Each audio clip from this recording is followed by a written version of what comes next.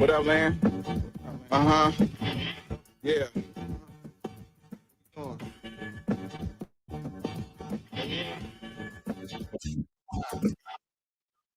Tap in, you already know we locked in the world's greatest. Broadcast 11, they love it, but don't judge it. Giving it back.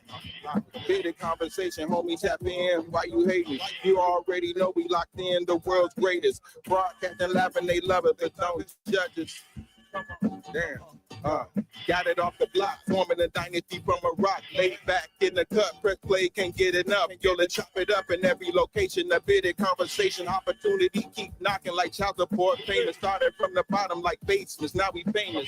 Podcast official, the topic will probably hit you from a distance like a pistol. Subscribe so you can listen to survival of the fittest. We talking it how we living it. Rolling like a dealership, managing several businesses. T-shirts, podcast, no, you don't need a membership. Just follow us on YouTube, knowledge supreme, infinite. Chicago got us dipping, excited to talk about it. Going live, check your notifications so you can holler. Or leaving in the comments, debate it, just being honest. Chicago topics, worldwide views, we supersonic, big gang is conquer, circle back round like every week. Tell a friend off the block, it's where we meet. Bitter conversation, homie, tap in. Why you hating? You already know we locked in the world's greatest. Broadcasting live and they love it, but don't judge us. Got it off the block, giving it back to hood lovers. Bitter conversation, homie, tap in. Why you hating? You already know we locked in the world's greatest. Broadcasting live and they love it, but don't judge us. Got it off the block, giving it back. Come on. The hood lovers. Giving it back. The hood lovers. Broadcasting live. Off the block, giving it back. Big conversation off the block, giving it back. Big conversation off the block, giving it back. Big conversation off the block, giving it back.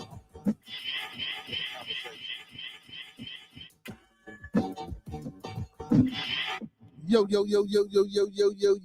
Welcome to another episode of Bearded Conversation. I am your host for the evening ceremonies. I am Mr. Beardboat Slice in the building, aka Beard Genghis-Khan, BKA Mr. BGK. Man, what's going on, everybody? Today is Manday. Y'all know what it is. Y'all know what we do it every Monday, man. We do it every Monday. First and foremost, big ups to all my followers, fans, viewers, and subscribers. Don't forget to like, comment, subscribe, and thumb up the video. I'm sorry. Don't forget to like, comment, subscribe, and share the video, y'all. Please do your boy a favor. Share. It don't cost nothing to subscribe. It don't cost nothing to share. Secondly, man, big ups to all my kings and big ups to all my goddesses that's moderators here on the channel. Big ups to everybody out there. How y'all doing on this second day of the strong? Most of you guys say second day of the week. I say second day of the strong. Man, you know, keep pushing, man. Keep pushing. Hey, keep pushing.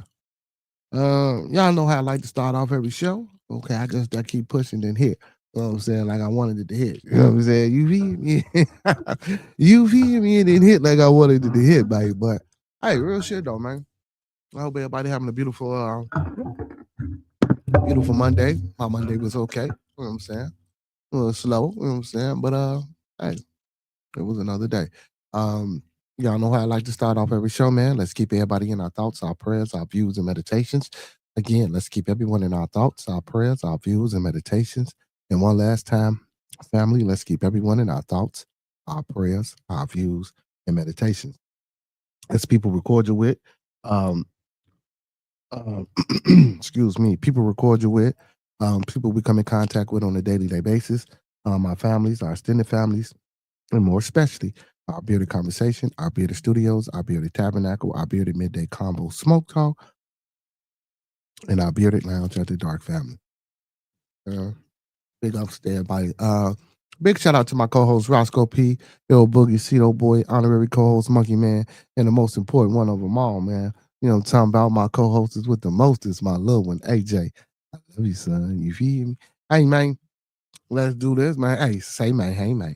Big shout out to my Bloodder Monkey, man. Hey, Bloodder, where you at, man? Wake your ass up, man. Wake your ass up. Come on in the building tonight.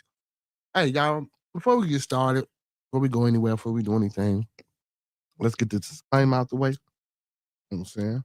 Let's get to excuse me. Let's get this disclaimer out the way. You know what I'm saying? So we won't have no confusions or difficulties. You feel me? Hey, so the thoughts, views, and opinions of Bearded Conversations are the thoughts, views, and opinions of me right now. The thoughts, views, and opinions of Bearded Conversation are the thoughts, views, and opinions of me right now. I don't mean to hurt, to harm, or to offend. I don't mean to hurt, to harm, or to offend. This video stream is for informational, educational, and entertainment purposes only. Once again, this video stream is for informational, educational, and edutainment purposes only, with the underlying undertone on edutainment. So we do emphasize and stress edutainment. Please do not take any advice given or anything shown on this video stream for face value without consulting a proper professional that suits your specific needs. Please do your due diligence. Please do your proper web work and research. And please don't forget to get that second, third, fourth, fifth, and sixth opinion. Because we don't want you going out here robbing no banks, starting no revolts, telling your boss what he or she can take, how they can turn it sideways, and where to put it. So we already gave you a fair warning. You feel me? Hey man, if y'all in the building, do your boy a favor, man. I don't know if y'all did it yet, but if you ain't did it yet, do it now. You feel me? Like the video, man. Thumb up the video, man. Like the video, man. Thumb up the video, man. Like he said, you hear me? Hey man, open platform, open forum. The link is in the chat. I will be posting the link in the chat periodically throughout the publication, just in case anybody want to come up here and talk some ish with your boy. You feel me? You can come on up here and join me. You know what I'm saying? Talk a little, talk a little slime with me. You know what I'm talking about?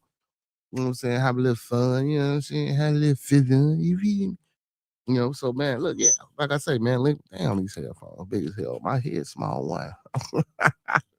Hell no, man. Damn, my head might be loaded on. That's all right. Like, but yeah, man.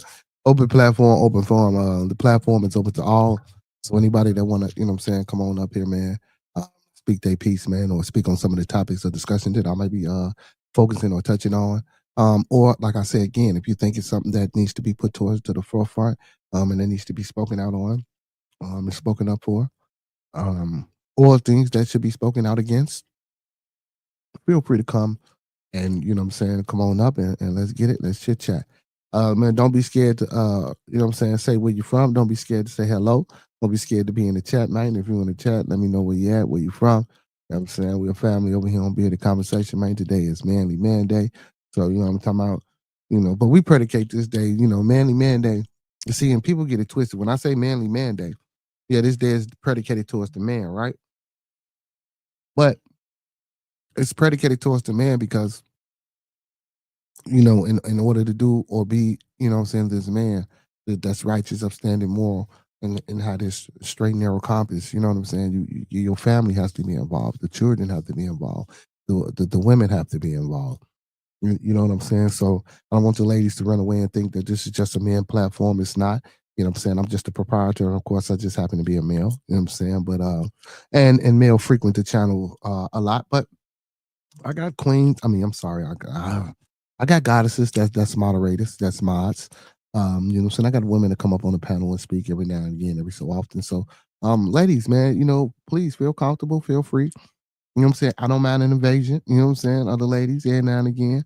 You know what I'm saying? Listen, if it got to take for me to just do all ladies on the panel, no men, just me. You know what I'm saying? Or I ain't even gotta be on the panel. See, I let y'all do y'all thing. I just facilitate. You feel? You know what I'm saying? My motherfucking avatar be up there. You feel me? And y'all go here for what you know.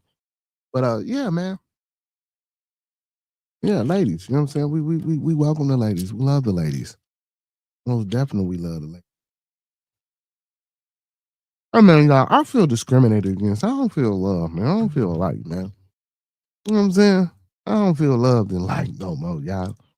Went over to L Boogie, man. Big shout out to L Boogie too, man. You know what I'm saying? Oh, Boogie got my fucking, you know what I'm talking about? Boogie special, trim me out and shit.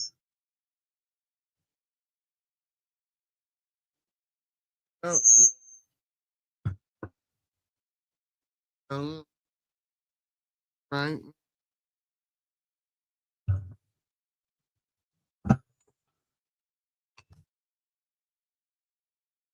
We go to L Boogie for getting your boy right. You know what I'm saying? Fresh, you know what I'm talking about? You know what I'm saying? It's just like having a motherfucker, you know what I'm saying? Makeup artist and shit, you know what I'm talking about? And cut man, you know what I'm talking about? In the background behind the scenes. You hear me? Getting me right. But yeah, big shout out to L Boogie, man, for getting your boy together. Um, Yeah, man. But took the Monkey Man track over there. He fucking with the track. He gonna record me. You know what I'm saying? Whoop the band. So I said, man, I'm gonna go ahead and make me an EP. Fuck it. I'm gonna go ahead. Y'all, everybody making music. Everybody pushing shit out. I'm saying I want to see if I can still, you know what I'm saying? You know, if I still got some pipes, if I can still, you know what I'm saying, get it. You feel me? You know what I'm saying? What I'm talking about. So I'm not gonna make me an LP. I'm talking about you right now, Boogie. You know what I'm saying? I'm letting the people, man, but not just you, but everybody, man. You know, and so I go over there, you know what I'm saying? Boogie, get me right. You know, tell Boogie, like, man, I want to push me out a little EP or something, man, because I don't usually do it and shit like that. You know what I'm saying? See if I still got it. He said, I say, man, you know what I'm talking about? I want you on the song. Boogie say, hell no, I ain't getting on no motherfucking song with you. Well, he ain't say it like that, but you know what I'm saying? That's how I took it. You feel me? Don't get me wrong. He explained. I respect and understood. You know what I'm saying? What he was saying. But man, every damn body, man.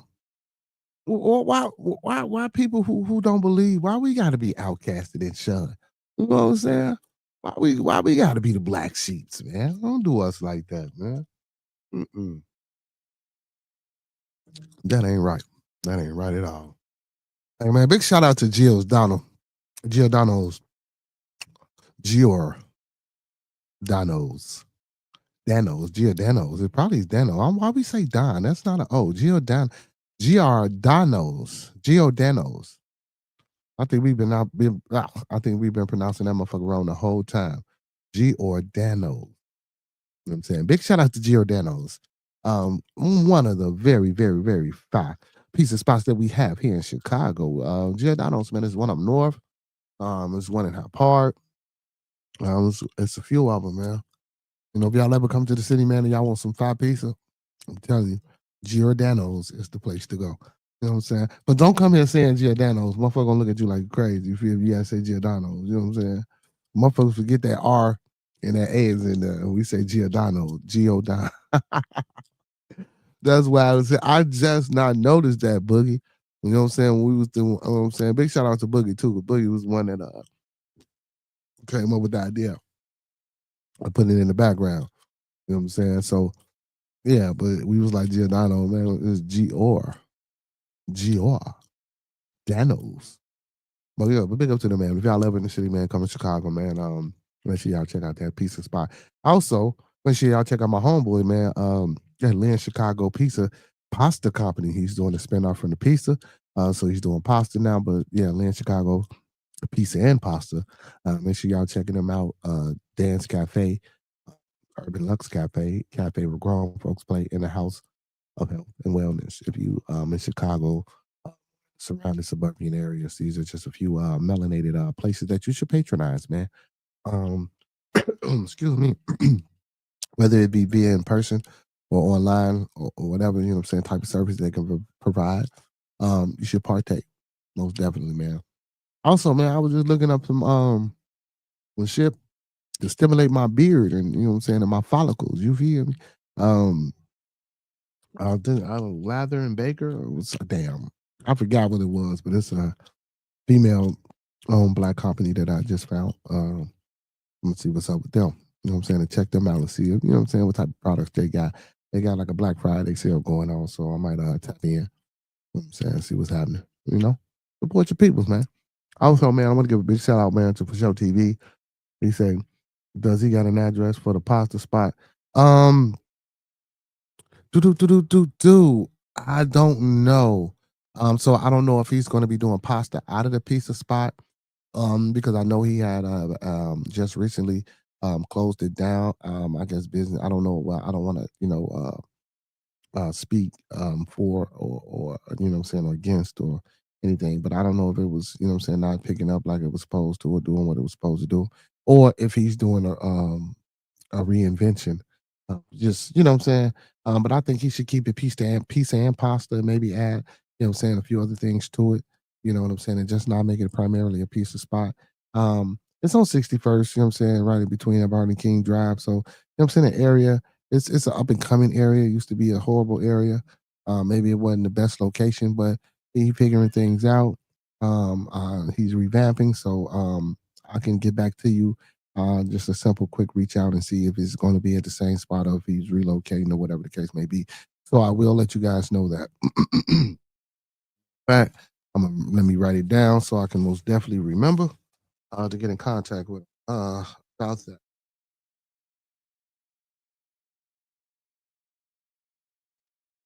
You know what I'm saying? Yeah, I got it. But yeah, but he doing pasta now, bro. So I'm saying big ups to him, man. Like I say, man, big ups to any brothers and sisters out there, man, doing stuff good for themselves, for their family, and for the community, man. We know we need a lot more of that, man. But back to L Boogie, man. So I go over there, y'all. I'm saying, man, motherfucker gonna give me an LP, you know, do me a little EP, little 5-song EP, man. You know what I'm saying? See if I still got it. See if I still got, you know what I'm saying, some pipes. You know what I'm saying? Pipes as in windpipes. No firearms. So I'm like, man, you know, give a little feature or something, man. You know what I'm saying? Bless your boy. He say, man, I'm only doing Christian music, man. I'm only, you know what I'm saying, doing things God gave me a talent. So all my talents that he gave me, I'm using them for him and move up the bed. And I'm like, damn, crush me, man. Y'all want a crushing blow? Like, you know what I'm saying? That last blow, that boom. You know what I'm saying? But again, like I said, I respect him. I'm like, damn, just one feature before you turn your life over, motherfucking hell, not just one. So, but it's cool though, man. You know what I'm saying? That's cool. I'm gonna have to solo dolo. You know what I'm saying? I might, you know what I'm saying? If I can't get L Boogie to feature, uh, shit, mm, I might get Monkey Man to feature on one. I might do a song. Yeah. Fuck it. You know what? I'm gonna have 2 features. All right. Well, yeah. All right. Well, fuck it. Man, you got me scratching, motherfucker. Oh, I ain't shit. Oh shit. But nah, man. But y'all, man. I was thinking about, you know, um, put me out a little 5-song EP, man. You know, I come up here, man, every Friday, interview people, man, and every Saturday I play music, man, and you know, invite y'all in to come in. Well, I think I want to, you know what I'm saying, try my hand in it again, man, to see if I can, you know, come out, see if see what your boy got. You know what I'm saying? I think I got a little something too, man. You know what I'm saying? I might shock a motherfucker around here, man. You know what I'm saying? I just might shock a motherfucker. You know what I'm talking about? Shaka Khan. Shaka Khan. Yeah, I just might shock a motherfucker. Hey man, big ups to all my people, man. That's on my Twitch. Big ups to everybody that's on my YouTube right now, and big ups to everybody on Facebook. Make sure you guys are dropping a like. Make sure you guys are dropping a like. And once you drop your like, bring y'all selves on over here and come up to the channel. The Bulls lost y'all 125. I mean, yeah, 125 to 120. You know what I'm saying? I said it, man. I said it was early. I said it's the beginning of the season. I said we was having a nice little run, and now the Bulls are in 10th place in the Eastern Conference. I think the Bulls are settling. Let me talk about my Bulls for a minute, man. With the contribution of Josh Giddey, again, you know, I always talking about we don't have a big man. I know we got Patrick Williams and we got Vucevic over there. I think we need to make some trades. Your boy, what's his name? Kobe White came back. I like him, but he's not a star. I like him, but he's not a star. Kobe White don't have that star charisma. You don't have that star viciousness. You don't have that star or that takeover mentality that I would want. You know what I'm saying? You know, like a D Rose or a Jordan or a Pippen. You know, the rookie Matt Bazilis, Mateus. I'm sorry, Bazilis. What's going on, Coach? What the fuck? You let him go out first half, fourth quarter we down. You don't play him. You know what I'm saying? Then when we go down, when we go down 13 points, then you want to put him in. You know what I'm saying? After the lead had been compounded and you know what I'm saying, dumped on us. Now you want to put him in, man. Keep him in. He young, man. What the fuck? Run that, run this little foreign ass. Come on, man. He airbound, bro. The way, come on, man, bro. He got a nice little jumper. You know what I'm saying? Got a nice little handle. You know what I'm saying? And listen, he looks slender, right? But you know, them European motherfuckers be strong. You know what I'm saying? He got nice moves down low. Come on, man. Come on, man. We need to put him in the game a little bit more, man. I'm disappointed in the Adomo Adebayo or about whatever the hell his name is. The motherfucker that came from Morgan Park. I'm so disappointed in him, man. I thought he had upside. His upside, it ain't there. Salute, Brother Coffee. What's going on? Peace, peace, peace, peace. Blessings, love, and abundance to you, brother. Yeah, but man, his upside, man, ain't what I thought it would be, man. We need to get rid of, like I say, Williams, try to get traded him. Let's get us a first round draft pick. I say, fuck it, let's tank. You know what I'm saying? I mean, but I don't know, man. We just don't put no money into our teams, man. You know, when we do get, we break them up. Look at the Cubs. Oh my God, man! Come on, man. The Cubs should have been winning the championship by now. Well, no, I'm take that back because they didn't win. The Sox won. The Cubs should have been the one championship by now. This is crazy, man. This is insane, man. Come on, man. You know, we riding off of the coattail of the Bears right now. Big ups to the Bears. Big ups to my Bears, man. Y'all didn't see that game Friday, man, after Thanksgiving, man. Manon guy, Cal Manon guy, DeAndre Swift. You know what I'm saying? 1 for 130, 1 for 125. You know what I'm saying? Philadelphia couldn't handle that running. You know what I'm talking about? Saquon Barkley, we shut him the fuck down. You know what I'm saying? He wasn't running all over the place. We shut him down. You know what I'm saying? I don't know if they could have been conservative. It could have been, but don't get me wrong. Jalen Hurts still break out for a few. You know what I'm saying? AJ Brown caught a few, but we shut that shit down. You know what I'm saying? It was just one ticking. You know, we had motherfucking Hurts running all around that motherfucker. What happened to that big ass line now? See what I'm saying? That's why that shit was set up. That Super Bowl, man. I'm sticking to it. That's my story, man. You know what I'm saying? But no, man, but like they say, man, any given Sunday, man, we just we did what we did. We 9-3, we number one in the division. Big ups to Ben Johnson for coming over there, turning the Bears around. They said, give me red one. What the hell?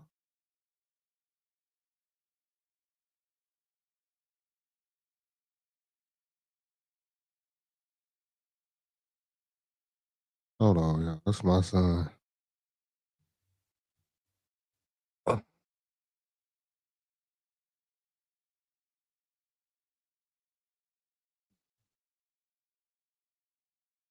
Give me a red one.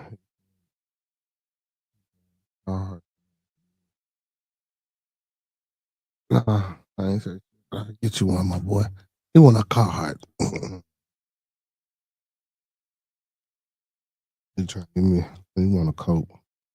It's cold outside. That's how bad this motherfucker. Hold on, man. Let me tell you what. Don't you got a job, motherfucker? Hold on, y'all. You should have had me, you know what I'm saying? Buy me a coat, motherfucker.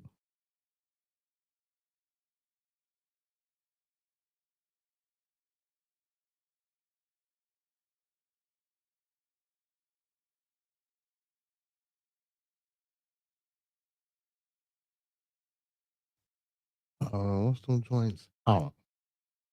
Okay.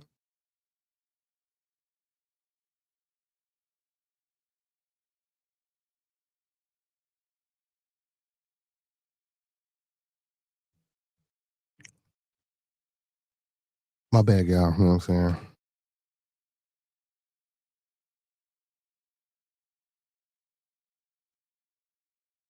Gotta take care of my boy.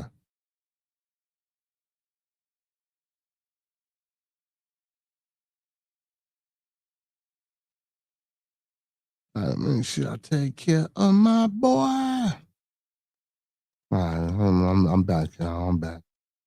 You still texting? I'm back, but I'm back. But they motherfucking responses be quick as hell, boy, when they want something, boy. Yeah, but we riding the coattails of my Bears right now, man. We number one to do NFC, man. We 9-3. Hopefully we can keep this good play up. You know what I'm saying? I'm feeling good about I'm feeling good about the games that we have left. Again, we played Green Bay twice. We played San Francisco, the Browns, and then Detroit is the last game. Brother DC, what's going on? How you feel? How you feel? How you feel? Um, I'm feeling real good about the last 5 games. I think we can go 3-2. Honestly, man, should we fuck around and go 4-1? You know what I'm saying? Because I think we're gonna lose one of them games to Green Bay. I just know, man, we're gonna have a bad 3 losses. No, no, we're going 3-2. Because we're gonna beat San Francisco. We're going to beat the Cleveland Browns. We played Green Bay twice. We definitely going to get. We're definitely going to split with Green Bay, which is cool. And we need to win 3, because if we win 3, and if we win 3, that means we'll be a game over Detroit if Detroit finish out strong, because we lost that first match to Detroit. You know what I'm saying? So I'm just going by stats and numbers, and I'm just gonna say to Detroit, if we go 4-1, Detroit will be that. But see, but I know Green Bay gonna get one off. That's why I say 3-2. But if we do go 4-1, it can be Green Bay twice. You know what I'm saying? I was giving that loss to Fuss, another loss to Detroit. You know what I'm saying? Jared Goff just ain't got our number. But maybe not, man. You know, he ain't been playing too good lately. So, you know, we might you say you are losing 4 games. What? What? You don't know what you say you are losing 4 games. Man, he said 4 out of 5 loss. What are you talking about, man? You're not beating San Francisco or Green Bay. Man, if you Detroit gonna own you. Man, oh yeah, hey, we gonna block you, my boy. We gonna block you, GBG. Green Bay gonna sweep. Yeah, we blocking you, man. Mm-hmm. Mm-hmm. Yeah, we gonna block you, man. Green Bay ain't gonna sweep us, bro. We gonna split. I think we can split them games with Green Bay. Honestly, I really do think we can split them games with Green Bay, and I think that's what we're gonna do. You know what I'm saying? You know, with the shit, didn't nobody think we were gonna come in and beat the Eagles and shit, and we whooped the Eagles' ass, because the score is actually 25-9. I mean 24-9. I just hate the fact that we fucking just can't never get it right at the end of the game, man, and just let them start throwing the ball over the place, man. We gotta cut back on that we got to cut back on that that comfortability, man, being that comfortable, or that lax. You know what I'm saying? With defense, got to step up tremendously for these next 4-5 games. Um, you know what I'm saying? Listen, we need also, you know, I don't know if you guys know, you know, like 3 of our starting cornerbacks are hurt. 5, we got 5 linebackers that hurts. So we got starters that's actually down. So, you know, we coming up doing a lot of and having a lot of success with this defense with our second string. So, you know what I'm saying? Next man up. So I think they're doing a great job. I'm not gonna say a great job, but they doing an efficient job, and they doing enough. You know what I'm saying? So hopefully we can get some of our starters back going into this NFC Championship game, which we gonna be in. You feel me? Because we gonna get that back. And if we can get some of our starters back going into, you know what I'm saying, the playoffs, I think the production on the defense will pick up and be a little bit more intense. Offensive wise, I still think Caleb Williams, you know, even though we pulling out victories by the hair on chinny chin chin, I still think the game is too fast for him. And he just needs to focus and find a way to slow the game down. I think his legs could be that thing that can potentially, or that go to that can potentially slow the game down for him. Every time he scrambles, he scares me. You know what I'm saying? If you gonna scramble, all that dipping in and out shit, I just ain't necessarily caring for. But I think his legs can slow the game down. I think it's his foolable speed. I'm sorry, let me retract that. I think his deceptive speed can throw some defenses off, especially if we need 4 or 5 yards, you know what I'm saying? Maybe even more, you know what I'm saying? But his progressions and his reads as far as throwing the ball, it'd be a little off, you know what I'm saying? Caleb just got to get it together, man. You know what I'm saying? By now, second season, man, we was 5-12 last year. Now we 9-3. So I can't say that it's not an improvement. But from the eye test, just looking at it, it's a little improvement, but not much. You know what I'm saying? He moved it slightly, but just not much to be like, okay. Or for me to put full confidence or faith in the team. But I got full confidence and faith because I'm a hometown team. So you know what I'm saying, most definitely I'm riding for him. You know what I'm saying? This motherfucker, yeah, man. He said, but you can't block the truth. Block the truth? What truth, man? What are you talking about? Your team is overrated. What? And the Eagles suck ass right now. No, what? He said, don't let the easy ass schedule. So you like, man, look, man. Easy. Whose schedule easy? Whose schedule is easy? Come on, man. With the Patriots and the Bears. Let's go. Let's go, funny things. You know what I'm saying? Funny things. I don't know what DC talking about. Hey, the Patriots, Drake May is over there kicking ass. I know the Patriots. Are they 10-2? Are y'all for real? The Patriots is over there killing. My goodness. You say the Bears. Who the Bears play? Drake May is overrated. Everybody overrated to you, man. Don't have side of here, man. Who did we play, man? Well, the Lions, they beat us. We beat the Cowboys. We beat the Vikings. You know what I'm saying? See, and we never have success. So you got to think about it, man.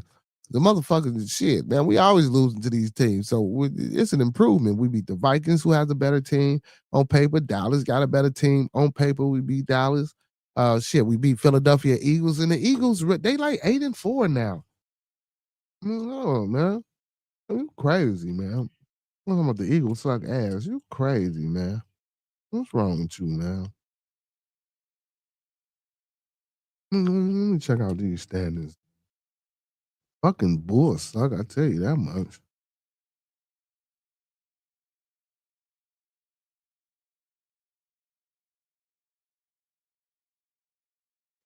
Eagles 8-4. Cowboys 6-5. Bears 9-3. Packers 8-3. Lions 7-5. Buccaneers 7-5. The Buccaneers 7-5. Panthers 7-6. Rams 9-3. Seahawks 9-3. Wait a minute, hold on. How the fuck? How this gonna work? The NFC West. The Rams are 9-3. The Seahawks 9-3, and the 49ers are 9-4. Ew. 49ers might get in our ass. Hold on, let me reevaluate. Nah, man, I think we can. I think we can. I think we're gonna be able to control Christian McCaffrey and lock Purdy up. Facts. And you got, and so we play the Ram. I mean, no, we play 49ers because we got a good record. Good record. Vikings suck. We beat the Vikings. We played the Lions, who they declining. You know what I'm saying? We played the Packers twice, they 8-3. We're gonna see what the Packers look like. The Giants, we beat them that one shit. Commanders, we beat them that one shit. You know what I'm saying? We beat the Cowboys and the Eagles. You know what I'm saying? Cowboys, it was on the decline. But hey, the schedule ain't easy, man. You know what I'm saying? Hey, look, even if it is, guess what? They all professional football teams. So goddamn it, we beat them. I ain't gonna say, oh my goodness, that fun paper they both play like, oh my goodness, Eagles suck right now. Nah, Eagles don't suck right now. You say, oh yeah, we're about to be 11-2, man.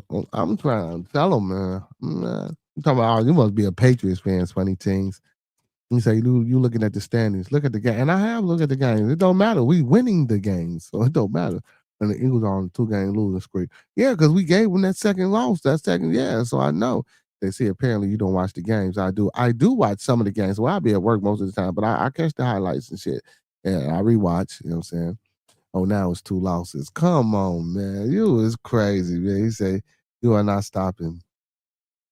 What? Watch. Wait to the game. If they play Dallas now, they would get stopped. No, man, we'll fuck Dallas up, man.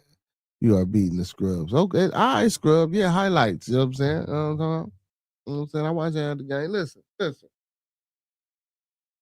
Listen, man. Listen, brother DC. You sound like a motherfucking Chicago Bears hater right now. That's what you sound like. I don't give a hell if we play youth football team. We are currently 9-3. Doing our thing. And we going to the NFC Championship. So, again, with or without your support, brother, the Bears. Fuck you, Tom, about it. Hold on, man.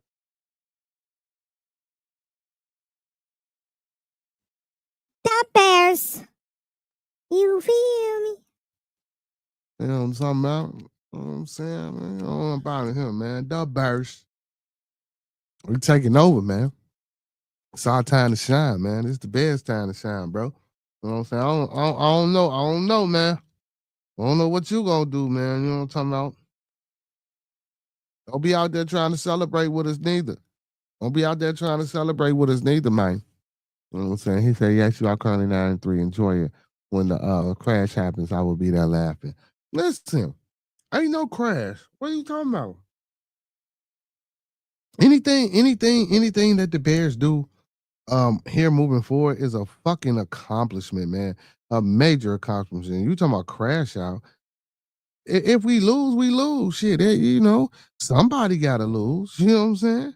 Everybody can't win every game. You feel me? You know what I'm saying? I'm talking about some light bad though, man. You sound like a hater right now, man. You know, I don't look good on you, brother DC. You know what I'm saying? You don't look good on you. Ain't no look good. Oh shit, man. I don't look good on you, man. I don't look good on you, man. I don't see that. Trump putting out new. He didn't get y'all the stamps back, but he got conditions.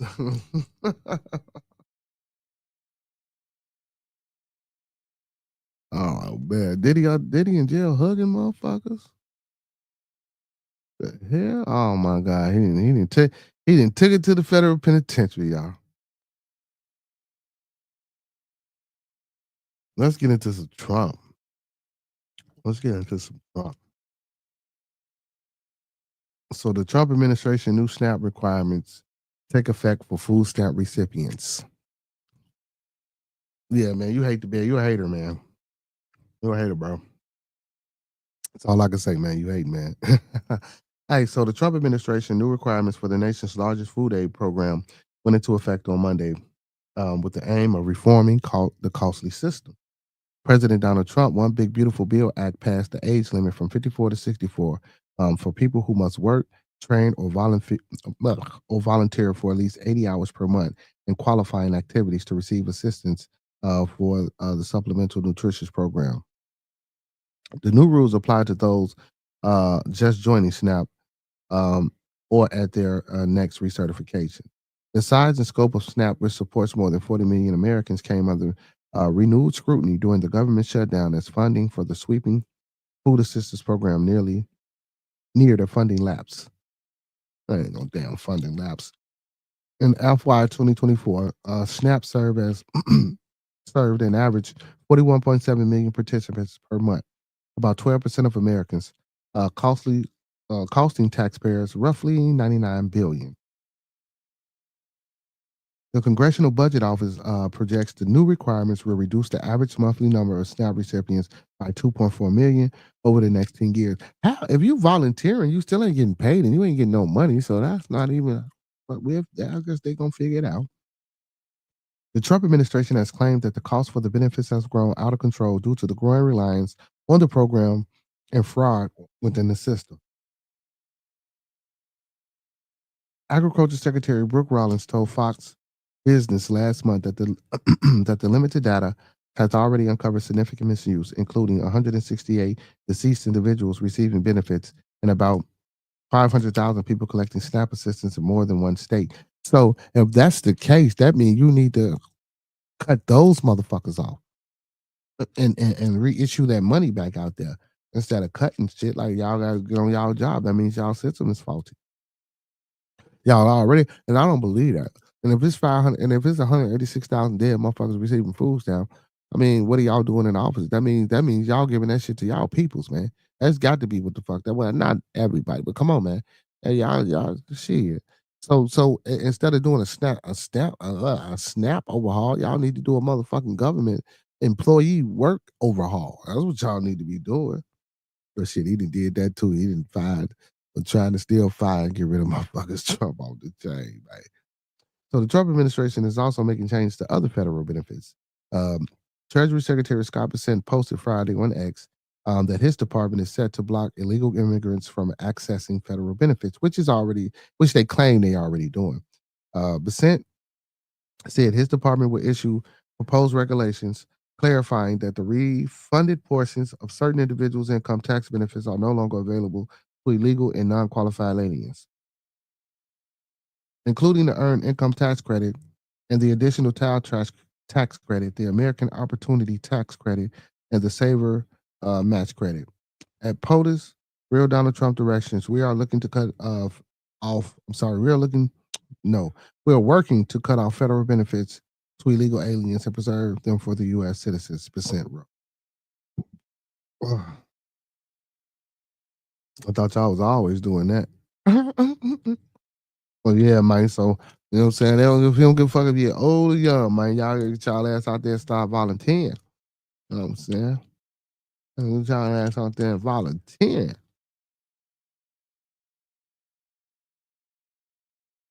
Trump cut could shrink Illinois economy by $10 billion. Well, he already took $10 billion from the schools and used it for used it for ICE and all that other shit. You know what I'm saying? Let's see, what did he say? What did he say? What did he say? Recent cuts by President Donald Trump administration could reduce the size of Illinois' economy by nearly $10 billion each year, according to a new report released Monday by the Illinois Economic Policy Institute. The report offers a detailed look at effects of cuts enacted by Trump through executive order or legislation directives by federal agency leaders or through Elon Musk's so-called Department of Government Efficiency, the DOGE. It also sheds light on how many jobs will not come to fruition because of the cuts. Researchers at the organized labor Tide think tank also painted a sobering picture for state lawmakers who are tasked with mitigating the effects of the funding cuts. The depth of the economic reductions and job losses caused by federal actions cannot be mitigated by expenditure reductions at the state and local levels. Researchers Frank Manzo and Robert Bruno wrote in a report, policymakers will need to examine a new revenue source to counter the damage done to public schools, Illinois families, and the state robust economy. See, that's already in place. Immigrants can't get those credits. Yeah. With that, yeah, they already put that in place. You know, but I guess he rolling out saying he really mean it. You know what I'm saying? So by 2029, Bruno and Manzo concluded the cuts will decrease the state's annual gross domestic product by $9.6 billion. The cuts will leave the state revenue to $540 million below where they would otherwise be, and would lead to 86,000 fewer jobs in the state than there would have been without the cuts. Trump say, all right, y'all motherfuckers don't want me to bring my motherfucking National Guard there. I got something for y'all ass. But as a state, we just got to figure out a better budget, a better plan.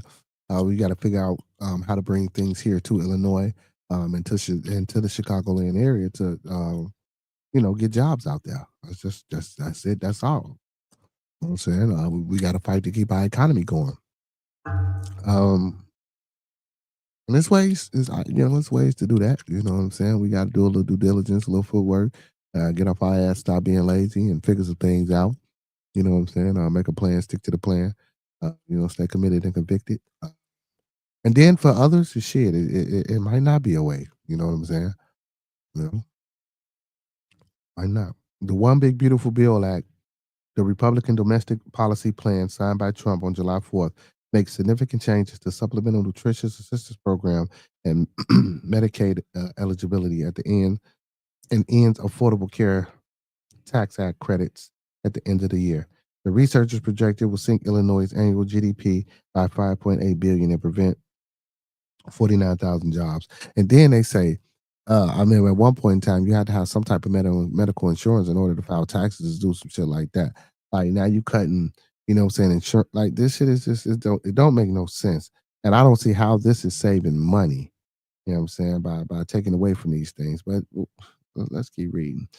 So the Medicaid changes could lead hundreds of thousands of people in Illinois to lose coverage because of the new work requirements and other restrictions resulting in economic activity declining by 4 billion each year. And again, if you can't go to work, so and if you have to go and listen, okay, so you saying affordable. Let's just say, for instance, they saying that this Affordable Health Care Act was taken away from, I guess, the bigger insurance companies, right, or whatever the case may be.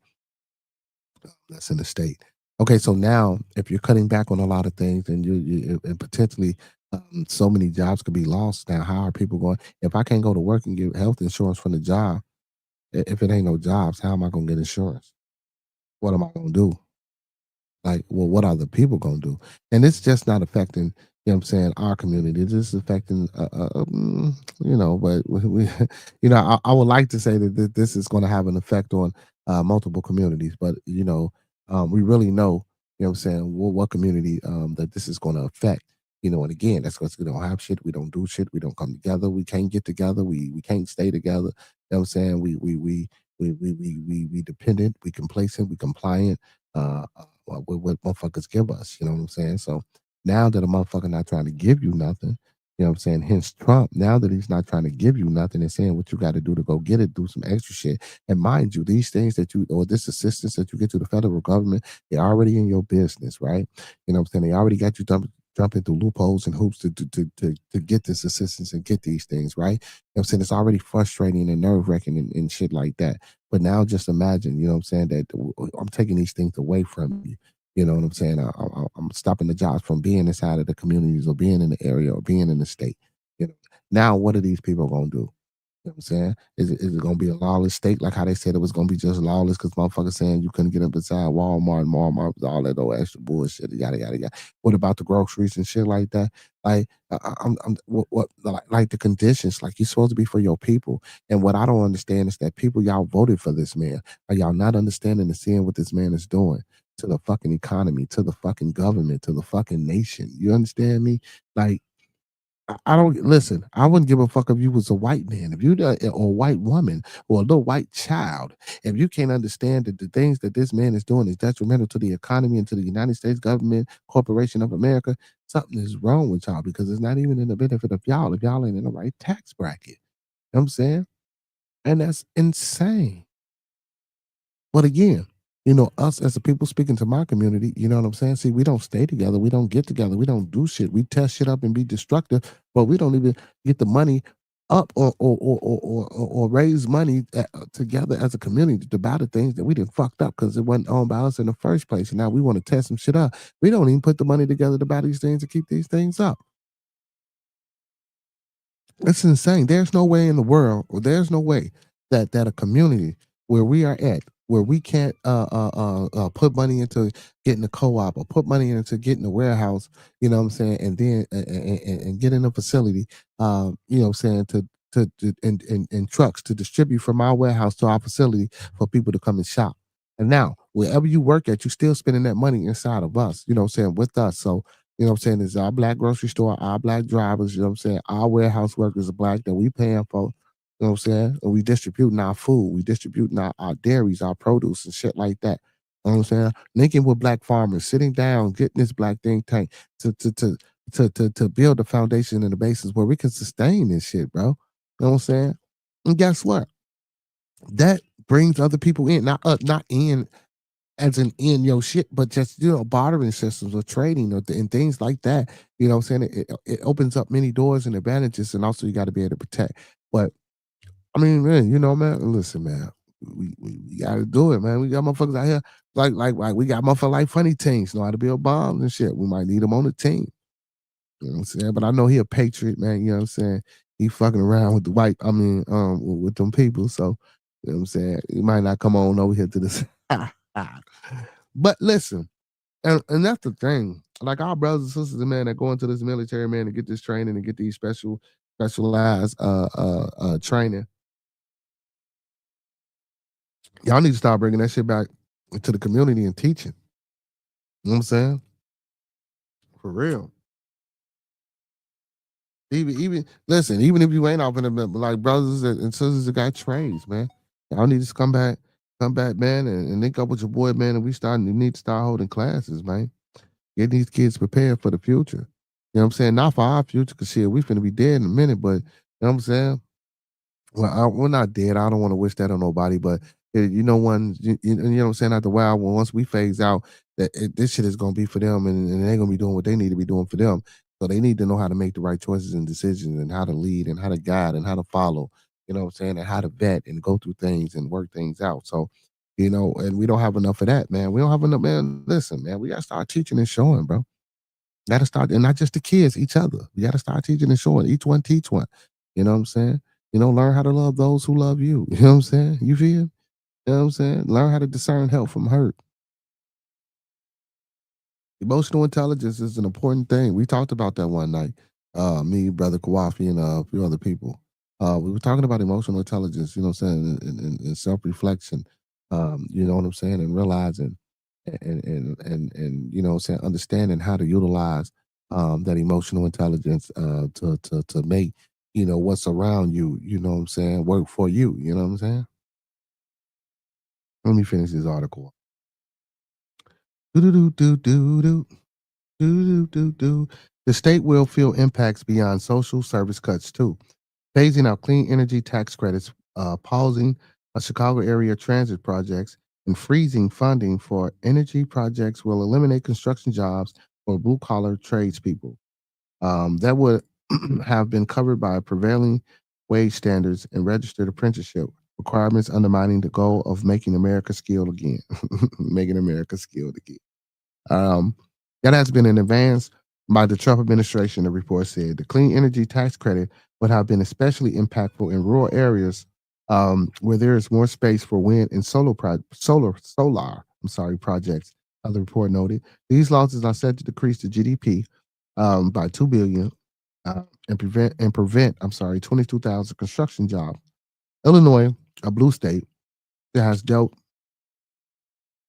Trump 3 double-digit electoral defeats since 2016, has also seen some cuts explicitly dictated by the federal agencies. Trump budget director announced in early October that the administration was freezing 2.1 billion in funding for Chicago transit infrastructure projects to ensure funding is not flowing via race-based contracting. What the fuck? Oh my God, Trump is off the fucking chain, bro. Mm. Oh my God. You say who teach what? You trying to get me put on a list? Ah, ah, ah, ah. Oh my God, man. See what I'm saying, man? See how y'all motherfuckers is, man. That's wild, funny things. That's wild. That's wild, bro. That's wild, bro. That's fucking wild, bro.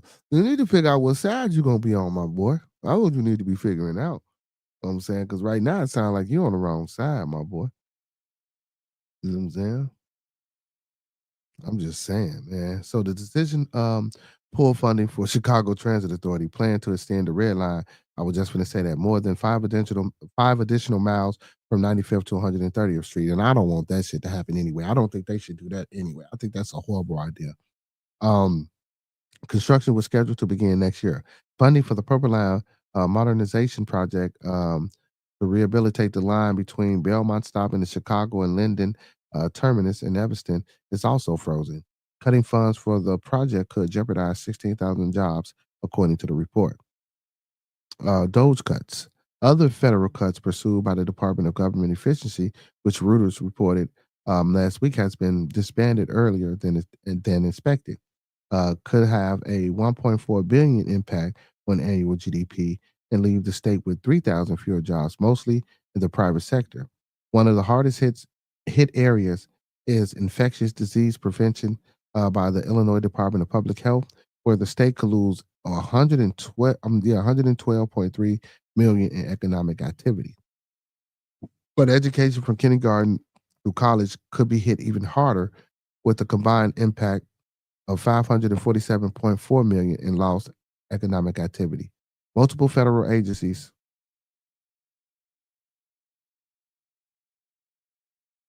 multiple federal agencies have put limits on reimbursement for research conducted at universities, while many K through 12, I'm sorry, public schools, I said 12, it's the same shit.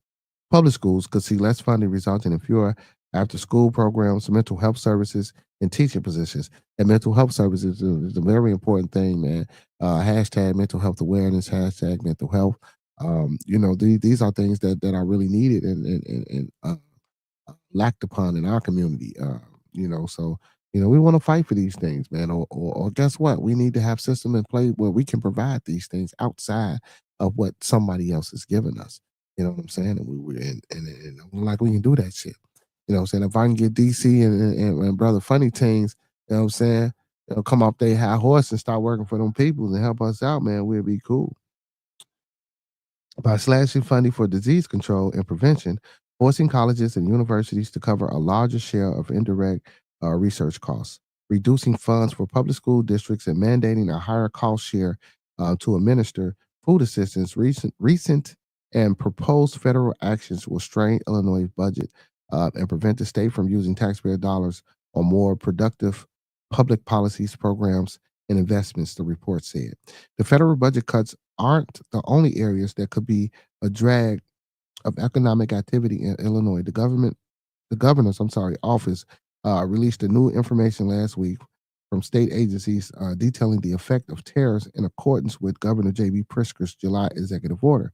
Family and businesses will see some of the most significant impacts according to reports. According to the Department of Employment Security, the average Illinois household faces $3,400 in increased annual costs, while unemployment claims in Illinois has risen 16% in the last year.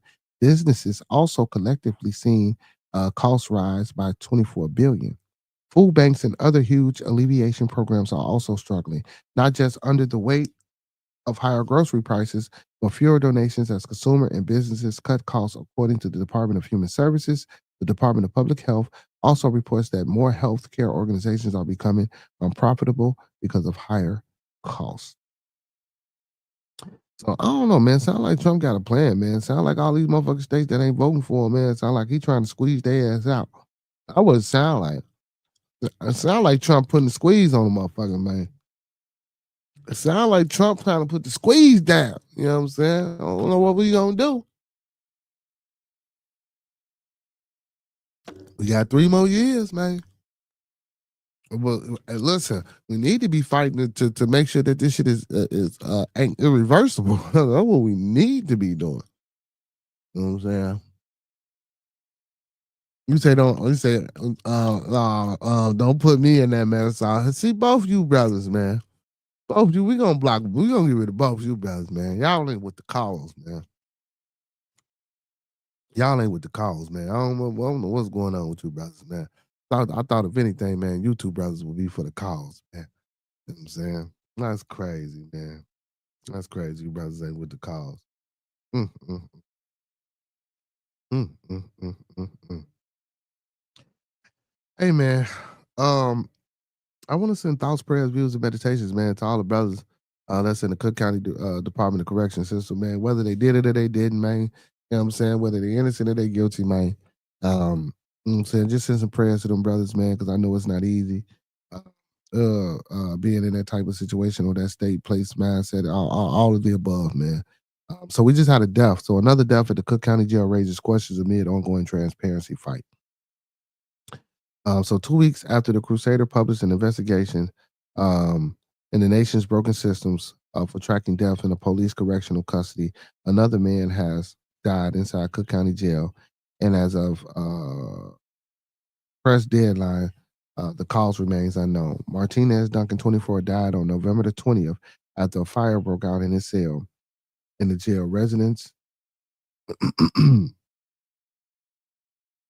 residential treatment unit, according to the Cook County Sheriff's, when an autopsy was conducted November the 21st, but the Cook County Medical Examiner's Office said the cause and the manner of death, pending the toxicology report, as a press time, no ruling has been issued. The death occurred as the Crusader awaited a response from the Cook County Sheriff's Office to a record request seeking comprehensive data on in-custody deaths from 2020 to the present. That request remains outstanding because they're not going to get it. Oh, my God. So Duncan's death underscores the systematic transparency failures documented in the die and disappear alarm raised in the Alarm raised on in custody deaths. A concerted investigation published November 11th, based on verified data from the Cook County Medical Examiner's Office. 61 people died while in custody in Cook County between January 2020 and November 2025. The racial breakdown is stark. 33 were black, 20 were white, and 8 were Latino or Hispanic, meaning 54% of those who died were black, mirroring the county sheriff's longstanding racial disparities. According to a statement, just stay y'all ass out of jail. If y'all stay y'all ass out of jail, and but see, and here we go. Now with all these bullshit ass rules and shit that Trump putting in place, if they wasn't in jail, would they have jobs? What would they be doing? They had to be on the corner hustling stuff. Listen, man. Listen, man. Like until you in a certain situation and circumstance, man, I'm not finna knock another man or another woman's, you know what I'm saying? Whatever they do, bro. You feel me? I'm gonna keep it 100, man. I don't give a fuck what nobody say, how y'all feel, whatever the case may be. You feel me? I ain't saying much, and again, I know it's a choice and I know it's a decision. And you choose to make it, God damn it, just try to make a good choice, a good decision, and try to make your shit better than what it is. You know what I'm saying? But it's hard out here, man. It's hard out here for a pimp when you're trying to hustle and pay the rent. You feel me? Y'all know the song, man. It's just hard, man. You know what I'm saying? But I ain't saying a motherfucker got to go that route.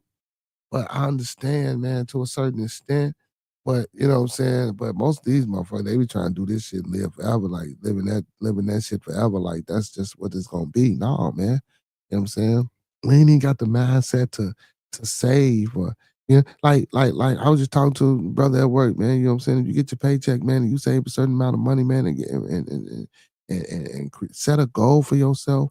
You know what I'm saying? As long as you ain't coming in underneath that goal, you might not go over that goal. But as long as you come close or at that goal, you know how much money you can save. And it takes discipline, man. It just takes a lot of things that I think we just don't display or and we have well shit, maybe we don't have them, but it's a way to get these things. You know what I'm saying? And we act like we just oblivious to economics. We act like we just oblivious to education. We act like we just oblivious to social understanding, man.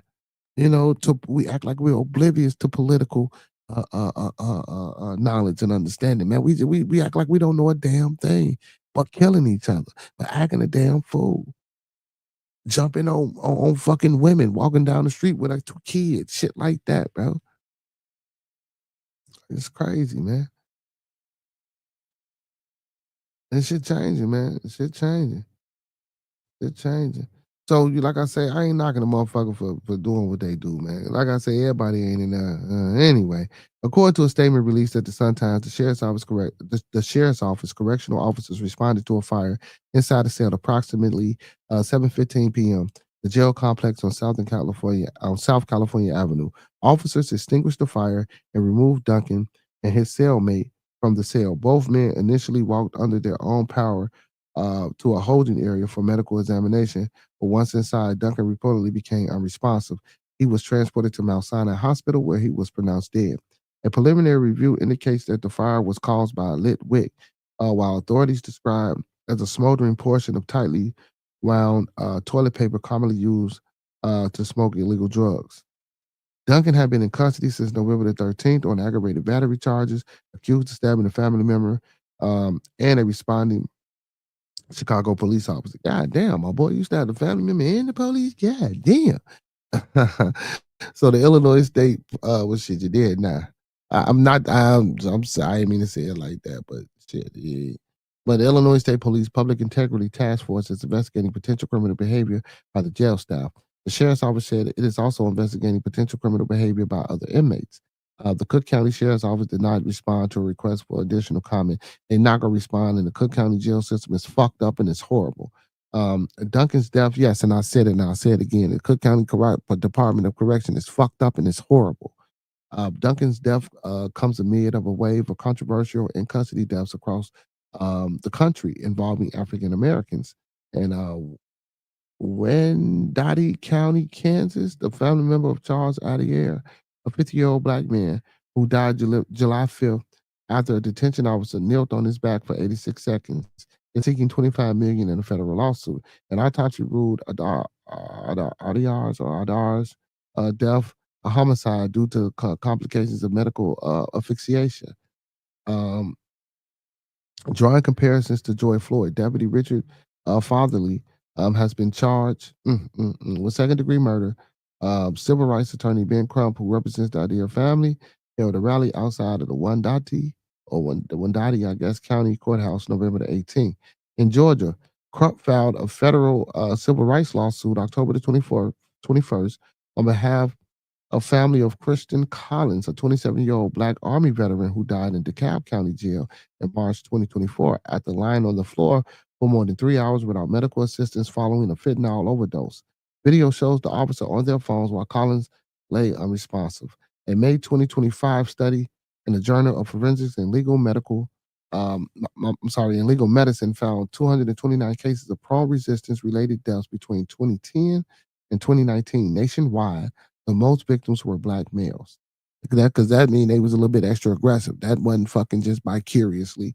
You know what I'm saying, yeah, shit. The Crusaders' November investigation highlighted that Cook County Jail, unlike jail systems in New York and Los Angeles, does not publicly announce deaths or post updates when someone dies in custody. If I wanted to know how many people died this year, I wouldn't be able to find that out without asking for records. Carlos Ballesteros, an investigative reporter with the Injustice Watch, told the Crusader.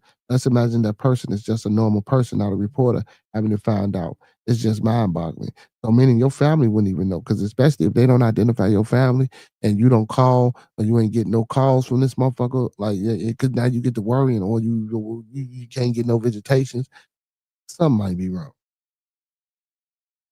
You know what I'm saying? You just gotta stay on top of that shit. Injustice Watch, a non-profit investigative journalist group, reported last year that 18 people died at Cook County Jail in 2023, the highest mortality rate in at least 2 decades. About half of those deaths preceded by failures in supervision or medical care. Others were attributed to natural causes, suicide, or the consumption of illicit drugs smuggled into the facility.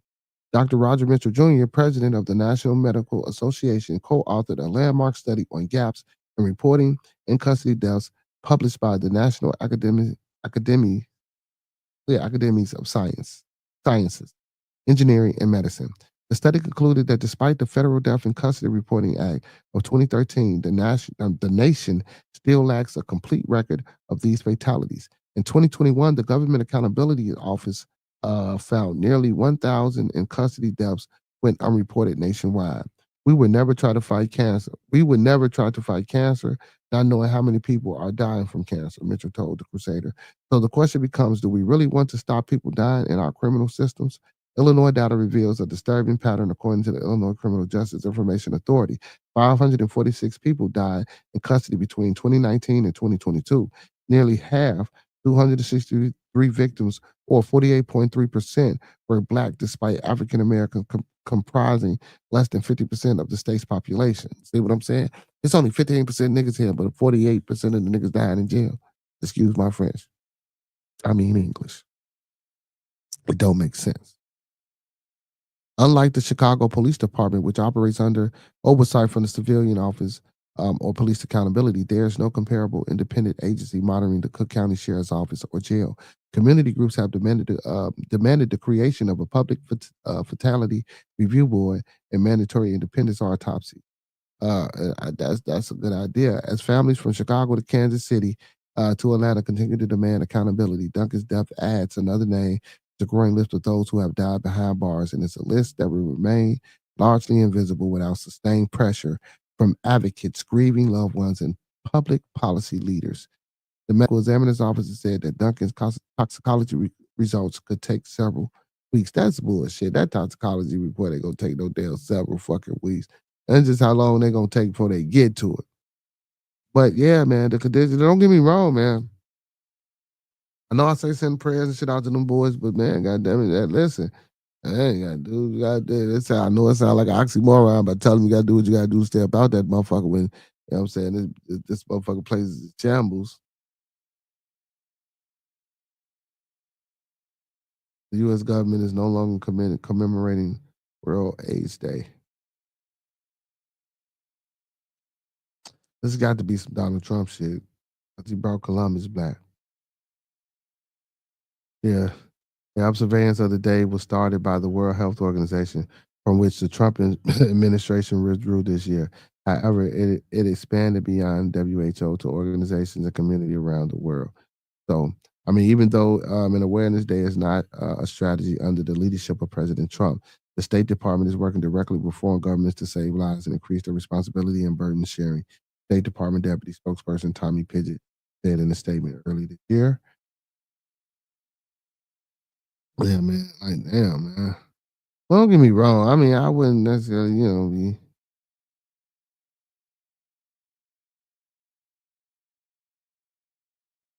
Mm. Rapper Poor Stacy.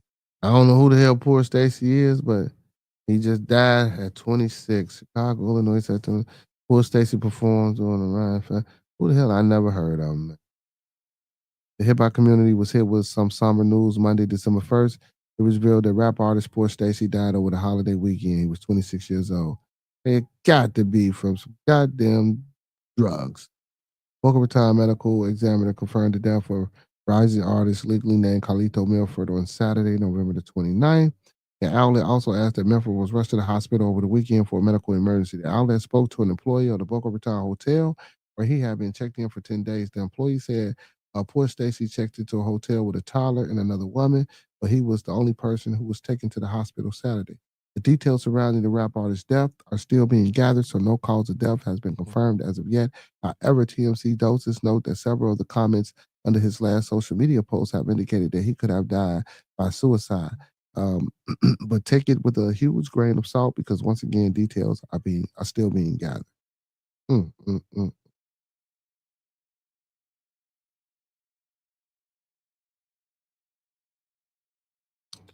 I ain't never heard of him, man. So I'll fuck around and go listen to his music and see what's going on with him. You know what I'm saying? I'll do that. Mm, mm, mm. Yeah, man. It's a lot going on out here today, man.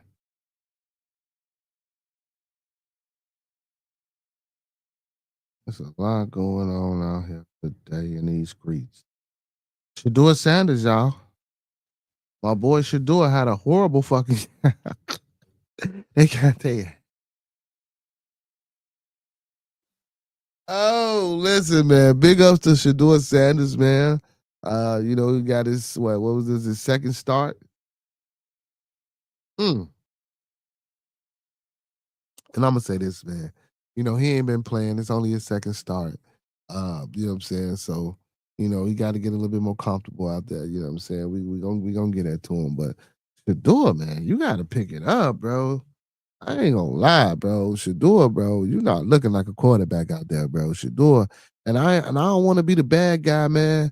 And I don't want to be the bearer of bad news. But everybody that's on this motherfucking coattail and rocking with him, because I'm rocking with him too, and I'm hoping that he pull through.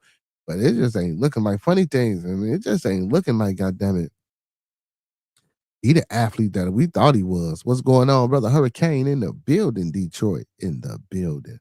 Hey, man. Hey, y'all do me a favor, man. We got a few people in the building, man. If you in the building, don't forget. Like the video, man. Thumb up the video, man. Like the video, man. Thumb up the video, man. Hey, man, and big ups to all my Twitch, YouTube, and Facebook followers, man. Make sure y'all liking on all, platforms. Make sure y'all liking on all social media platforms. Hey, and if you ain't been over here to the YouTube yet, man, make sure y'all come over here and hit that sub button, man. We trying to reach a certain amount of subscribers, you know what I'm saying, and push the envelope and keep it going. But yeah, man, we trying to get to 1,000, man. We 50 people away, man. It shouldn't have took this long.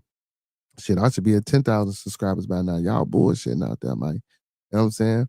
Y'all ain't getting y'all ass up in the morning when y'all go to church, when y'all go to the store, when y'all go to work, when y'all go to your neighbor's front door. Y'all not asking them, do they know about Bearded Conversation? Because if y'all asking them like y'all should be asking them, we supposed to have like 10,000 subs right now, man. My channel's supposed to be taking the fuck off right now. You feel me? But don't worry about it, man. I know y'all got me. I know y'all got me, man. You know what I'm saying? So we gonna stay the grind and the course and get to where it's supposed to be, man. I was supposed to have 1,000 subscribers by the end of last year, man. You know what I'm saying? I'm coming in. I was supposed to be coming into January 2025 with some new subscribers, man. Y'all gotta get it get on the ball. He said, yeah, they got beat, but most of that was on the team and not him. Man, that shit was on him too, man. Bro, that shit was on him. Bro, he part of the fucking team, bro. How you gonna say, yeah, they got beat, but most of that was on the team and not him? What the fuck you mean? Ain't he on the team? I watched some of the highlights on it. Well, I watched I watched damn near the whole game, basically. That was a piss poor performance, man. That shit was piss poor. You said, and I got over 1,800 vids. You know what I'm saying? Most definitely, man. I got at least over 1,200 vids, man. You know what I'm saying? Y'all need to get on it, man. You say, salute. What do you say? Facts. It took me 6 years to get to 1K. Damn, it took you 6 years, brother?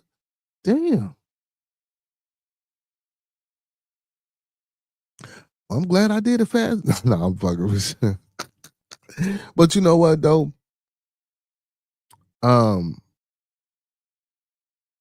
You know, the addition of the music days and shit like that took off too, and that helped boosted me up. You know what I'm saying? And then the interviews and finding, things like that. So, we gotta you say, remember, I'm a revolutionary. No, man, it's more, it's shit. No, it ain't even that, bro. Yeah, you a revolutionary and you talk that shit, but when you doing that HHN report and the fuck the government report, regardless of whether motherfuckers don't like what you saying or not, like it's entertaining. You know what I'm saying? And a lot of people that now the shadow banners might would have got you. You know what I'm saying? Because you're revolutionary or not. That could be if we put two and two together. But this shit is entertaining, man. Your message is it's a focused message. You know what I'm saying? It's a feasible message as well. And it ain't always about you being a revolutionary, man. It's about an idea, man. It's about a brand, man, that you're trying to build. So, you know, 6 years. I mean, listen, I'm glad you stuck in and you doing your thing, but damn, 6 years. Woo. I'm just glad it ain't took me 6 years, man. You know what I'm saying? But shit, if it did, fuck it, man. We gonna grind it out. Gonna grind it out. Shit. Gonna grind it the fuck out. He said, I agree. He held the ball too long in some plays. But go watch the game again. The team was making high school level mistakes. And I agree. Don't get me wrong. I'm not, no. I'm not saying you wrong, funny teams. I'm not saying you wrong. But again, I wasn't looking at the team though. I'm looking at him, man. Like he made a lot of fucked up decisions, bro. And non-decisions. You know what I'm saying? Real shit. Invalid News Woman, what's going on, Invalid News Woman, man? What's going on over there on the Twitch, y'all? How y'all doing over there on the Twitch, man? Make sure y'all come over here to YouTube, man, and sub up to your boy, man, over here on Bearded Conversation. You know what I'm saying? Everything should be linked. You hear me? You say facts, thanks. Yeah, of course, man. You should I be listening, bro? Shit. Listen, it take a lot for me to listen to a motherfucker, man.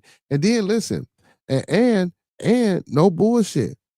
And a lot of motherfuckers be bogus, bro. You feel me? Because a lot of motherfuckers don't fuck with my blooder, bro. When my blooder go live and he be talking this shit, some motherfuckers might think it's some old ignorant nigga shit. Excuse my French, they go that N word. Some people might think it's man. Let me tell you something, man. That man be speaking. That man be teaching. That man be preaching. That man be exposing his motherfucking life experiences in his heart. I hate when I go over there on this channel, man. He don't have the likes, he don't have the views, bro. He funny. On top of that, the content, bro. But when he speaks to the people, bro, he speak, man. That man is man. And I watch shit. I watch conscious shit. I'm not really a bullshit artist on the YouTube, so a lot of my things be focused more towards, what I'm saying, conscious, whether you want to call it Pan-African or, commission, more radical militant, or just more documentaries type settings. I usually don't go on other people's channels and just watch it to be on a panel and listening to motherfuckers. You know what I'm saying? Like, besides, it is what it is outside of what my normal watch, but it is what it is. It's normal to me, not because of Cam and Maze, but I just like the way they do what they do with their banner. It is what it is. No Captivity with Freezy. Sometimes I watch. I really don't particularly necessarily care for all the conversations over there, but I can sit there and watch and listen to certain people when they on all night. No Captivity. Sonata TV, that's the conscious network that I watch. Sarah Susan Seti, another conscious brother that I watch. You know what I'm saying? Yeah, shit. I really don't, and if I'm on somebody else's channel or if I'm on another channel, something like that, I might just be there because maybe I heard some some things that was interesting, or maybe it was a small channel. So I also like visiting small channels too, I'm saying, up and coming channels as well. Um, and see, and then how I got to know people who have booming channels is by going to bigger shows. You know what I'm saying? And like I say, man, just you are being articulate, being confident, um, and knowing what the fuck you talking about. You know what I'm saying? And knowing how to be a, a, a great debater. You know what I'm saying? Especially when you go to certain places, you got to know what the fuck you talking about. Because if you don't, doom doom doom doom doom doom doom doom. Yeah. He say, I even lost the channel and got it back. That's crazy, bro. Get that Texas Trill. I got brothers from Texas. Yeah, man. I'm saying, man, that time, man, money, man. I'm talking about, man, he be spending that shit, bro. Like, I hate the fact, like, and I be like, damn, why he ain't got that many views, bro? First of all, he fucking hilarious. And I'm finna tell y'all, man, the most ratchet shit that I fucking partake and watch y'all is baddies and this love cabin shit. I've been watching that lately because my little sister got me on that shit. Gee, I don't. Let me tell y'all something. And no bullshit, man. L Boogie ain't in the building no more. I didn't even listen to that type of fucking music, y'all. I was still stuck on Wu-Tang, Nas, Scarface. I didn't fuck with NWA. That wasn't my cup of tea. You know what I'm saying? I just had myself like my brother, man, my boy, man, my best homie. He put me up on motherfucking like 2 Chains and Futures and the Young Thugs and the Gunners and the NBA. And then my kid, like other than that, I didn't listen to that shit. I wasn't trying to listen to that shit. I wasn't even watching when I started this podcast. That's when I started watching baddies. And when I first started, I'm like, what the fuck is this bull? But then I don't know. It's just, I said, I never been into shit like love and hip hop and all that shit. I just never was a fake ass reality TV show watcher. So that shit never really just entertained me. You know what I'm saying? I'm not even a big TV watcher. I, you, man, my sister came in here, man. I had the TV on, man. She thought something was wrong with me, man. Well, what the fuck is going on? I mean, what the fuck is you talking? You watching TV? Yeah, like shit. And I don't. That motherfucker just be on. Like, and then I do this so much, and then I'm at work, and then when I come home, shit, I might want to read some shit, might want to research some shit, or do some studying or some shit. I don't even really be into watching fucking TV. You know what I'm saying? I got to get back into reading though. I do got to do that, y'all.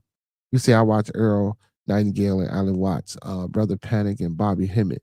Yeah, now Bobby Hemmett and Brother Panic, I know about esoteric and Gnostic content, chaos theory. I fuck with chaos theory, spirit science, sacred geometry, and studying sounds and frequencies and energy.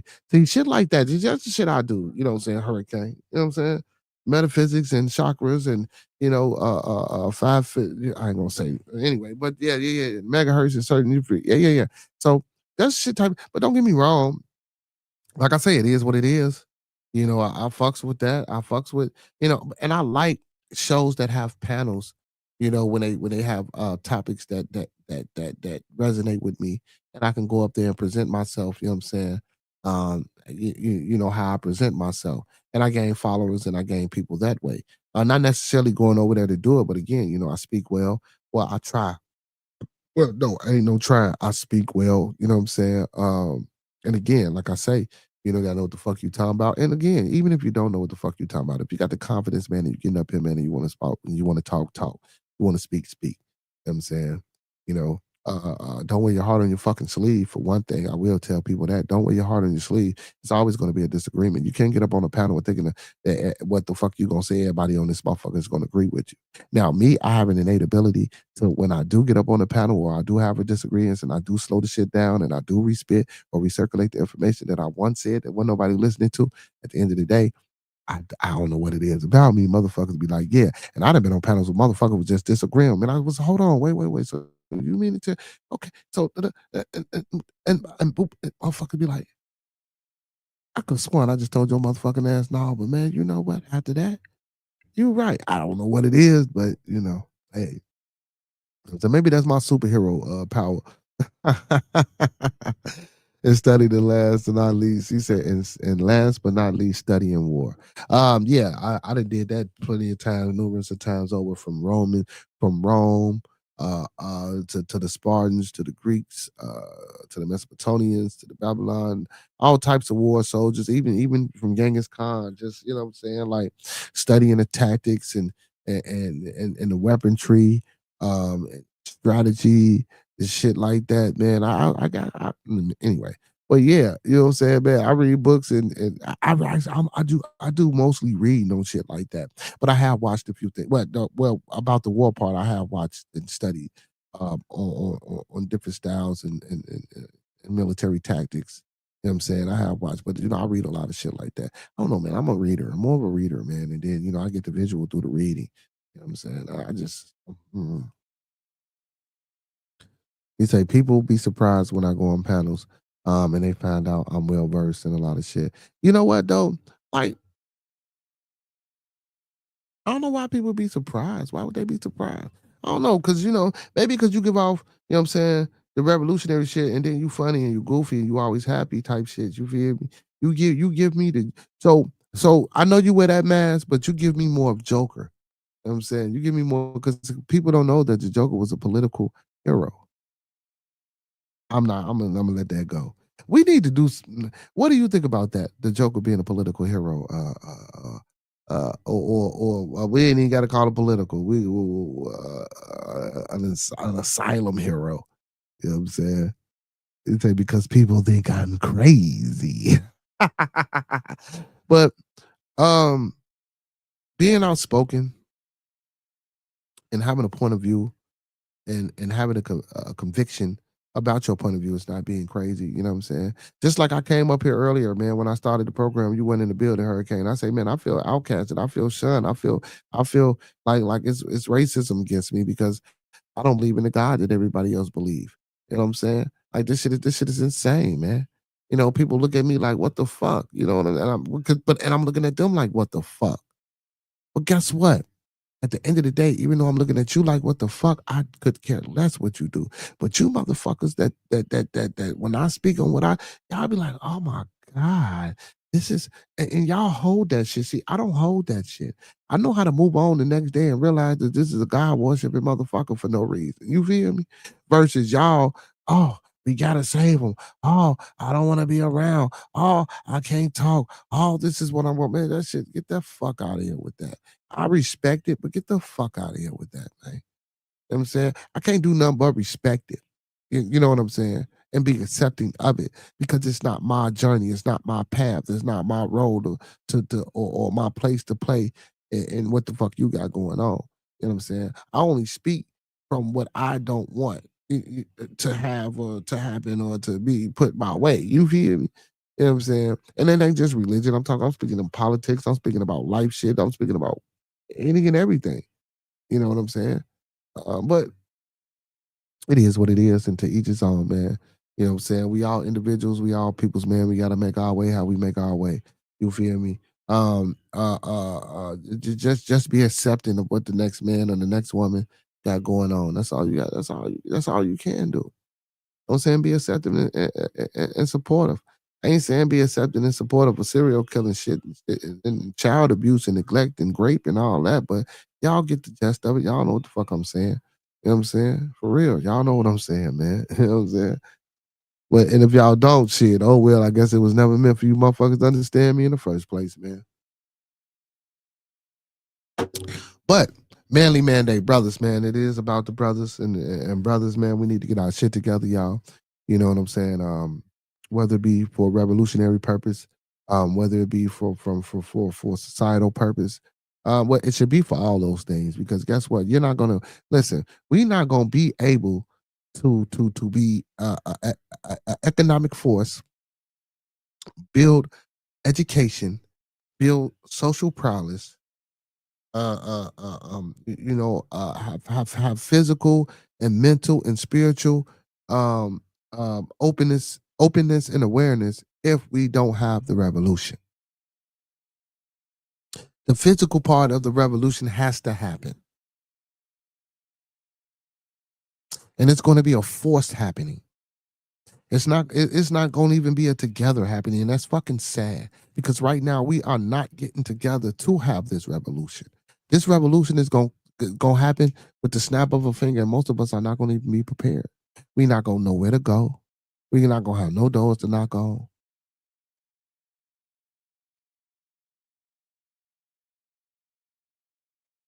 You might get the dick in the oil, you feel? The long way. Pause. I'm just saying, man. You know what I'm saying? Like, motherfuckers should be tired of getting jerked off and fucked over, bro. And spit on and shitted on. I know some motherfuckers into that. I know some people like that. We should be tired of that by now, man. We too good. We too strong. We too fucking in tune and inclined of a fucking people, bro. You know what I'm saying? We here. But that's facts, big bro. The revolution would not be televised. Like I'm telling motherfuckers, man, it's a snap of a finger, and most of us ain't prepared, bro. You know what I'm saying? Most of us are not prepared, and then motherfuckers say, "Oh man, I'm just here to take care of my family." Look, I'm not. Listen, listen, listen. Yeah. That's what you're supposed to do, but it's just more than your circle. That's your family, bro. And because we not taught these things, that's why we look at everybody or the next man as a motherfucker that's trying to take something from you. You know what I'm saying? Again, the ability to discern help from hurt. You know, and don't get me wrong, it's snakes in that motherfucker, man. You know what I'm saying? You know, it's always gonna be snakes. You know what I'm saying? I don't give a fuck what color you is. You know what I'm saying? What belief system you do. It's always gonna be a snake, bro. You hear me? A little maggot motherfucker crawling. You know what I'm saying? Trying to break through and fucking tear your shit up, bro. It's always gonna be one of them, man. More than one. It's gonna be a multitude of them motherfuckers. A multitude. You know what I'm saying? And then we're gonna get the ones that just, you know what I'm saying, when the revolution happened, y'all might as well motherfucking die. If y'all ain't finna help and fight for the cause. Look, man, I got my man in the chat. Funny things. I told him shit, he make bombs, man. You make us one of them motherfucking bombs, man. He say, don't put me in that mess. No, that was Brother DC that say don't put me in that mess. But shit, he down there said the same thing, man. I wonder what motherfuckers like that gonna do when the revolution happens. Because guess what? If you ain't got the motherfucking complexion for the connection, shit, you might as well came over here. Shit. Mm-hmm. I'm just saying, you might as well come over here with me. You know what I'm saying? Chillax. You know what I'm saying? And rock out with your boy. You feel me? Hey, man, big shout out to Giordano's too, man. You know what I'm saying? If y'all ain't never had no Giordano's pizza, I'm sorry. Giordano's pizza. You feel me? Some of the best pizza in Chicago. Next to Lynn Chicago pizza, of course. My homeboy. Big shout out to my homeboy, Chef B. Like, also, man, I want to give a big shout out to my homeboy, man. Walter Thomas, aka Mr. Nobody, man. You feel me, man? Big shout out to my boy, man. You know what I'm saying? Big shout out to all y'all. Shit. Especially you, Hurricane, and Professor Remo. He said, how many chances have we let pass through? I'm sorry, how many chances have we let pass though? What you mean? How many chances have we let pass though? Shit, a lot of chances. What you mean? What you mean? Because I think I know what you mean, but that just I don't know the way you worded that just didn't sound right in my mind. How many chances have we let pass though? Well, just opportunities and chances, just period in general. Well, shit, a lot. You know what I'm saying? Through the lack of not understanding and not knowing a lot of shit. You know what I'm saying? We let a lot of shit slide and pass at evolution. Okay. Oh, okay. I got you. I got you. I got you. I got you. I got you. I got you. A few. A few. A fucking few. Quite a few chances we let pass at the revolution. But again, bro, that's that scared shit. You feel me? And also not only that scared shit, because we got some motherfuckers that'll go, but that's that compliance shit. That's that complacent shit. They might not even necessarily be scared. They be like, shit, motherfucker doing this and doing that and give me this, give me that. What the fuck I'm finna fight for? I ain't finna fight. I ain't finna fuck up what I got going on. Because you're complacent and you're compliant. And you think that shit is making you happy. Because you one of the few that's got something going. But what about the rest that ain't got shit going? And then what about when because you relying on a motherfucker and that motherfucker tell you you can't do this, but you got to do this, that, and the third to do this, like with them SNAP benefits that I read that article about. This motherfucker making you, if you 54 and older, then you got to go to work too. You got to go volunteer too. And damn it, 64, you should be retired at 65 or some shit like that. What the fuck? I got to go volunteer to get snaps at that age? Are you fucking insane? Come on, man. It should be, come on, man. Come on, man. 54 and come on, man. But I get it, though. I get it, though. I get it. You know what I'm saying? I get it from a standpoint of a power stricken, of a power stricken individual that just wants control and to squeeze some shit out of a people because they don't agree with what the fuck he got going on, or they fighting back against what he got. Complacency. He said complacency to stagnation quicker than milk spoils. That's true. Ew. Ew. It take a minute for milk to spoil, though. You know what I'm saying? Take a minute for milk to spoil. Well, not really. Not really. It depends on the conditions. You feel me, dude? It depends on the conditions because you can curd up some milk in a minute. You know what I'm saying? But you know, spoiled milk ain't nothing but cheese, though, man.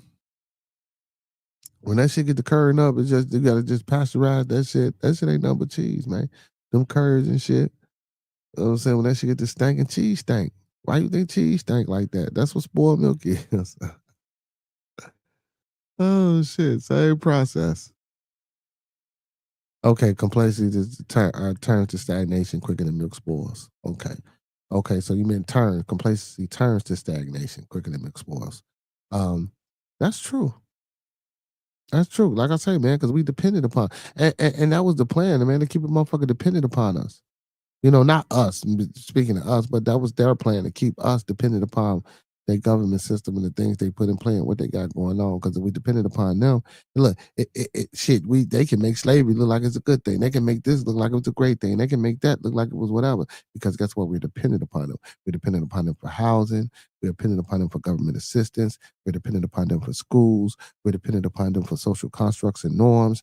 We're dependent upon them for educational purposes. We're dependent upon them for medical purposes. We're dependent upon them for economical purposes, jobs, any and everything in all facets of life that we, you know what I'm saying, are in. That even if we created the shit, we still are. And you know what I'm saying? Like it's just like, man, our fucking our loyalty lies with everybody else but each other. Mm, mm. And that motherfucker that look like you gonna love you better than you can love you. That motherfucker that don't look like you can't love you like you can love you. It's just keeping you dependent. Like, hey man, this is one of the and outside of Professor, because my big bro, man, Professor Remo always come in with great quotes and great words of wisdom. But one of my top 5, man. Now, matter of fact, one of my top 3, you know what I'm saying, is when Brother Lion was on one Sunday on the Bearded Tabernacle, and he said this: if you don't know who you are, you will, and I'm paraphrasing, but basically, if you don't know who you are, you're going to open up the door for someone to come along and tell you who they want you to be. You know what I'm saying? If you don't know who you are, you're going to open the door for someone to come along and tell you who they want you to be. Now you're somebody's puppet. Now they're guiding you. Now you're dependent upon whatever idea, whatever play they got going. You know what I'm saying? He said that boy got Chris haircut and a fresh revive. Hey man, big ups to motherfucking L Boogie, man. But I'm out cleaning your boy up. You feel me? He clean me up. I got the mustache. I don't know about this thin ass mustache though, but we gonna rock with it. I don't know about that thin ass mustache. Mustache a little bit too thin, but we gonna rock with it. We gonna rock with it though. You know what I'm saying? Yeah, man. Yeah, that's a decoy. Yeah, bro. You know, I threw open the door up in there because but basically that's what he said, man. If you don't know who you are, you're gonna allow, or you know what I'm saying, or you're gonna let somebody come right along, man, and tell you who they want you to be. But again, like I said, if you don't know who you are, you don't know where you're going, and you don't know what direction you want to go in, you're gonna open up the door or the path for someone to come in your space, in your vicinity, and guide and lead you to do some shit that you shouldn't be doing. You feel me? And then sometimes it's hard to come back from that, and we don't want to be in that place where it's hard to come back from. If we make mistakes and we go out here and do things, man, and bump our fucking head, bro, we want to be able to come back from those things. I remember when I was speaking about about the children and shit, what I'm saying, letting them sometimes fuck themselves up, but we ain't gonna let them fuck themselves up all the way because, because at the end of the day, it's on us. You know what I'm saying? We don't want to keep bumping our fucking heads to the point where it just ain't no coming back, and we at the point of no return.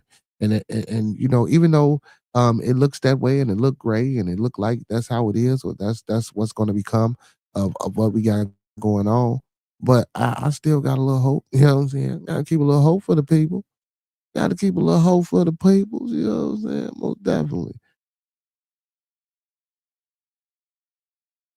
He said, and it really happens. People will take advantage of you if you don't know who you are. That's facts. That's facts, man. You know what I'm saying? And that's why, and I believe, man, and not only, don't get me wrong, not only do some of this shit be, motherfuckers on their own and they own free will in the court, but that's why a lot of this senseless ass killing, bro. With these cliques and with these so-called gangs, you know what I'm saying, or intermediate organizations and shit that we got all over the globe, man. They get these young guys who are impressionable, who don't know what's going on, man. They set them up for failure. You know what I'm saying? And send them along their way, and now they out here. And then those same little motherfuckers that you raised, now they out here killing their big homies and shit. You know what I'm saying? Now big homie scared of them. Big homie like, God damn, that little motherfucker a demon. Like, bro, it's just sad, bro. It's just sad. You know what I'm saying? You should never be teaching a motherfucking child how to be a motherfucking criminal or become a better criminal. I'm saying, get your ass in the go. Now, it ain't your job to. Well, yes, it is. If you can educate a young man or a young woman um, on life, as far as how to receive an education, what you do when you get your education, the after effects of the education, and things of that nature. It's just hard because we don't sit down with our children and explain this shit. I used to have my children every morning recite this mantra that I wrote down. You know what I'm saying? We go to get a miseducation, and when we come home, we get read. I can't remember. Basically, it was just like, man, we when y'all go to receive them, it's very important that you go to receive the miseducation, and when you come home, you become reinvested and re-educated. You feel me? And we work hard for our purposes. We work hard to be more all right and outstanding people. You know what I'm saying? Because we want to evolve and be great. You feel me? And forever always seek enlightenment. You know what I'm saying? I used to make them repeat this shit, you know what I'm saying, every morning, man, before they go to school and come home, man. And I was real thorough with sitting down with homework, science projects, and shit like that. And I stayed upon it. And if I didn't know it, man, I had a motherfucker that I could reach out to. And if I couldn't reach out to him, I Google. I got a book. I got an extensive library. Any motherfucking math problem, history, whatever the fuck, probably got a book for it. You know what I'm saying? Go to it. I read it. I come back. I sit down. I help. You know what I'm saying? The kid, you gotta do that shit. You gotta do that shit. And sometimes it keep you fresh. Because we old as hell. Keep us fresh. Someone had tried to tell me who I was. As a natural dissenter, I refused the narrative every time. Oh, some have tried to tell me who I was. But even with that statement, that statement was meant when negativity or when that negative energy enters in your circumference or enters into your realm or your space. You feel me? Because if you got somebody pushing and promoting for you to be great, or pushing and promoting and supporting you, you know what I'm saying, to be positive and to be a pillar of the community and be a mentor and work towards, you know what I'm saying, obtaining and completing your goals, that's different. That's a different type of someone trying to tell you who you are or what you should be. So again, I mentioned this quite a few times. We have to know how to discern hurt from help. Um, and I think that's a class that should be took or that should be had in humanities. You know what I'm saying? Like, because that's a humanity. You know what I'm saying? You're dealing with life. You're being social. You're dealing with people. Intro to social science. That should be one of the things when we're dealing with intro to social science, which is a college level course.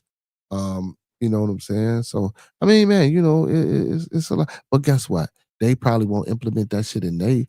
But guess what? We can if we had our own universities.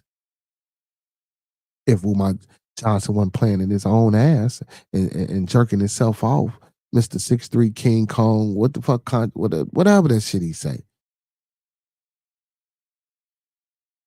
Come on, man. You got to do better, man. And stop giving your motherfucker. Listen, I can't even get a motherfucker to donate $1 to me, but you motherfuckers, and I ain't talking about my peoples, but you motherfuckers go out here and get this man all this fucking money. And it's been down 11, 12 years, and y'all ain't seen the school yet. I got a brother that I don't know personally, but I have seen around. I actually had a conversation with him on Sound Edit TV's network. I personally don't care for the brother, like the brother. Nothing personal. It's just, it's just certain aura. The brother Q Butter got a Zionex Academy, where he teaches kids STEM and other things. I fuck with that. But you cheap motherfucker. Back to you cheap motherfuckers. I can't even get a motherfucker to give me $1. But you motherfuckers gonna get shit to Umar? And I ain't like the other motherfuckers that's out here podcasting and just coming up here talking to the people. I fucking actually give, like, I don't give a fuck if he is my little cousin. E.G. Bears. That we support them. We can raise money to get, we get that shit. You know what I'm saying? Big ups to my moderators, man. Help me get the book bags and school supplies and shit, man. We get that shit away, bro. We really do that shit. Or I need to do the shit out of my pocket. I just ask the people for a little help, just woo up the bam. And I ain't trying to get rich or motherfucking make y'all pay my bills. No, I get up every motherfucking day and go to work. But goddamn it, when you go to church on Sunday, for you motherfuckers that go to church, don't y'all pay that pastor when that collection plate go around? And some of you motherfuckers put something in that collection plate every time it go around. You know what? I'm gonna come up here with a suit and tie with some gloves and the Bible and start preaching and start being a conversation preaching to you motherfuckers, man. And maybe y'all hit that motherfucking cash app or that super chat or that buy me a coffee link. You know what I'm saying? You know what I'm talking about? Like, for real, bro. We gotta support each other. And this is what I'm saying. Even with the black businesses, man, when we go in each other's stores, do y'all know why the shit costs so much? It costs so fucking much because we don't support each other. Everybody's doing shit on an individualistic scale. If we can scale that down to doing this shit together, we can scale the fucking product up. I done been inside meetings where motherfuckers is arguing about, well, I don't sell this and I don't sell that. Why do I have to help with this and help with that? What the fuck? How else are you gonna come the fuck up? How else are you going to keep the money inside of your community? How else are you going to help and create jobs for the young folks and older folks? This is shit you got to do.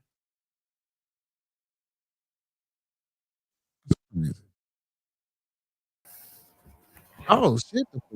It's blessing us tonight. What's good with you, brother? What's happening, big bro? With the legend of Bob Marley. Move your big head ass out the way so we can see Go the other way. Go the other way. Go the other way. That way. Other way, no, that way. No woman, no cry. That's dope as hell. I'll fuck with that, bro. I'll fuck with that. What's going on with you tonight, my boy? Man, just wanted to let you know I got some good news. Brother finally got a job. Oh, shit, he got a job. He ain't Tommy no more. Y'all not let me stop. Motherfucker always going to events and got shit, but ain't got no job. Nigga, how you going? But yeah, where you at now? Where you got? Hey man, hold on. Let me do this for you though, man. We gotta do this, man. Hey man. Hey man, round of applause. Man. Where you at? Where you working at? Well, actually, I'm an AI trainer. Mm-hmm. Okay. Yeah, pretty decent stuff. Work from home. Hey, it'll work. Are you teaching motherfuckers how to do the foolery and the fuckery on the computer and shit? Okay. No, actually, I'm training the AI. Oh, you're training actual AIs. Yeah. Okay. That's what's up. All right, smart. Yeah, training that's why you ain't seen me in a bit, bro. Been working. Oh, that's what's up. Shit, good. Then you got a job. That's what's up. I don't want to see you if you working. Then go back to work. You need to be working now. Shit, you know what I'm saying? Yeah, it'll work though. You know, it's something to do. Yeah, because it's hard out here, bro. I gotta have something, you know what I'm saying? Some coming in, some tough form of income, man. It's getting ridiculous out here. Is that what he say? He say, well, let's say this, Bearded. People have to put their time in this game. You have to put your time in, real talk, and be blessed for the people you draw around you. I'm one of them. narratives and dialogues. I think you read a little bit too much into what I just said, man. I really do, but I appreciate that most definitely, though. Most definitely, I ain't gonna throw that under the bus. I most definitely appreciate it. He said you got something to say, so we are listening, and it starts there, not with the money. Oh no. See, yeah, I really do think you went the wrong way. I was trying to make a point. I wasn't Yeah, you saying ain't trying to be I Creflo Dollar or nothing like that. yeah. I was just trying to make a point about motherfuckers donating to people who get over on them and how people start shit without the donations or with less money. That's what I meant.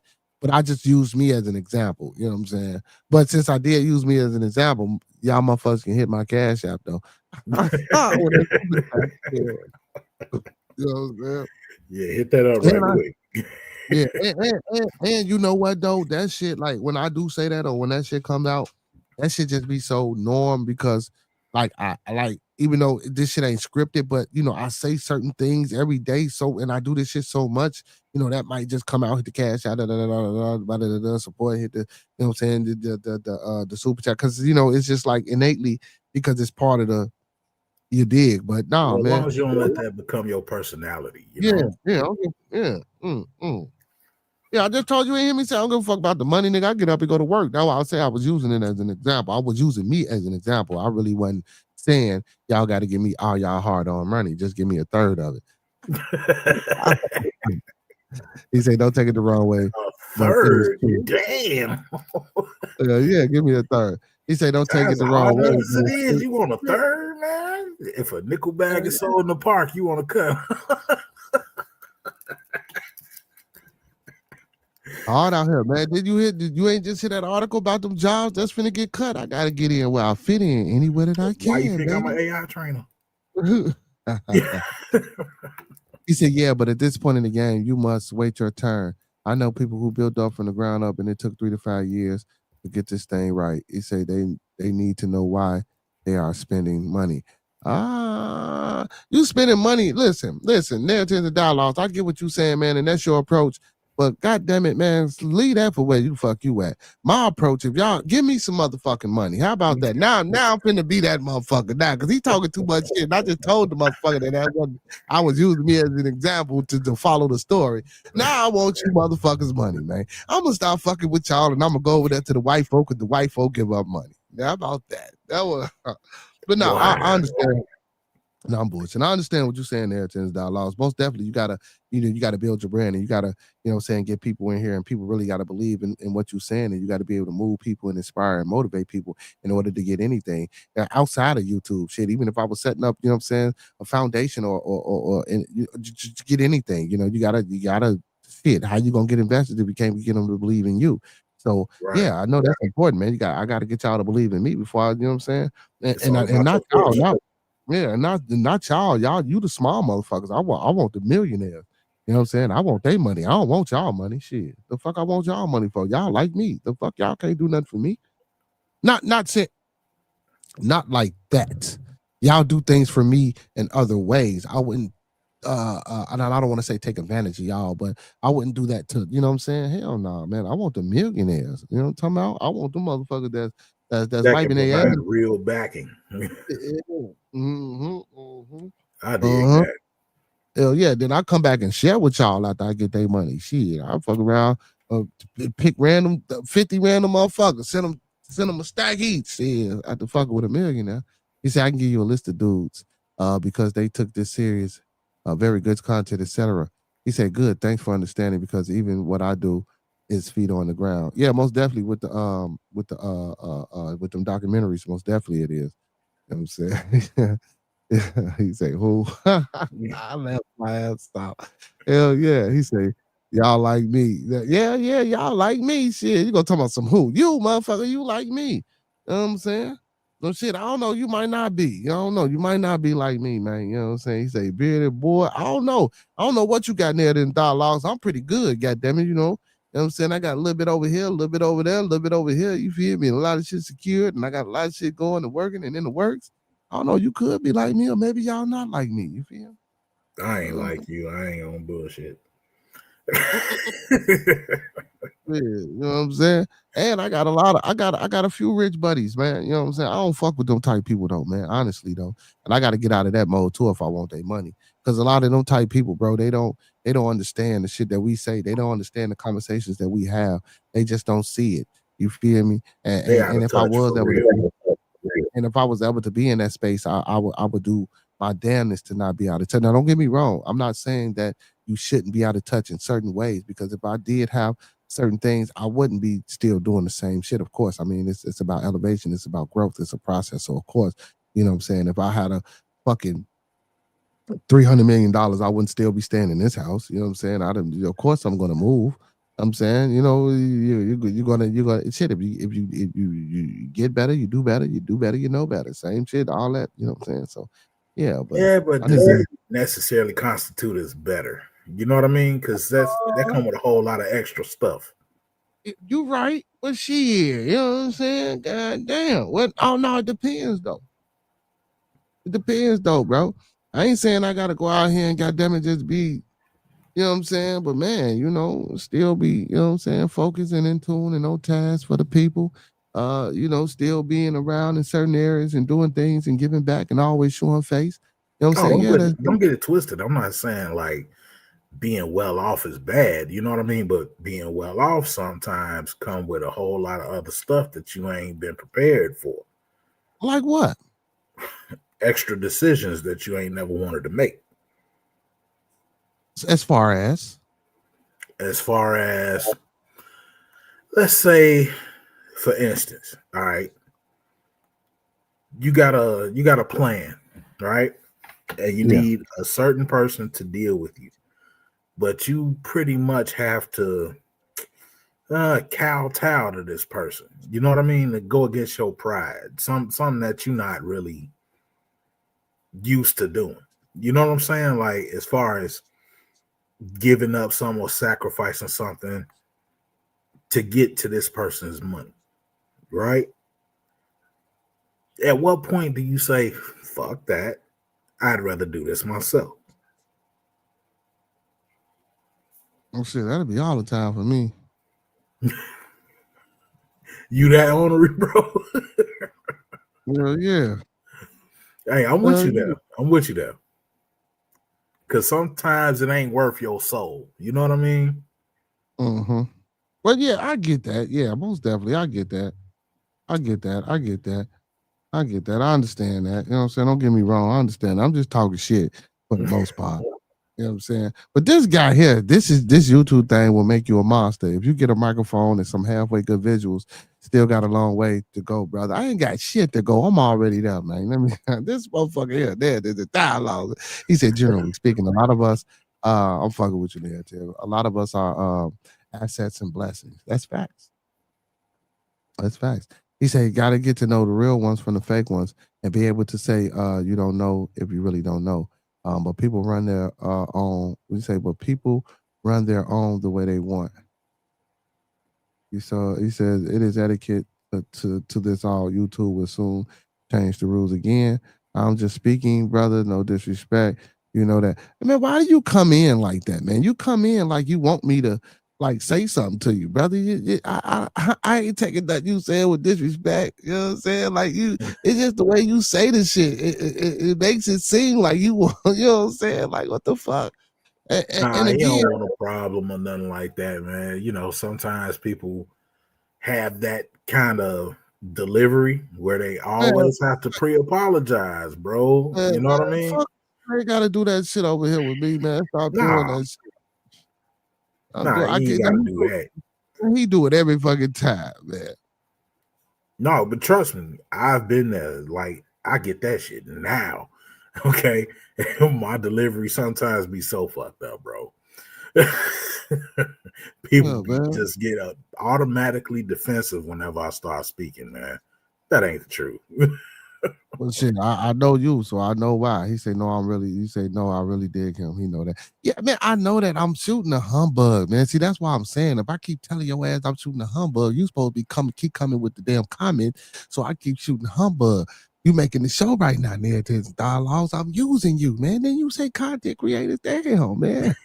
No, now you talking about shutting up. I didn't say shut up, man. You push it.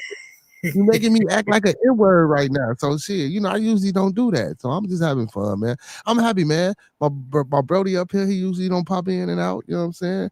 Yeah, It's man. like Just wanted to see you, man. I ain't talked to you in a minute, bro. It's been a while since I've been on the show. Just wanted to see what was up, fam.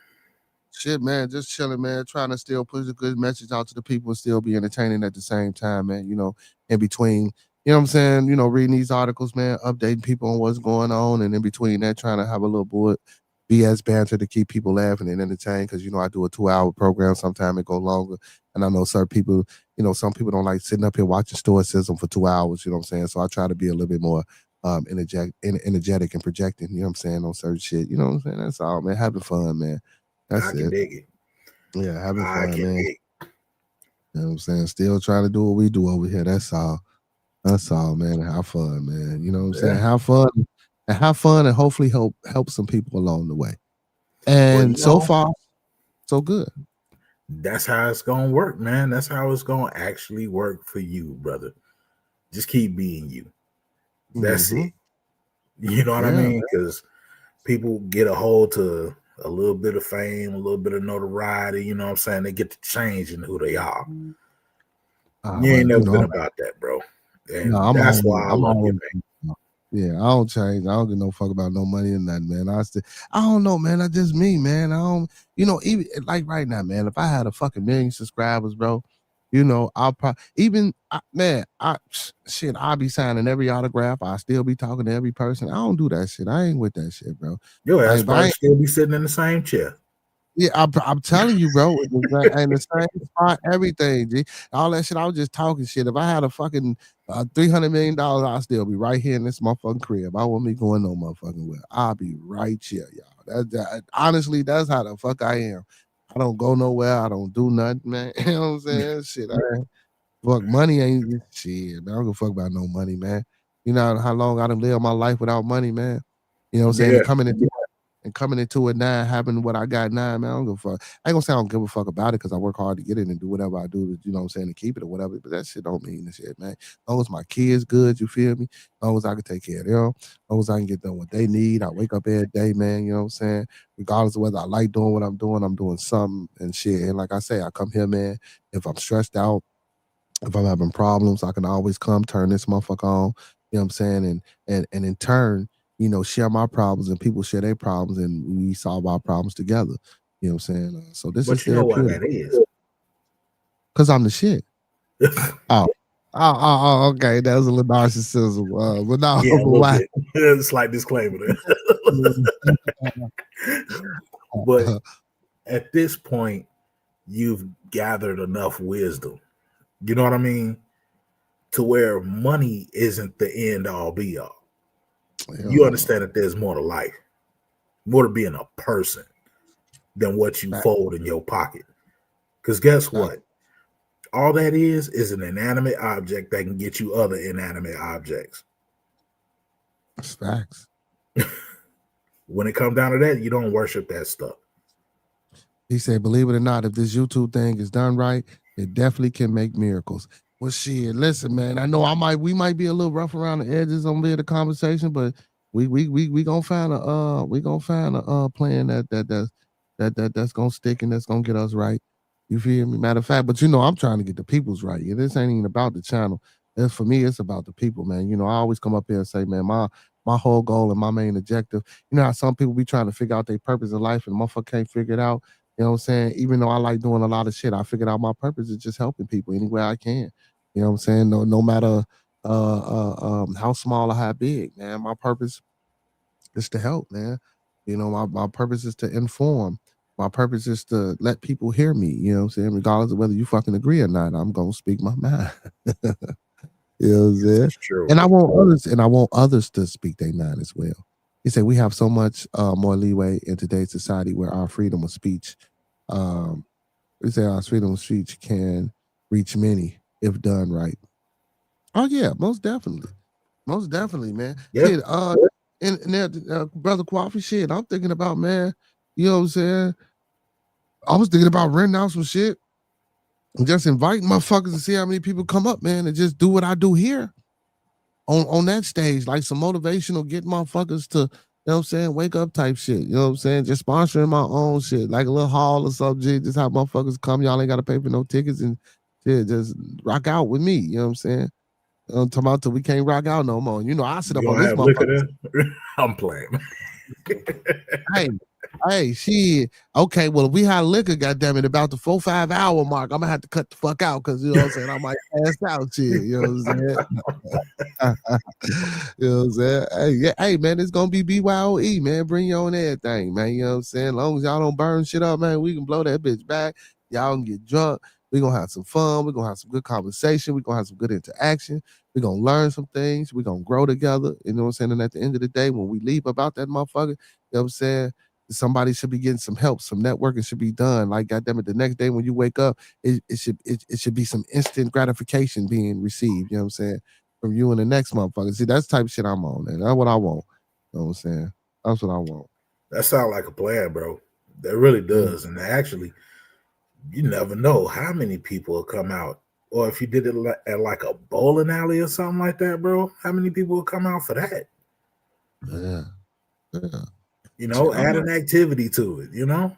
Yeah. Hey, that might be dope too. Hell yeah. Has that ever been done? I don't know. We might be the first motherfucker to start that. He said that would be great. But what would be your title? Title of the program, or my title? My title would be the shit. I am the shit. That's my title.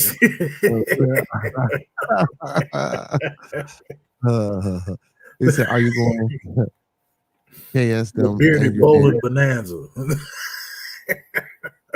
He said, "Are you going to KS them, angry man them, or ordain them? All of the above. I'm gonna do every goddamn thing to them, everything I can." He said, "Most online." Be a damn dating coach. No, I ain't trying to teach people how to date and how to get no woman and keep no woman and man, because you too old for ultimately that shit. Yeah, but no, because you know my sons and shit like that. You know, but ultimately, man, if you don't know how to keep a person, you know what I'm saying, through your experiences and do the things that you've been doing already in your life, you ain't gonna never get nobody and keep nobody, bro. That shouldn't be some shit is just instinctive, and I think relationships and attractions are instinctive qualities that humans have, and getting together and that interconnectedness should be natural, and the fact that it's unnatural and it's not happening is alarming. You know what I'm saying? I don't know what it is or what it could be, but nah, I ain't teaching no motherfucker how to date and how to keep no woman. If you ain't my son, that's your fault. Now, my homeboy, I might is a little bit different on that. I say people ain't meant to be kept. Well, yeah. Well, see, now what if some people want to get kept though? You know, some people like Kevin Samuels. Kevin Samuels used to always say that it's biologically innate for a woman to want a family, for a woman to want to have a man, for a woman to want to get married and have children. You know what I'm saying? I mean, yeah. I see. I don't know. I guess I don't know. But there is that measure of freedom that everybody craves, no matter what. And at some point, you feel trapped being kept by somebody else. That's true. That's true. So that's true. Nantes, hold on. This sounds like a manosphere conversation. Hold on. Hey, brother, Coffee. This how he making manosphere statements. There you go. Maybe you could talk to him better than me. He say this falls under the umbrella of red pill or blue pill. Which one will you choose, reality or symbology? Oh my goodness. I think I just stated the reality of it all. I think maybe it's just me, but I'm not going to speak for everybody. I can just speak for myself. That's what I think it is, really. Trying to keep somebody who don't want to be kept, like subconsciously, they don't want to be kept. What the hell are you doing then? You know, enjoy the moment, go on about your business. You don't think you can change? Yeah, that's wild. You don't think you can change that person's or that person or that individual or that woman or man or whatever you with, you don't think you can change the mind of that individual? I'm not saying you can't change somebody's mind, because that's actually let's say it like this. I can defeat you physically with or without reason, but I can only defeat your mind with a reason, right? So if you have a good enough reason for them to change, then yeah, I suppose it's possible. You know, as far as that goes, yeah, there's a possibility of it. No, he said he was talking to me. He said that is forbidden. I could tell you see reality, brother. At the professor, he said you are doing fine up there. Hey, I see reality too. Hey, that's why both you motherfuckers is single, and I'm perfectly happy where I'm at. So don't. Who said I was single? Well, that's right. I forgot you're not single. That's right. But you don't want to be kept.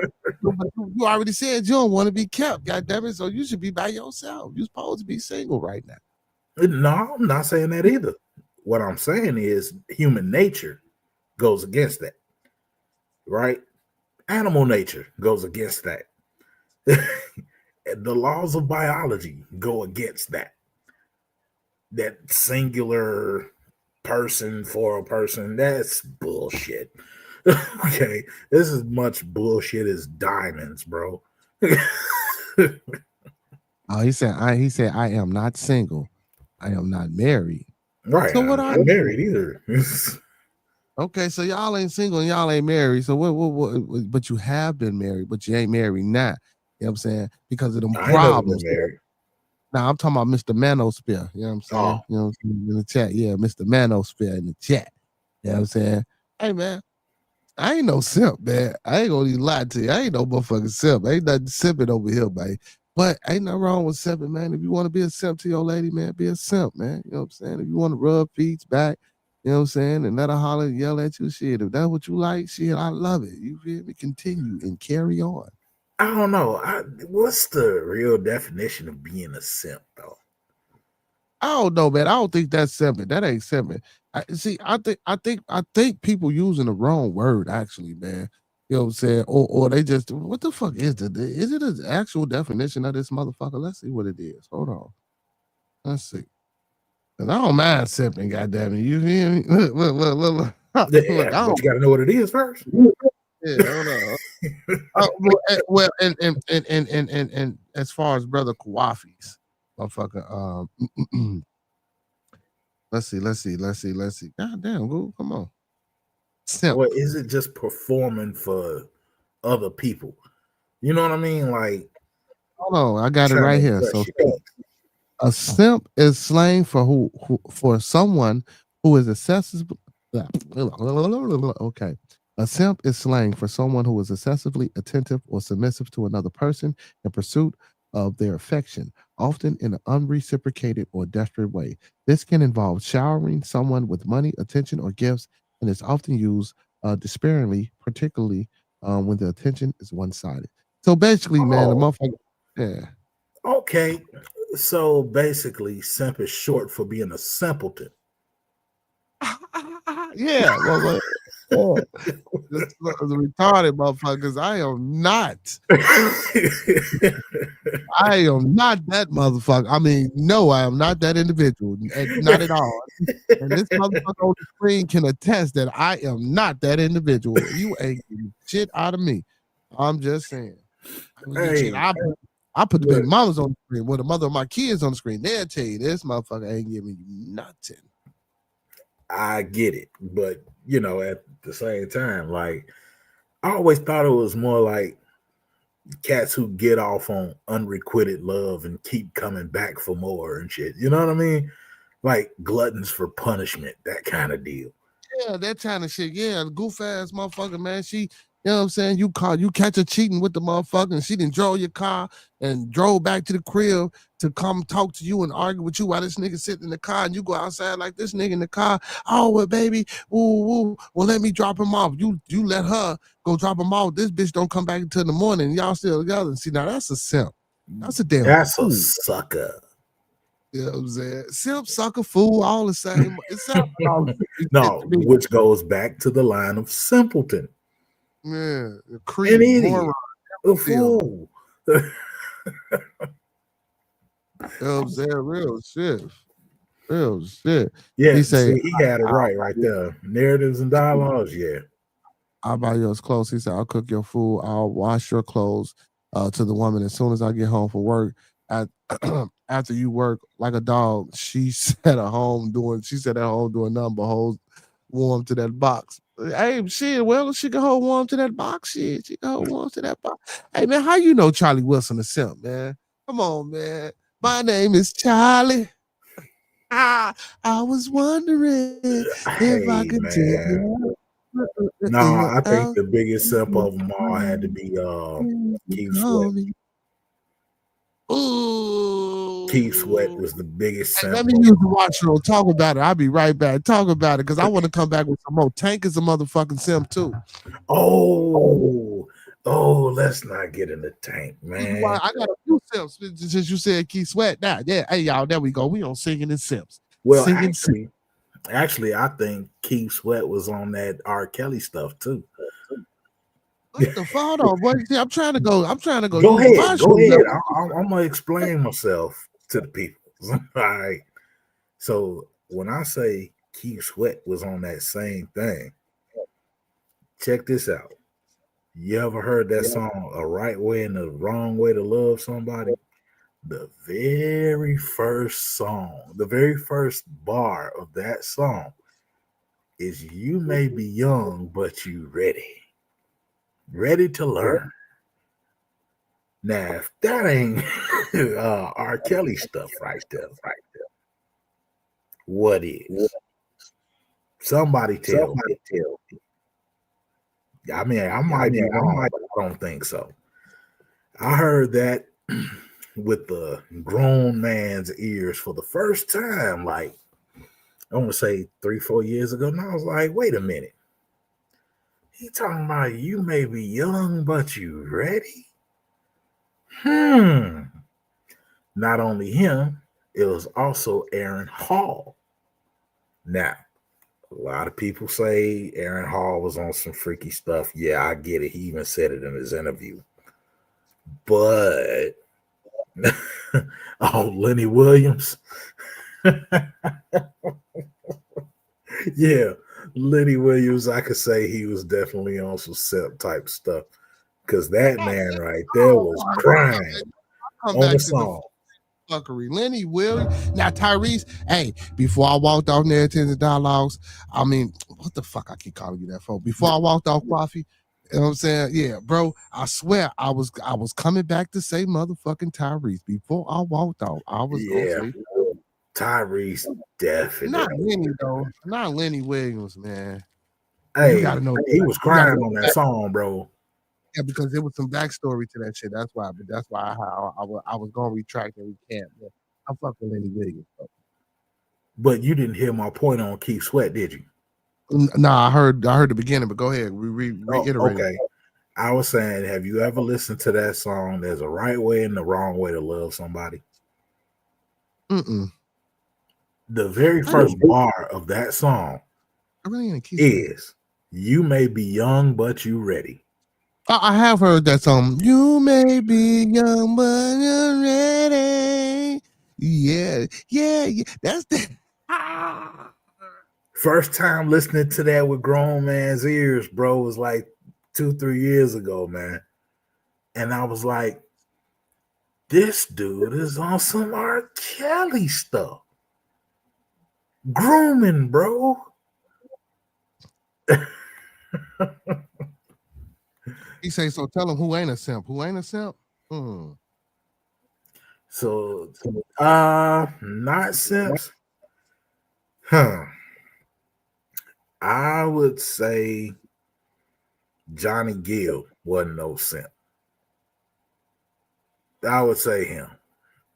I say Bobby Brown. Oh, Bobby Brown was too coked up to even know about what anything was going on, man. Wait a minute, man. I ain't gonna let y'all do that with Bobby Brown, man. I ain't gonna let you do that with I'm gonna tell you the truth. I ain't gonna let you do that. I don't gonna let you play Bobby like that, bro. Oh, I got a question for you before we finish this. Why is Ja Rule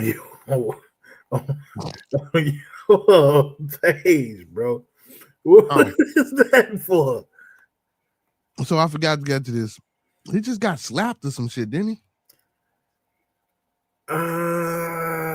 I think he might have just, but why is he stuck? What is that? Was it a reminder to talk about him? Yeah. Basically, I was gonna talk about the motherfucker. He got slapped at a little concert in Atlanta backstage. Matter of fact, it was the nigga that just got out of jail. His people. Oh my God. Max B. So Max C smacked Max B. Well, Max I don't B. know. Yeah, I don't know if he smacked him, but I think his peoples jumped on him. They say.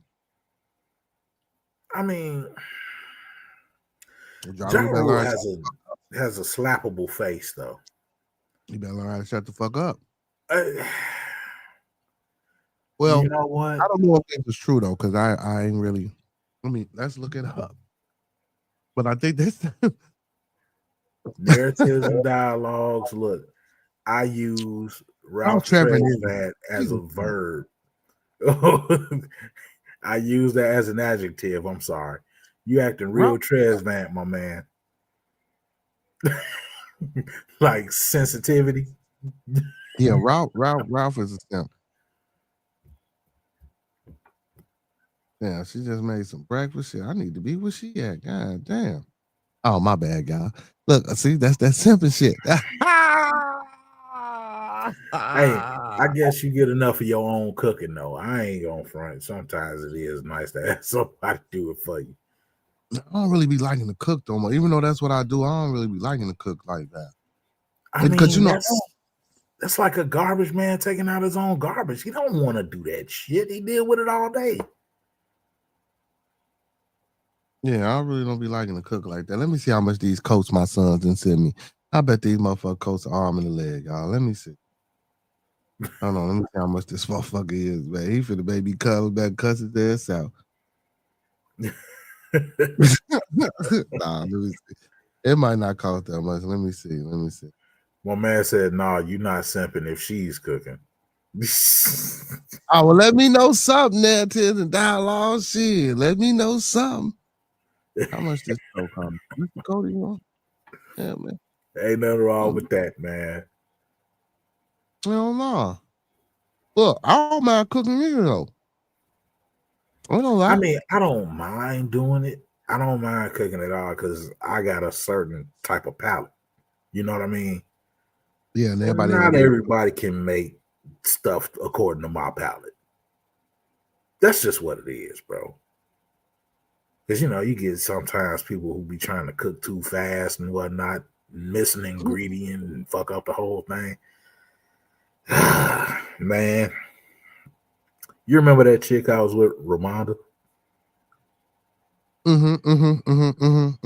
She would try and cook, man, sometimes, and I tell you, this girl will fuck up a wet dream with Vaseline in her hand, bro. Like, wow. I'm telling you, man, sometimes she'd be as useless as a condom in a convent when it came to that stove, bro. Damn, she couldn't cook. Man. I'm trying to tell you, some of the nastiest stuff I've ever had in my life came from her. I ain't never been with a woman that couldn't cook. Bruh, it is no picnic, okay? I'm going to tell you what. I felt like a Navy SEAL every day having to live off the damn land. You call it what you want. Honestly, I don't even think I could be the broad if she couldn't cook. Why you think I ain't there no more? I'm giving 100. If you can't cook, don't come to fuck around me. Yeah. I ain't even lying. Some people think they look to get you past that part. No. There's certain skills required. I don't give a fuck about no look. I don't give a fuck about no. I said I don't give a fuck about no look. If you can't cook, I ain't fucking with you. I ain't gonna even lie, bro. I can't fuck with you if you can't cook. That's a no for me. You got to be able to cook, bro. You got to be able to do something. Mm-hmm. then some of that requires nourishment. Okay, if you can't do that, nah, man. I guess $150 ain't bad for a Carhartt. Wait a minute. Is that from Katosin.com? No, I'm on the Carhartt site. Oh, okay. All right. I'm on Carhartt.com. Okay. It says it's a flannel coat with some duck, confirmed duck, third warmest rating. Okay. Yeah, Carhartt is always good stuff, especially out here. Yeah, man, he act like it's gonna be freezing though, man. Damn, well, I'm gonna get it though. I'm gonna go ahead and order. Dude, it's 17 degrees. I'm gonna order it Monday for him. It is 17 degrees right now. I mean, shit. I just came from out there. Well, not just came from out there, but I walked the dog earlier. It was about 20. It wasn't that bad. It wasn't Mario. Bad. I don't want to know. Mario whining is a simp, bro. Yeah, that's a simp. I don't want to know if you playing me. Now, Bobby Brown ain't no simp, but Ralph Tresvant, he's a simp. Yeah, a man with sensitivity. You know what I'm saying? All you need is a man like me. Get the fuck up out of here. You say that's too high for a coat. Man, what the fuck you shopping at the Free Will? What the fuck? It's a Carhartt. It's in between. It's not really expensive stuff. But I tell you what, though, the best place you could buy some Carhartt stuff, bro, and I can attest to it, is Menards. Well, let me see. Y'all ass tripping. Hold on. Well, let me go to Menards, and then I'm gonna go to this Facebook shit and see what he talking about. They see, but they might not have the motherfucking the one he won't. But I'm just saying, like, they got a lot of good Carhartt stuff there. Yeah, but he want a coat. We looking for a coat. Okay, Menards Carhartt jacket. Let's see. Okay. Well, shit, they still want Dick Sporting Goods 129. After tax, because I'm getting that shit. Nah, I might fuck around just going to the store and buy that motherfucker. But see, if I get it from Carhartt Flatline, I'll see, but this ain't the one he wanted. But shit, that's still $119. Shit, yeah, that's them decent prices, bro. Narratives and dialogue, that's decent. Them decent prices for a Carhartt. I'm telling you, my boy. Yeah, because I'm surprised these motherfuckers ain't tell me he wanted a motherfucking $400-$500 coat. Hey, look, I grabbed one of those snowsuits up out of that joint, bro, out of Menards. Best $200 I ever spent. Yeah, but $150, that ain't expensive though. $150 ain't shit for a coat. You can spend $150 on a, you know what I'm saying? That ain't bad for a coat.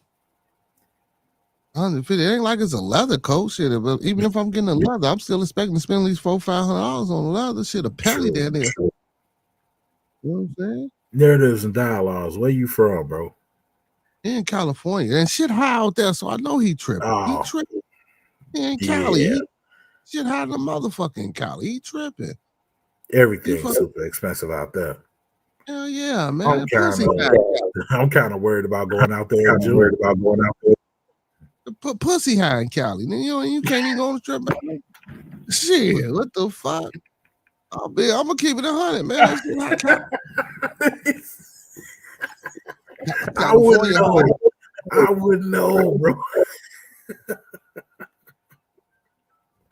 I mean, I wouldn't know neither. I'm just saying, I know California high. You killing me over here, Smalls. Yeah. Hey, but I'm finna, let me go ahead and so narratives and dialogue. So the coat is I'm finna describe this motherfucker to you. I'm finna tell you. I guess this is gonna determine why it costs what it costs. So it's a flannel line, active JAC J1 40 loose fit firm duck coat. And if I sign up for Tex, I might get 10% off on this motherfucker. Ain't no Black Friday deal around this bitch. You get that motherfucker. It ain't Friday no more. Well, Cyber Monday. It's Cyber Monday, man. I got 30 minutes. Let me get this motherfucker for like $40. Let me get the searching some shit. Now I'll pay that. That ain't shit though. Matter of fact, hold on. You say J140 loose fit. You know what I'm saying? Hell yeah. Menage though, man. I ain't see no shit. Let me see. They got the regular card. Well, I had a regular card from Menard, so I fuck with it. Is this the same code? Yeah, Dick Sporting. Is this the same code? Even in Dick Sporting Goods, they want about that. Mm-hmm. Yeah. Yeah, but they don't get no description of this motherfucker, bro. It don't tell you the type of code it is and none of that shit. You feel me? It just say Carhartt men's duck active jacket. Yeah. You know, motherfuckers be wanting them certain one. Damn, a custom Carhartt costs a $2,000. Man, if y'all don't get y'all motherfucking ass out of here. What? Better be made out of elephant leather. And they crazy them motherfucker, man. What With they want. ivory buttons, nigga. Nah, I'm cool. $2,000 for a Carhartt, bro? No way. Yeah, they crazy, man. Talking about some custom ink. Y'all don't get y'all ass out of here with that one. Man, must be insulated with slave hair. I don't know, bro. Not, not. wait a minute. Wait a minute. Wait a minute. That shit was just hilarious. That shit was just hilarious. Hold on. We got to go back. Not insulated with slave hair. What in the entire fuck? Slave hair, brother? Hey, that's got to be a warm motherfucking coat, my boy. We got some thick shit. Well, I don't know. My shit ain't thick no more. You know what I'm saying? Pause. But, you know, niggas be having that, excuse my French, y'all. You know what I'm saying? Be having that thick shit. That steel wool. And yeah. A little bit of this going. He said I bought one in March for 84. He said, shit, let me. Okay, well, look. Okay, listen. If you can find me this coat, it's $129 after tax. I know it's gonna be like $150. If you can find that J140 duck line coat for cheaper than that, god damn it, I'll pay with it. I'll pay the price and I'll pay to ship that motherfucker here. If you can find that motherfucker for me for cheaper. And see, but then again, you never know. It might be cheaper out there. What did it say? Grand Lodge Communication. I know I owe some. I gotta pay that. Oh my goodness. Let me send him some money real quick. Oh goodness. But yeah. He said I designed for big men. My first client was Rick Ross, and I dressed him with 10K when he first became a star. Okay. He say, okay, all right. He say, duck that the duck, not duck active jackets should not be that high. He say, I will go buy me 5 yards of duck fabric and make me one for the price of 5 yard duck fabric. Now 129 is good. Okay. Yeah, but after tax, you gotta think about it. I'm in Chicago after tax. That motherfucker coat gonna be like down there 150. Yeah. Crook County. That bitch gonna be down there 150. And then don't let me get that motherfucker shipped here. That motherfucker got way more. 175 with a straight face. Mm-hmm. Real shit. But I'm gonna try to go into the store though. Now I'm gonna go into the store because I ain't finna do all that extra shit. I don't know where's a Carhartt outlet. That would be dope if they did have one. A Carhartt outlet? Yeah. They might have one. It just might not be in Chicago. Let's find out. Let me find this code for him real quick. Let me show him what that motherfucker look like. I just have to pee.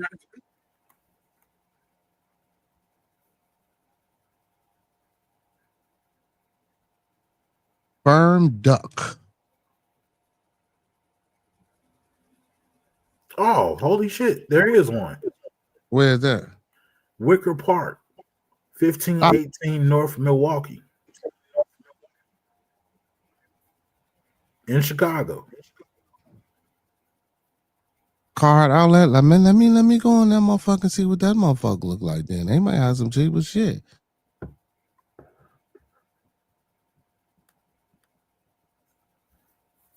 Yeah, like you can get cheap Nikes from Nike Town. You know what I mean?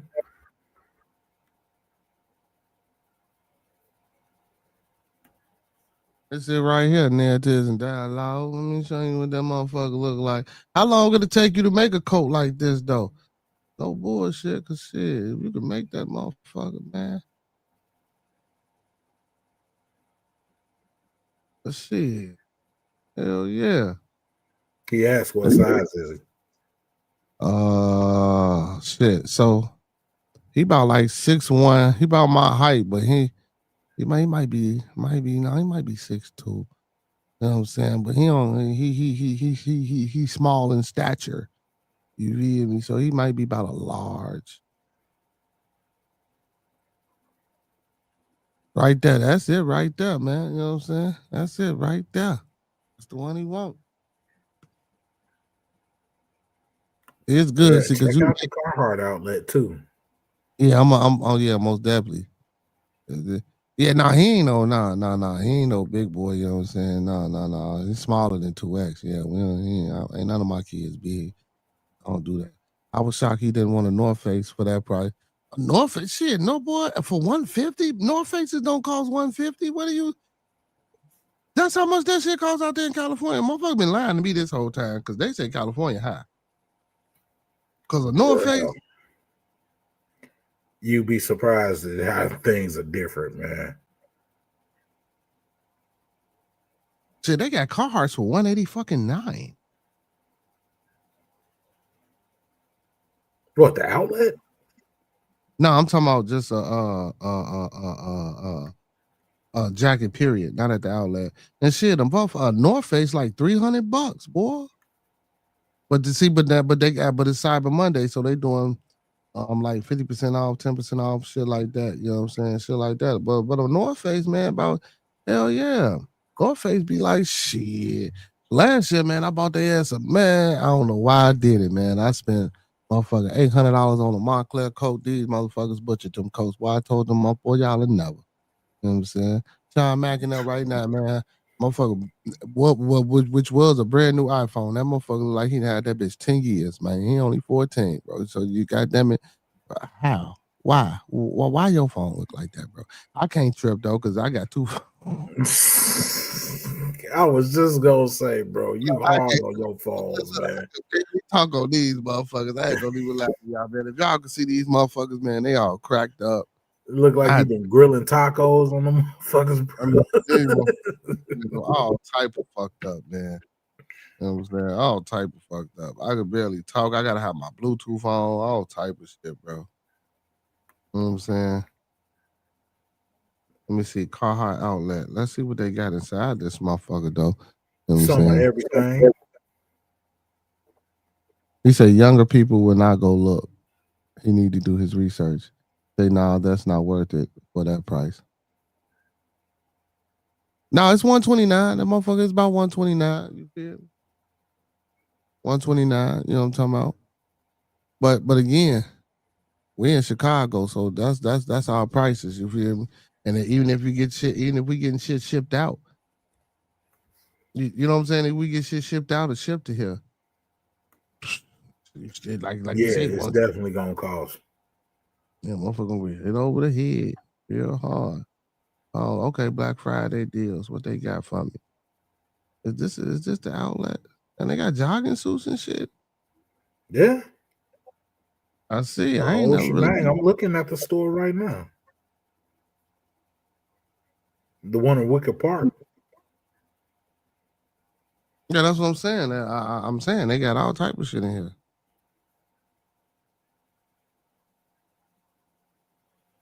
I'm actually liking these boots I'm seeing. Yeah, I do need some boots too, because it's getting man. It's getting nasty. Yeah, but I don't think we're gonna have no more snow. This is only December 1st, bro. Yeah, that don't mean shit. I think we good on that shit. I don't think we're gonna get no more. I think we good on that. You want to bet? On the snow? No, we might get a little more. But we should be good on that, man. I'll say we'll have about 3 feet by the time Christmas comes. Oh, no. See, Carhartt's run big. I might get he might not need no motherfucking large. He just might need a medium. Yeah, because them motherfuckers big. And how old is he now? Well, Josh, they the twins 19. 19, yeah, they almost done growing, so if they ain't done growing. You said they 6'2"? Well, Josh is. Oh, okay. Jeremiah shorter than. Yeah, Jeremiah shorter than Josh. He ain't that tall. So he a tall medium. He not a regular. What's a regular? What the fuck? They got regular, small, medium, large. Hey, so narratives and dialogue. What's the difference between regular sizes, small to 5X and tall, medium to 4X? What's the difference? Let me ask you, what's the difference? I think it's the arm length. They say at least the code will last though. He say most younger dudes buy fast fashion like H&M, and even if they buy expensive ones, that motherfucker will be in the trash next year. Nah, my kids ain't like that. You found it for $69. Man, you better stop fucking playing. What? You found that same coat for $69. If you found that coat for $69, he wanted it in gray. Do they got it in gray? I'll send you the $69 right now. I will Cash App, Zelle. I'll send you that motherfucking money right now if you found that bitch for $69, Coffee. What the fuck? Right now. Right now. I will send you that shit right now. You know what I'm saying? I just how that bitch shipped to me. How much is the shipping? Well, I don't even give a fuck because it's still it might. Well, I don't know because if the shipping come out to now, if it come out to be all that shit, you know what I'm saying? I don't know. You know, I might as well just go to the motherfucking store and get that bitch then. Yeah, you know yeah. I sent one piece of paper to New Mexico. It cost me $72. You what for one piece of paper? Overnight shipping. One piece of paper. Oh well, I'm not overnight shipping shit. I understand. I'm just saying how expensive that shit can get. That didn't have no weight to it. All right, Guafi. Yeah, I'll wait that 3 to 5 days. Hell yeah, because don't you got to pay by weight and all that shit and the size of the box and shit that is in and all that old extra crazy shit? Yes, sir. Yeah. That was through FedEx. $72 for one sheet of paper, bro. That's crazy. Yeah, that's wild as hell. I said I could have faxed this shit over, and it still didn't get there until 5 days later. What? How? What you mean if it was some overnight shit? Oh, I got my money back. Trust me, I got my money back. It got stuck in Tennessee. One piece of freaking paper. Uno. Guess how much that weighed? Nothing. Nothing. Exactly. $72 for one piece of paper. I'm still floored by that one, bro. Yeah, I'm trying to figure out what the fuck did you send to New Mexico? Cause that whoa. Birth certificate. Yeah, nigga, what the hell you send a birth certificate to New Mexico for? You know, Lathan is out there now. But so what the fuck? Why you ain't mail that motherfucker? Well, he needed it for his job, which was starting in like the next 2 days. Man, no motherfucker. They'd have had to wait, brother. He still had to wait anyway. They'd have had to wait. They ended up getting it for free. Yeah. Ah, well, hey, that was good. Brother, you say you found it for $69? You on mute, bro.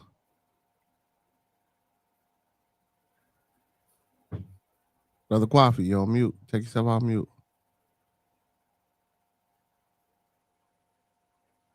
Okay, I guess he'll take himself off when he's ready. But yeah, man, let me know where that motherfucker at and how much. Okay, there you go. Yeah, man, I went coming up to talk. I'm doing something. I'll come back up in a minute. All right, but I left that for you so you can check it out. Okay, I see it in the back chat. Okay, I got you. I'll come back up in a minute. Yep. All right. You found it in gray too? Bro, they got super casuals. Yep, Yes, he and ain't great. lying. Oh, that's dope. I'm a good shopper. I told you that. So is this a real site though? I don't want to get, you know what I'm saying? Get done in by this motherfucker. Oh yeah, definitely. It's a real site. You know what I'm saying? Some of these motherfucking sites be a little bit jangling. You know what I'm saying? Be Hey, like as long as it jangle. ain't Timo, you good. No, I don't even think Timo sell that shit. I even Hell, you found never get your package, bro. for 119 too. 119. Let me go to one for 119. Big and But tall. I'm shocked that he want that. You know, if You say you shocked he want a Carhartt? I'm shocked he want that though, for real. Why you say that?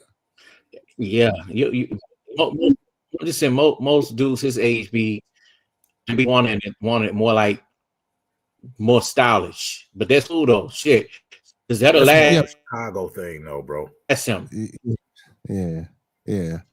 And then he going to work and shit, so he needs something to keep him warm. So, but outside of that, that is a Chicago thing. We wear Carhartts out there. Yeah, that's kind of our style, just like New York with their Timberlands. Yeah. Shit, he need a bigger coat than that. You say bigger coat than that? Why you saying? What you mean? I Hell said no, he need a bigger coat than that. Why you say that? Oh, it ain't that cold? No, it ain't that cold. I'm just saying, because this is a heavy duty one, Well, so me personally, if you from Chicago and you've been in this weather, don't get me wrong, it will get too, yeah, but it will get too cold to the point where you be like, oh shit, I don't want to go out there. But you kind of get used to this shit after a while. I ain't gonna lie, y'all. You get used to it. You do. I'll tell you like this: the night Juicy Smouye was caught lying about getting beat up in that parking lot, it was 42 below zero. Okay. Damn. Yeah. So it get like that. We call it the Hawk out here. Yeah. So you need all the protection you can get. That Carhartt, that's the truth right there. I was gonna move to Hyde Park. As soon as I graduated college, I got a job with Cook County Sheriff's Department, and that shit was just so cold out there, man. I had to just head on back to the south. I said, nah, can't do it. But I stayed in Milwaukee for 2 weeks, and then I went to Chicago. I said, nah, this ain't for me. Bro, you gotta learn how to deal with it. I tell you what, Under Armour has been my best friend since I found out about him. Hell no, just a good pair of thermals, man. You just need a good pair of thermals, a nice little Carhartt or a little Goose Down. Well, you gotta understand, bro. I was doing security outside, remember? Yeah, so outside, you gotta So I needed that Under Armour. Yeah, if you outside, if you outside, Under Armour, long sleeve or short sleeve Under Armour. If you're doing security, you would want that to be your black shirt up under your uniform, and it's made out of dry fit material, which is good. Yep. So you definitely gonna sweat, but it don't show on the outside of your clothes. You know what I mean? But I'm telling you, bro, I could stand outside all night long with this Under Armour on, tops and bottoms, bro. The cold gear, it's the truth. Anything with that Tyvek stuff in it, I mess with it. What are y'all requirements for a guard card out there, and how much do they start off? Well, actually, it's I believe it's a 30-hour, depending on if you want to get. No, it's 32 hours.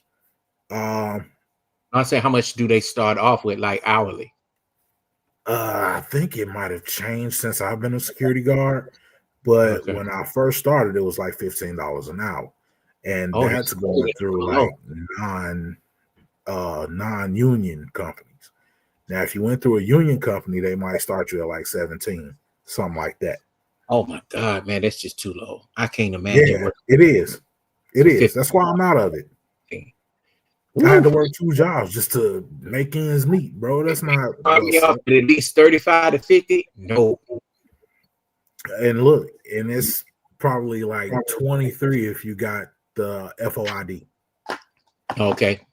Or the perk card to go with it. Yeah. But Okay. that still ain't enough. Because if you like, but I think that when you're doing things, you need to have your OSHA stuff, your Red Cross, your IED card, all that, your defibrillator, first aid stuff. Yep, all that too. Training, that's included. Your pepper spray, all that. Yeah, you got to get qualified for that too, and it depends on like, okay, so say if you want to do like a Brinks truck, right? Yeah. You also got to get certified for shotgun as well as revolver and semi-auto. Yeah, but I don't never see nobody with the shotgun, on the Brinks That's truck. because they're in the back. Oh, okay. They're in the back with the money. You never see them guys. Okay, good. Right, they don't come my out. brother was actually one of them. One of the guys. They don't come out the truck. Yeah, they don't come off the truck. I know a chick that was a guard, man. She left her damn gun. Wow. Went in the bathroom, left her gun, and found out that it was gone by the time they drove off from Target getting the money. And Brinks truck. That's a goofy, right? She got fired, and she ended up having to. Hey, I just put another link in the back. How did she forget her gun though? What the fuck? Man, some women are not, and I'm not trying to be funny, and so I'm just being straight up. They're not tactful when it comes to certain things. The easiest person to lose a job when it comes to law enforcement, working at a prison, sheriff's office, or any of that, is a woman. A man could whisper in her ear, she can break things through the gate. All that. Easily distracted. Yeah, easily distracted. And if you on some homeboy shit that niggas from the hood that was your homies, you could get caught up like that too. Trying to be cool with them. Lose your damn job. And probably get a charge. I've seen so many people work on a Brinks truck. Yeah. They checking backgrounds for real, Jack. Like you can't even have like gambling debt, nothing like that, bro. You can't even have an arrest record, even if you weren't convicted, because they figure you're gonna be tempted. They figure you shouldn't have been there in the first place. Now I can understand if you're a mistaken identity, but then again, they'll look very closely at that too.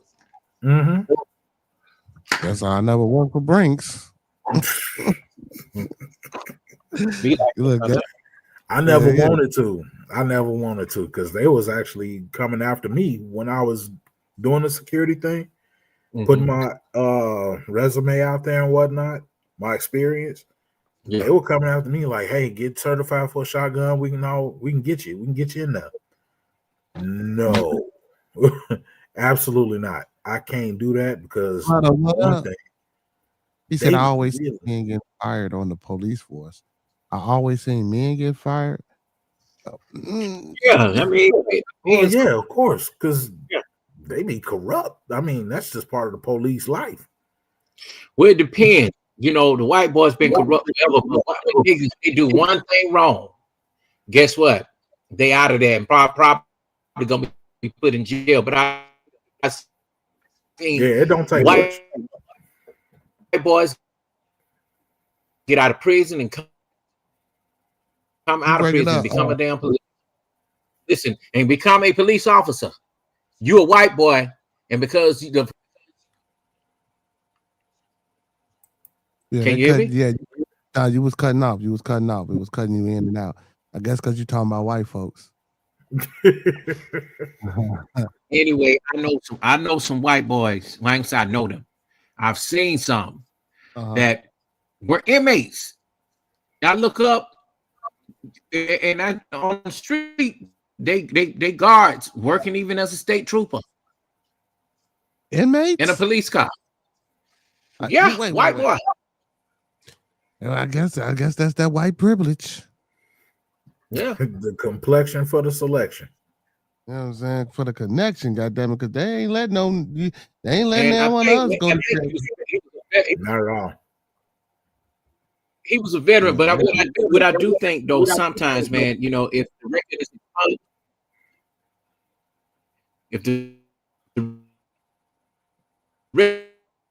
you breaking up again. You breaking up Yeah, again. you cutting in and out, bro. Is expunged, you know, things can happen. Why? You keep going in and out. Yeah. Keep bringing you out. Yeah, I don't know why I keep bringing them in and out. Blooder, what up? What up, Blooder? What's happening with you, my boy? You feel? You know what I'm saying? I stuck Monkey around. Man, what's up, bro? And look, I stuck around just so I can see you, man. Say what up. You feel me? What's happening? Hit that motherfucking link and bring your ass on up here, man. You know what I'm talking about? Talk some shit with me. You know what I'm Hey, saying? bro, I think What I'm gonna up? drop off, man. I got a couple things I need to get going on this AI thing, man. I got a couple of assignments to do, so I'm gonna go ahead and get it cracking, bro. Get to work, man. Get to work, man. Appreciate you, man. Congratulations on the new job, man. And don't be no stranger, man. I know you be in the chat. You come. I ain't talking about the chat. I'm talking about on the panel. Oh, I can dig it. I can dig it. Yeah. I got you, fam. Can you dig it? I might fuck around with Google Warriors tonight and watch that Warrior. Hey, it's always a good move. Man, I got me a motherfucking brewski, you know what I'm saying? Roll me a motherfucking Jilla. Yeah, that's what I'm watching. I'm watching some Warrior. That's what's up. Yeah. All right, brother. Yes, sir. I'll get with you later, man. Love you, little brother. Love you too, boy. Peace. Peace. What's up, man? The professor was in the building with me tonight. Bad reception. Yeah, man. Yeah. Professor, cool ass dude, man. He cool. Yeah. All my people's cool. All my people cool, man. All my people's cool, man. I just got that one motherfucker, man. And at times he can be great, and at other times, but that's Monkey Man, though. You know what I'm saying? Master teacher, man. That's Monkey Man, homie, man. You know what I'm saying? Oh shit, Smoking Joe Monk in the building. My blood up, man. You make me, folks. Hey, folks. Every time I see you, G boy, it be like, boy. You know what I'm saying? Motherfucker be happy, boy. You know what I'm talking about, man? See what you do. See what you do when you're doing it, man. Won't he do it? Hey, man, ain't nothing wrong with it, man. If I can bring a smile to a nigga face, that's all that matters. Yeah, man.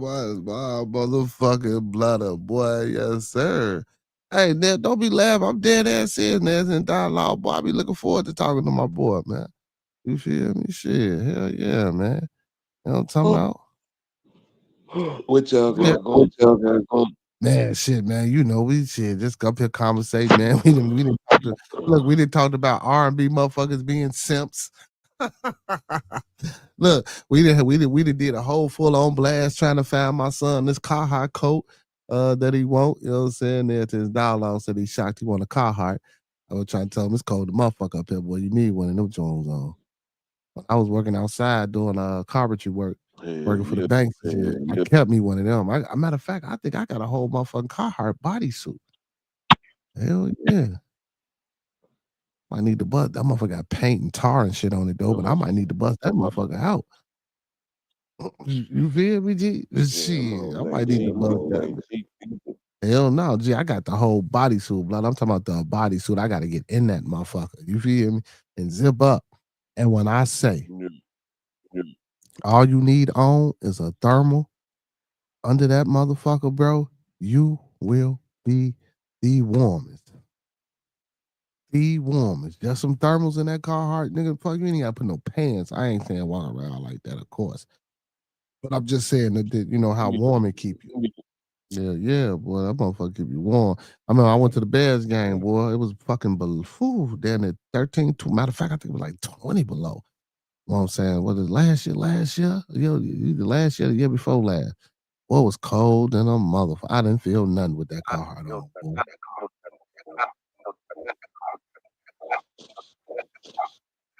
Hold on. Yeah, I don't know why your shit just did that all of a sudden, man. Let me see. There you go. That might be that better. Unless you got something open. Every little thing, so for real. What the hell you get this? He said it was the thing. I ain't heard that song. Boy, I ain't heard that song for real in a minute. Hell no, dude. Damn. I don't even think them motherfuckers must be where they at anyway. That'd be a nice interview. A nice follow. Yeah, the follow up to find them, man. Yeah, that'd be a nice follow up, man. Hey man, what y'all had going on? I think they did a what's that show that Radio One? What's that damn show? TV1. You talking about TV1? The unsongs. Yeah, unsung. I think they did an unsung before. Yeah, unsung. Yeah. That shit used to be that shit used to be dope, man. I used to watch watching them. I never was a Christopher Williams fan. I really wasn't no lie. I ain't really fuck with the light skin motherfucker. No shit, like he did, but you know what? R&B groups didn't really last. Like them hoes was like one hit wonder. Some of them, a lot of them, not even one hit wonder, but like one album and like shit. I don't fade it out. Yeah, man, you don't get no groups no more, man. We need to bring back them motherfucking Boys to Men's and them motherfucking New Editions and them Soul for Reals and them Another Bad Creations and True and Shy and all that shit, man. I love to see some of that shit back, bro. I was just looking at the Migos. I'm like, they might be the last ever group of niggas that's gonna make music together. As you know what I'm saying? Like you say, like you don't see R&B groups no more. You don't even see R&B singers no more. These niggas think they R&B singers. They just this motherfucker said they think they R&B singers. yeah. Like if I'm a dog, I'm a mutt is an R&B song. Then we finished that song. That is stupid as hell. I mean, it's cool, but I heard of that. Who the fuck said that? Man, I forgot the nigga name. Something James. That nigga ain't gonna have another hit after this. That's all these niggas happen, bro. Like this nigga dropped one. Like Chris Brown, really the only nigga that's doing R&B on the cool. But I was fucking with Trey Songz when he had his little run.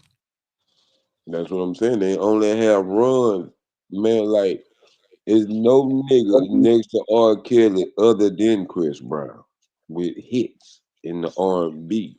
Like the niggas always gonna come out with something every time or in every decade or whatever that's gonna be a number one hit. Yeah. We ain't lying. Hey, but but look, Brody that we interviewed Friday though, I think he got potential, man. Yeah, we'll see. I mean, he could, you know. I mean, it's straight. It's just like with music, like it's cool. Like with the Afrobeat thing, like I was thinking it was cool, but still, I would think it would be better if he still rapped on the Afrobeat with his style. Or song with his style, like don't sound like you from Africa and you not from Africa. That's my whole thing. Like that's like what's the nigga name? Shaggy. Nigga, you ain't really from Jamaica, but you sound like a Jamaican. Hold on, Yeah. Shaggy from Jamaica, G. I think it was Shaggy or one of them. Was it the nigga? I think it was Shaggy. Yeah. Stop We playing did with me, folks. it wasn't me. Yeah, that nigga that wasn't me, nigga. He ain't from Jamaica. Hold on, man. Let me look this shit up. Wait a minute. You just blew. You live, man. Well, I ain't gonna say you live, but you for real, Blotter. I think that nigga from Jersey or something. Look it up. He said that nigga from Jersey. Bro. Hey man, oh you woke. Oh yeah, you waking up, man. You waking up. This motherfucker say this nigga from Jersey. Man, look that shit up. That nigga like from Jersey somewhere, New York or something. That nigga ain't because it ain't Sean Paul. Sean Paul really from Jamaica. Yeah, I think it's Shaggy. Yeah, Shaggy. Cause both of them niggas. Oh, gee, his name is Orville Richard Brunel. He from Kingston, Jamaica. Shaggy? Yes, Mr. Laba Laba. One of them might be Sean Paul. One of them niggas not from Jamaica, man. Cause it was in the song. The nigga don't even have a Jamaican accent. Now the nigga might was born, but that nigga ain't like wasn't raised. Like read that shit. Like that nigga ain't Jamaican. Like his daddy might be Jamaican or something. Cause he was a big old contribution about that shit. It say Sean Paul was born in Jamaica. Let me see about Oh, you look up Sean Paul. No, I looked up Shaggy first. Shaggy, they say he was born in Kingston. It says Sean Paul was born in Kingston, Jamaica too. One of them niggas was just on that bitch. They were talking about, man, that nigga had a fake accent and everything. One of them niggas, man. Might not be Shaggy. I thought it was Shaggy. I thought it was. I'm finna look it up because I know I ain't tripping. But I know it wasn't Millie. I know Millie Vanilla. It was way past that. It was some recent shit. Yeah, he was Jamaican American reggae. So he might have now they saying Jamaican American, but he might have been born over here, born over there, like you're saying, raised over here.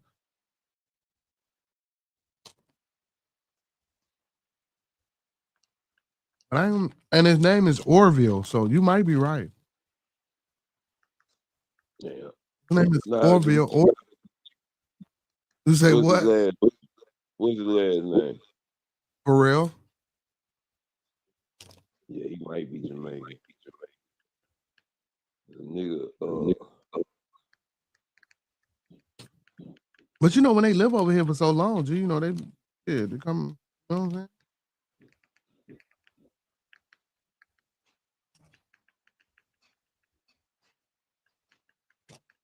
Let me see, early life.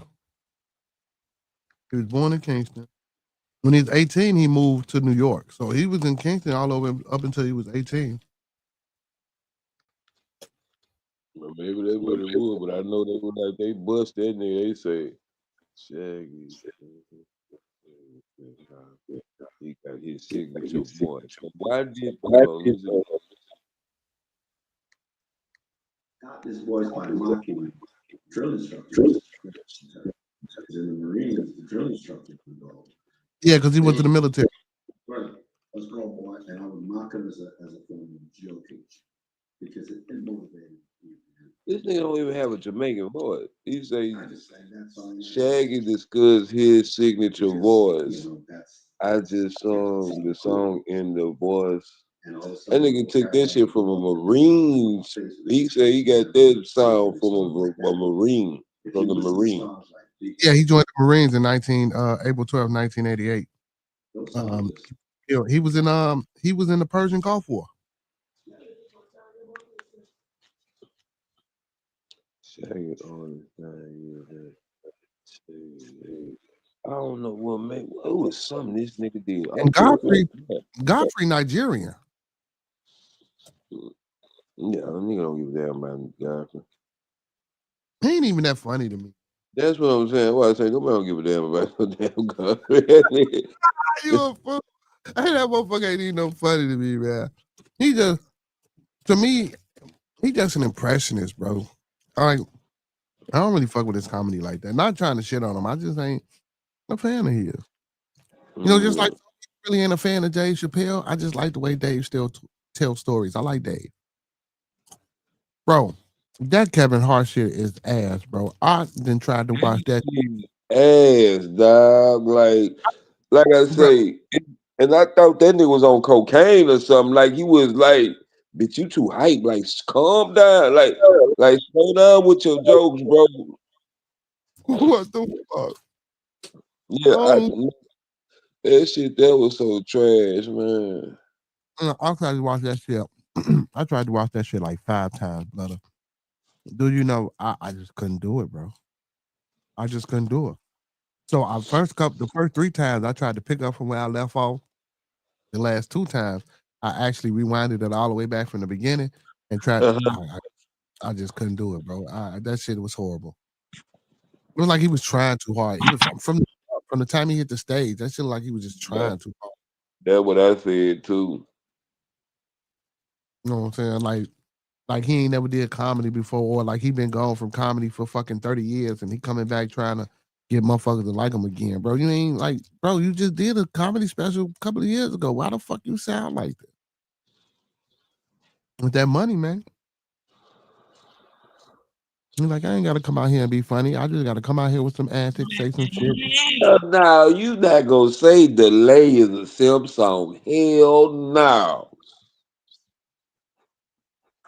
Not Delay, not on 2 occasions. Well, that's the only damn song I know them niggas got. Yeah, man, you know we got the manosphere. He said, Can't Stop by After 7, 2 Occasions by Dealing, A Natural Mind by I'll Be Sure, Outside Your Door. I don't know. I get good. Hey, I get let me see. I feel I'm thinking of you, you thinking of me. So I'm okay. So what make them simp songs? So I can't stop. Man, he was saying, man, he said Lenny Williams was a simp. Nah, he was a simp on that motherfucker. Cause at the end of the song, you gotta understand that nigga sung a whole song crying about a bitch that left him. Then he gonna wait to the last minute to talk about he found a new bitch. Boy, you done just sung this whole goddamn song crying about this bitch. Man, you should have been singing about this new bitch in the first place. Like One Woman's Man. Like, you know, like he talking to an old bitch he used to see, but he telling the bitch, yeah, I finally found someone though, bitch, that's better than you. You know, like this nigga Lenny Wilkins just cried on this song for 8 minutes. That's a dope ass song. Me, Mrs. Jones, Mrs. Jones. That's not a simp song. That nigga on some player shit. That nigga cheating on this bitch. He with the side bitch. Now, Going on. he That's might my be shit. doing this simping to the side bitch, but I mean, shit, that nigga got a side bitch. That ain't even the main bitch. So I don't even call that simping if you got 2 bitches. What about Keith Sweat? Keith Sweat simping? Simping and pimping. Keith Sweat, simping and pimping. I really can't say it. That's it. Like, Simping. Captain Flavor hoe is simping to me. Like, if you trying to say, like, I mean, trying to sing upon some pussy ain't no simping. Like, you know what I'm saying? Like, I don't know. Nah, Keith Sweat begging, G. He don't be singing up on pussy. He be begging up on the pussy, G. Okay, Tank, simping and pimping. Man, that nigga homosexual. Okay, all right, homosexual. Okay, Yeah, Tyrese, simping and pimping. he got some. He could. It can. Go, I'm like, I don't understand what's simping. Like, cause a nigga in love with a bitch, that don't mean he's simping. Like, you like even catering to a bitch is not simping. It's not, bro. That's what a man's supposed to do to a certain extent. Not if a bitch running over you, that's simping. For Bobby bitches that Womack. running shit, that's you a simp. That's how we look at nigga. You's a Yeah, simp if you bitch running your household. Like, you know, I don't see Bobby, that, huh? he got Bobby Brown up here, but I don't think Bobby is simp or Man, Chaos. yeah, that nigga snort cocaine. He ain't simp. That nigga beat a bitch. Hell nah. Yeah, I don't think that. I don't think that. I'm gonna tell you this. He simped his way with Whitney. Like he was simping with Whitney. But my He prerogative cannot be a so simp that song. You know what I'm saying? I'm gonna do what the fuck I'm doing because it's my prerogative. That can't be a simp song. So I don't know. Like I don't know. Like I say, I can't. I mean, everybody definition of simp is different. I mean, I can't consider none of them songs to be simp songs when you sing it to a bitch. I mean, you trying to get the bitch. If that's the case. Every nigga would simp for a bitch because you're gonna have to lower your masculinity to let a woman in. A woman don't like an overly masculine ass nigga. Like you gotta tap in to your softer side when you're dealing with a woman sometimes, bro. That don't make you no simp, that don't make you no weak person, bro. That just make you a man that's like being in tune with a child. That don't make you a child. because you can get in tune with the younger people. You see what I'm saying? Like, nah, bro, I don't. It's certain things. I mean, that's cool. That's what they believe. I mean, but everybody got their different beliefs. You feel me? Because that would be saying getting married is simping. Some people would say that. Some people would say that though. Some people would say getting married is simping. You know what I'm saying? He say now Chopper, because Chopper Ranks is most definitely from Jamaica. He's from St. Paris, Jamaica. LOL. Let me see what he said to come down. He said that he laughing at that. Got a bunch of motherfucking kids, boy. I was watching something. They was showing like Bob Marley had a bunch of motherfucking kids, or I think what's the nigga name? Beanie Man. Or I think Beanie Man got a bunch of motherfucking kids. Yeah, look, I got a bunch of motherfucking kids. Yeah, but you never been a roster. Man, how you know I ain't Rastafari, man? How you know, man? How you know? You know what I'm saying? How you know I'm not a Rasta? Well, shit, if you is, you just started being one today. I don't give a damn. That's what I'm saying. Damn, blood, how you gonna get out of me? I just started being one today. God damn, bro, damn. Shit, I mean, hey man, whenever you want to start being a roster. Hold on, wait a minute. Now, see, that ain't fair. Now, if you can be trans, I would put Keith Sweat under the simp list. I've been told. I've been to go back and look at the list again. I've been told you that. I've been told you that. What he doing ain't singing up on the pussy. He trying to, you know what I'm saying? He don't give a fuck what you do. You know what I'm saying? He just wanted to be up under sniffing. Man. My homeboy, he was up. He said he don't think Johnny Gill no simp. I think I had to retract that. I think I got to rethink that. I think Johnny a simp too. Or you gonna call him a homosexual too? I don't know. It's up in the air. That nigga got Luther Vandross tendencies, nigga. I don't know. Wow. That nigga got Luther Vandross tendencies. I seen it on that nigga. That nigga got Luther Vandross tendencies, nigga. This man said he got Luther. But what the fuck is Blood? What the fuck is Luther Vandross tendency? Please explain. Shit, nigga, you watch Luther Vandross and you'll see Luther Vandross tendencies. Like I was fully grown to really sit there, and if you really listen to that man music, he's singing to a man. From a woman's perspective. Like I sat there and just really listen to this nigga. You sound like you sang from a woman's perspective. Not okay, a what man. about Teddy P? He a little bit before my time, so I didn't really. Only song I know is "Turn It Off." Luther is before your time, brother. No, he not. I seen Big Luther and little nigga. I was born in '81. Well, he was out way before. Yeah, well, okay, I got you. I ain't talking about Sesame Street Luther and all that shit. Nah, I'm talking, and when he was back up singing, I'm talking about Luther Vandross. Yeah. Okay. I got you. Man. I got you. But yeah, Teddy P. I heard. Was it Teddy or was it one? Which one got killed? I don't know, but I heard Teddy P getting the dick sucked from a transsexual. That's how he ended up in a wheelchair. That was some good head. And no, I heard. Yeah. I heard he was gay. Yeah. It was Teddy P. Yeah, Teddy P. And I heard all his songs was basically catered and was being sung to men. Allegedly. Nah, that shit don't. Well, yeah, you gotta say allegedly, but I be really deep down in my heart being like, yeah, that's for real.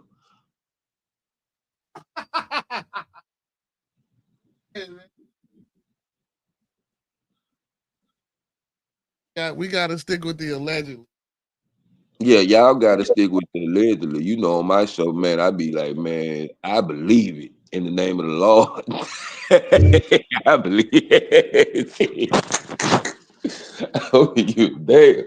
You niggas could the man that nigga Cat Williams saying, in order for there to be a conspiracy theory, it got to be a theory, regardless. Hmm? It gotta be something there for us to even say that. You know what I'm saying? Like if I'm in like the Montrose area, so the Montrose area is a predominantly gay neighborhood. And I'm just walking through or I might be going through that shopping because they got a lot of high-end thrift stores and shit like that, high-end stores and shit. Just me being in that area, motherfucker be thinking I'm gay because I'm in that area, not just because I'm shopping. You see what I'm saying? Why? Because only gay motherfuckers frequent that area. Yeah. Like for every 10 gay men, it might be one straight nigga in the 10. You know what I'm saying? And he ain't with the group. He just probably walking through a white man with his kids. Cause I know I'm the only straight nigga on Montrose. You know what I'm saying? But my sponsor gay. So you know what I'm saying? And he's showing me shit like I be taking my girl over there, like nigga. This way you come get you some Louis Gucci Prada at the thrift store, nigga, and you know what I'm saying, and shit like that, like high-end thrift stores. Like I ain't know they had places where you can buy secondhand Gucci, secondhand Prada. I didn't know this shit. Them gay motherfuckers know where everything is. That's why I fuck with them. They know where all the good food is, all the best restaurant. Like I say.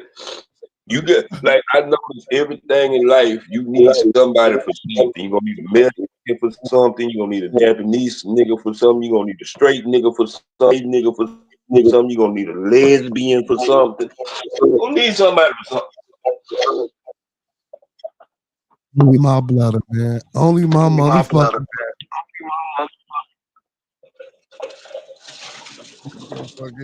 Then the nigga be like, well, what I need a gay motherfucker for? Hell, I don't know till you get into that situation. You gotta ask a gay motherfucker for something. I don't know.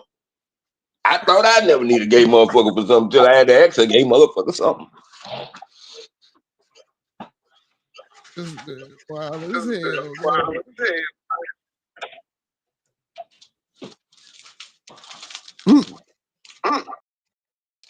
I don't know though, but I guess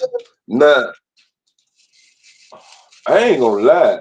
And I don't know if narrative will agree with me on this. I think it's more simp rappers than it is simp R&B. You think it's most simp rapper? You got that right. You catch more rappers married than you catch R&B niggas married. Think about it. Yeah. Most rappers, LL Cool J, Snoop Dogg, who else got a DMX had DMX had several, but they get married though. Rappers get married. Look at even today with Krishan Rock and Blueface, nigga. I don't give a damn. That's simping. You think that's simping? You got this bitch hit me in the head with a bottle. I ain't killed this hoe, and I'm a whole gang member, and I ain't had no Cripettes come over here and beat this bitch up. You got me fucked up. I'm simping. I don't love a bitch that much where she can hit me in the head with a goddamn bottle, and I love her. Hell no. Bitch, I'm gonna get my lick back. Oh, blood. You got me fucked up. This bitch, I don't give a damn what I did. You feel what I'm saying? I'm gonna tell you too, all them niggas on that reality TV housewife shit, simps, all them niggas simps. Young Jock, all Ray J. Ray J is that nigga, that's a whole nother story. But anyway, like, I don't know, like Clay Thomas, that nigga a simp. Boy, you simped out for that bitch. You know what I'm saying? Like I do be feeling. I see like this. I can see certain niggas that can be. I might be looking at it wrong. I could be looking at it wrong. Like I have to sit there. Like I'm right now. When I'm gonna go back, I'm gonna sit here and I'm gonna listen pre-screen all those songs he put in there and be like, okay, yeah, this might be a simp song. This might not be a simp song. Like I will do that. Hold on, man. I know Monkey J. Simpson. Huh? I said, I know Monkey J. Simpson.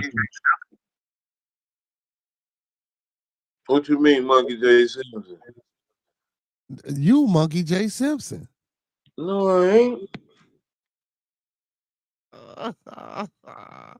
Hell yeah. Well, Miss Coco, you was Oh, Simpson. I thought you talking about my name. I'm saying, nigga, I'm smoking Joe Monkey. I said, I'm smoking Joe, baby. You feel me? Smoking Joe. You see who I am, don't Yeah. you? Yeah. You like that, though. You like how I did that one. You like how I put that one together, don't you? You like how I put that one together. You know what I'm saying? Beer bowl slicing this bitch. You feel me? You know what I'm saying? Come through with them hands. Yeah, I see you with the beard bowl slice. Yeah, I had to go making me some coffee right now. Man, you making something to eat, man. You making something to eat with that damn coffee. Some coffee. Nah, I ain't hungry. I ain't hungry. Shit, I ate good before I went to sleep. So what you ate, some Thanksgiving leftovers? Goddamn right. Hell yeah, man. I think I'm finna, man, in a minute, man. You know what I'm talking about? I'll probably give me some turkey. You feel me? You know what I'm saying? A little turkey. You know what I'm talking about? Some lemon pie. You know what I'm saying? You feel me? You know what I'm talking about? Some pot roast. You feel me? A little rice. You feel me? Yeah. That sound about good. Oh, we got some baked chicken. My sister cooked again, though. That's crazy. She cooked after Thanksgiving, bro. How? Why? What the fuck? What are you doing? Shit. Yeah. Oh, my sons and shit, they don't like to eat. My nephew and shit, they don't really eat leftovers like that. I told them motherfuckers, wait till y'all start paying for shit. Yeah, well, you know us as kids, we don't really do shit till we get grown. Like My everything. sons don't eat leftovers. See, that's why they don't eat it, bro. Because my sisters don't know. None of my kids eat leftovers, bro. I be like, you niggas is crazy. Excuse me, because I don't call them niggas. But I'm talking now, but I'm like, you motherfuckers is crazy. But I will call them a motherfucker. I'd rather call them a motherfucker than a nigga. I'm like, you motherfuckers is crazy, bro. I eat leftovers, bro. That's when the seasons and shit, you know what I'm saying, seep in everything. You feel me? You know what I'm talking about? Now, I ain't finna do that shit for no Bullshit. week. Like I say, Yeah, brother. you should. Yeah, I do that shit for like a couple of days, but I can't do the whole week of that shit. Yeah, that's not. Yeah, leftovers ain't supposed to be but about a day or two. Now, yeah, sometimes we do overcook, but shit. Once that bitch sit in that bitch and you forgot about it, and then you go back in there and be like, damn, I forgot about this. Yeah, you better throw that shit away. Yeah, throw that shit away. Yeah, we eat that shit. Like, we eat that shit. Oh, man. Hey, man. What happened at church, man? Did y'all expose my boy? Yeah, they put that nigga. Yeah, we put that nigga out there. But I told him we really just need to do a show about Yeah, that nigga. that's what I thought he was gonna do. That's what I thought he was gonna do. Yeah, that's what we need to do. Do a show. He did some real little quick little intro or some shit. Like, nah, man, put this nigga on blast, bro.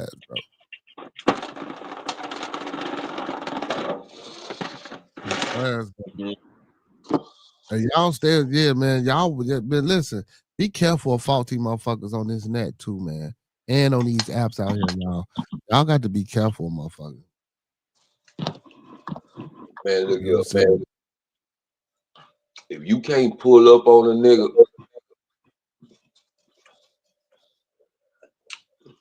that's my whole thing. If you can't pull up on a nigga, you can't get nothing from me. Now, I ain't gonna lie, like certain amount of money, I ain't tripping on a nigga burn me, but yeah, I be going door to door to St. Louis behind that chain. I ain't gonna bullshit. But then too, you gotta handle shit certain ways to get, you know what I'm saying? Cause one thing about a scammer, though, you can flush their ass out. You just gotta know how to do it. Mm-hmm. You can flush their ass out. Cause like I say, you only can do it so many times. You know what I'm saying? Until motherfucker catch on, and then be like, man, this the nigga right here. Then a nigga bait your ass in, and then next thing you know, it's no singing and flower bringing. Hell yeah, man. You know what I'm saying? I was just a little too swift. You feel me? I told motherfucker got to be more quicker than that. You know what I'm saying? You know? But I think that's only because I knew a little bit about, you know what I'm saying, certain shit already. You know what I'm saying? So motherfucker Yeah. couldn't Yeah, motherfucker tried to swing it my way, you know what I'm saying? Shorty swing my way. That's but you know what I'm saying? Motherfucker couldn't, you know what I'm saying, couldn't penetrate the wall. You feel me? I already had everything, you know what I'm saying, lined up, so motherfucker couldn't get down on me, you feel me? It was an attempt. Well, I ain't gonna even say it was an attempt. I'm gonna say that I'm thinking it was an attempt. You know what I'm saying? From the way it was done, you feel? Me? And then to come back, and bam. You know what I'm saying? Yeah. You know what I'm saying? Motherfucker just couldn't break through. But man, you know, shit, man. We live and we learn, and hopefully, goddamn, we can smoke a motherfucker out, man. So I'm trying to go to St. Louis though. You can So, still go. It's a bunch mm, of homosexuals up there from what I seen from the Drewski goddamn show.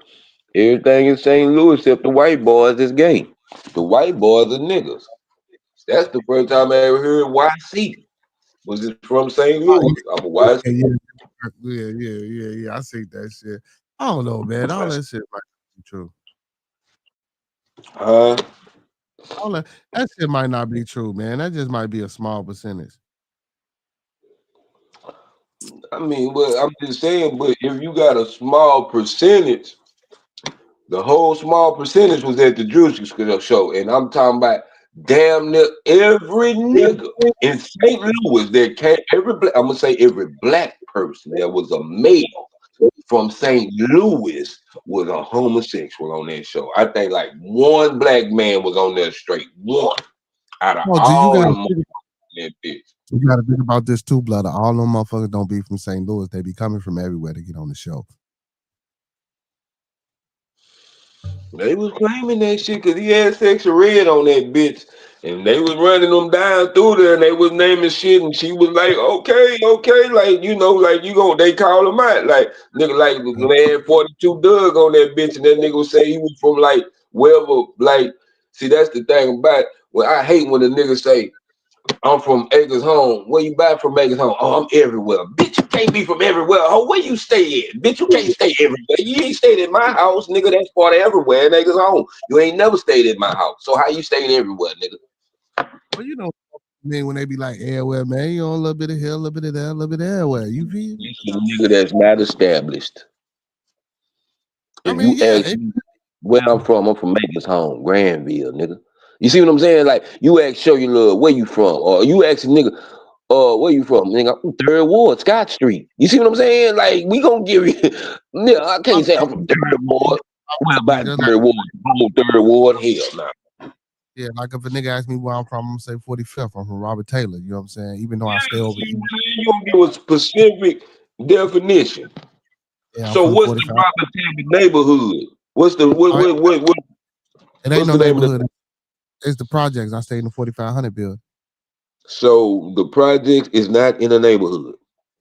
It's on. We call it the low end. You know what I'm saying? Because it's the lower numbers. That's We like call it the saying low I'm end. from the low end, and then the nigga be like, "Where you from?" Is I'll be all over. No, you don't, boy. Cause I ain't never seen you, nigga. But then when you say the low end, you gotta name a particular project because you don't if you from 51st to 55th, that's the whole. That's still Robert Taylor, but that's considered the whole. Like the MCs was 49th, the 47, that's Vulture City. That's where the folks was. You feel me? You know what I'm saying? Like 45th through like 43rd. So I'm saying it was folks and the BDs, but we only had like 3 buildings in the back. I just stayed in the 4500 building because that's the building my grandmama, you know what I'm saying, moved in. You feel me? And that was the front building. So I was in the front building. See, then you got the front and the back. It's all type of but then you got the Wells that's on 39th. And you got the Ickies that's on I heard 27. You got, it. you know what I'm saying? You got the Ickies, you got Stateway. You feel me? But all this shit is on State Street, except for the Wells. The Wells like Cottage King, shit like that. You say what? I'm trying to think. My brother from Waukegan. I don't know if he stayed. It was some other. I don't think it was Robert Taylor. I think it was some other. Caprini. Yeah, I think he stayed in. Y'all had some shit called Caprini. Cabrini Greens, that was up north. You know what I'm Yeah, saying? That's what the vibe yeah. was. And the He folks. was, I think that's where he was from Cabrini Greens. I Yeah. think that yeah, Cabrini. Yeah, And because that's then, the only place. Yeah, I ain't never heard that shit before. It was in him. Yeah. then out west, we had the Harry Hornets. That's what the folk on the Hustlers was. You feel me? You know what I'm saying? Then now we got the Argyle Guys. That's got some of everything in it. You feel me? That's in the hundreds, like 134th, 35th, 36th, 37th, 38th, shit like that. You feel me? Then you got Lil Joan, but it's shut down. It was in Riverdale called the Pace Setters. You feel me? Let That me ain't. ask you this. Let me ask you this though. Who is Robert Taylor? You know what? Let's find out right the fuck now, because I Yeah, couldn't even like motherfucker. you said it, man, like I had to find out. Like I went to Mabel B. Wesley. Who in the fuck is Mabel B. Wesley? You know, I gotta go see this shit. Like, I had to go find out who the fuck Booker T. Washington was. Like, nigga, I met the I school and we knew, ain't been taught who this I knew, nigga is. I know who the fuck Booker T. Washington was. Yeah, nigga, I went to Booker T. Washington High School. They didn't even tell us who the nigga was. Y'all ever know who the fuck he was? That's crazy. Yeah, that shit I'm talking about. That's crazy, nigga. I always knew who Booker T. Washington was. I mean, we knew who he was, but nigga didn't know who he was. Like, you know what I'm saying? Like, you know a nigga name, but you don't know what he do. You know what I'm saying? That type of shit. Like, that's Paul. What he do? Shit, I don't know. Shit. And I was with Booker T. White. That's Booker T. White. What he do? Shit, I don't know. Okay, nah, we knew all that. Well, at least I knew all that.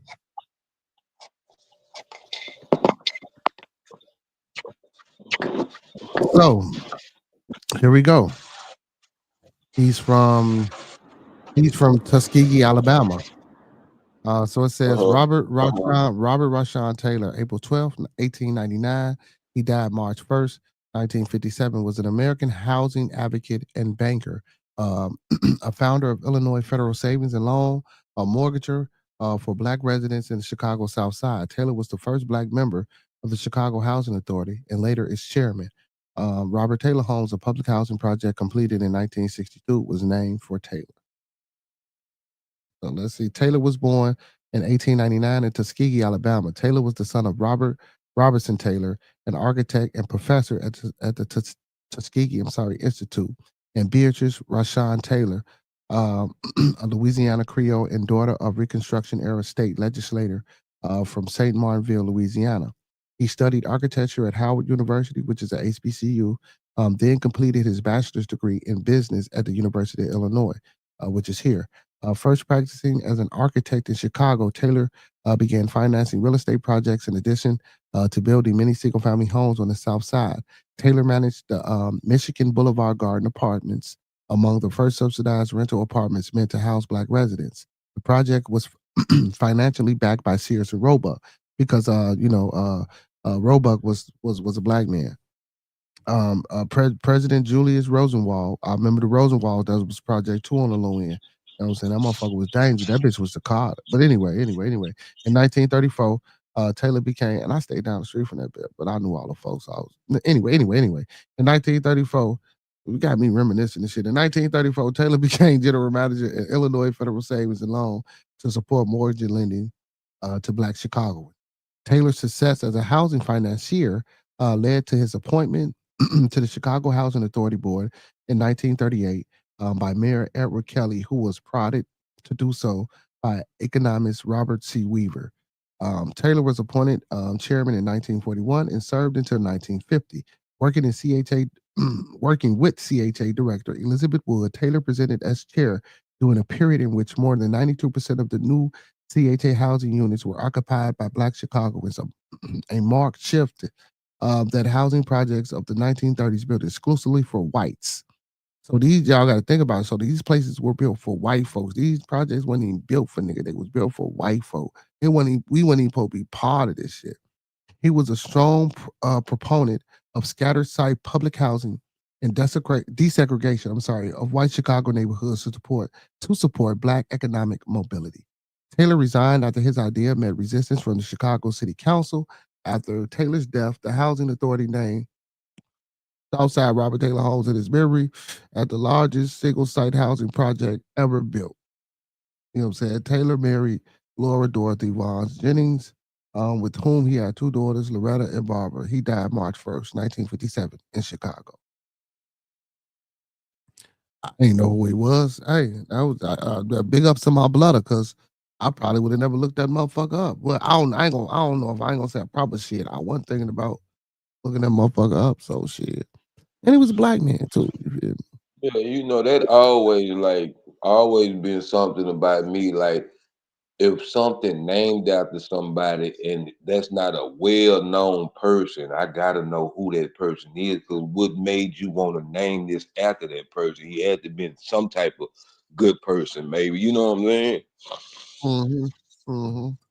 Well, most things I know, like high schools and names and some shit, you know, I be knowing that. But Robert Taylor, I figured because honestly, you know what? I don't know why I figured that because Ida B. Wells is a black woman. You feel me? You know what I'm saying? Yeah, we got Wells Middle School. I had to be Wells Middle School out here. You know what I'm saying? I think Mary Argill was a black woman. You know, so I think most of the projects are named. But if they was made for white people, why the fuck were they named after black people? Because we took over? I don't understand that. Or they renamed them and named them after Yeah, black that's what I motherfuckers. was just gonna say. That's why I came up here. Or they was finna rename them. Hell, them hoes would probably be named whatever white person named Dave Thomas Apartments. Like a motherfucker. Hell yeah. Hell yeah. That's probably what it's supposed to be and shit. You know what I'm saying? But man. Hey man, make sure y'all tapping that like button, man. We only got a few people in the building, but we don't get no fuck, man. We rocking out, man. Me and my bloodder, man. You feel me? Hey man, boy, I rocks with you tough, boy. You my motherfucking ace coon boom, my boy. If I ain't never told you, I'm telling you now. I fucks with you, my boy. Ever since you came on that Saturday with the motherfucking blood talk. Now you hey boy, you came on popping, boy. I say, oh, wait a minute, slow down, my boy. Wait a minute.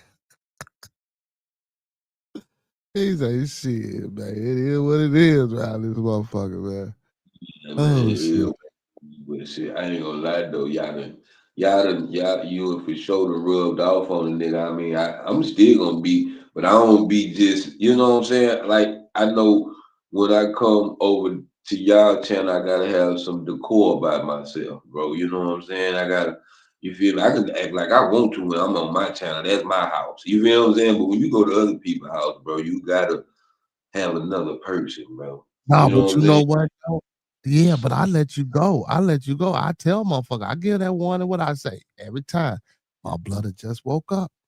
I sent out the back signal. And sure enough, every time I send out a motherfucking back signal or I mention your name and I want to see you, my nigga, you always pop the fuck up. No bullshit, no lie. It'd be crazy. I tell for sure, like I just wake up, huh? So I check my notifications and like I see either like how I just did when I woke up now and I seen you were live, but sometimes you don't be live. You know what I'm saying? But it was just so happy you were still live. You know what I'm saying? This Mhm. tonight. Nigga, that's what I be. I be like shit, even when I do get y'all notifications, like I told that nigga, man, it be y'all been 2 hours in the motherfucker before I get the notification when I pop up.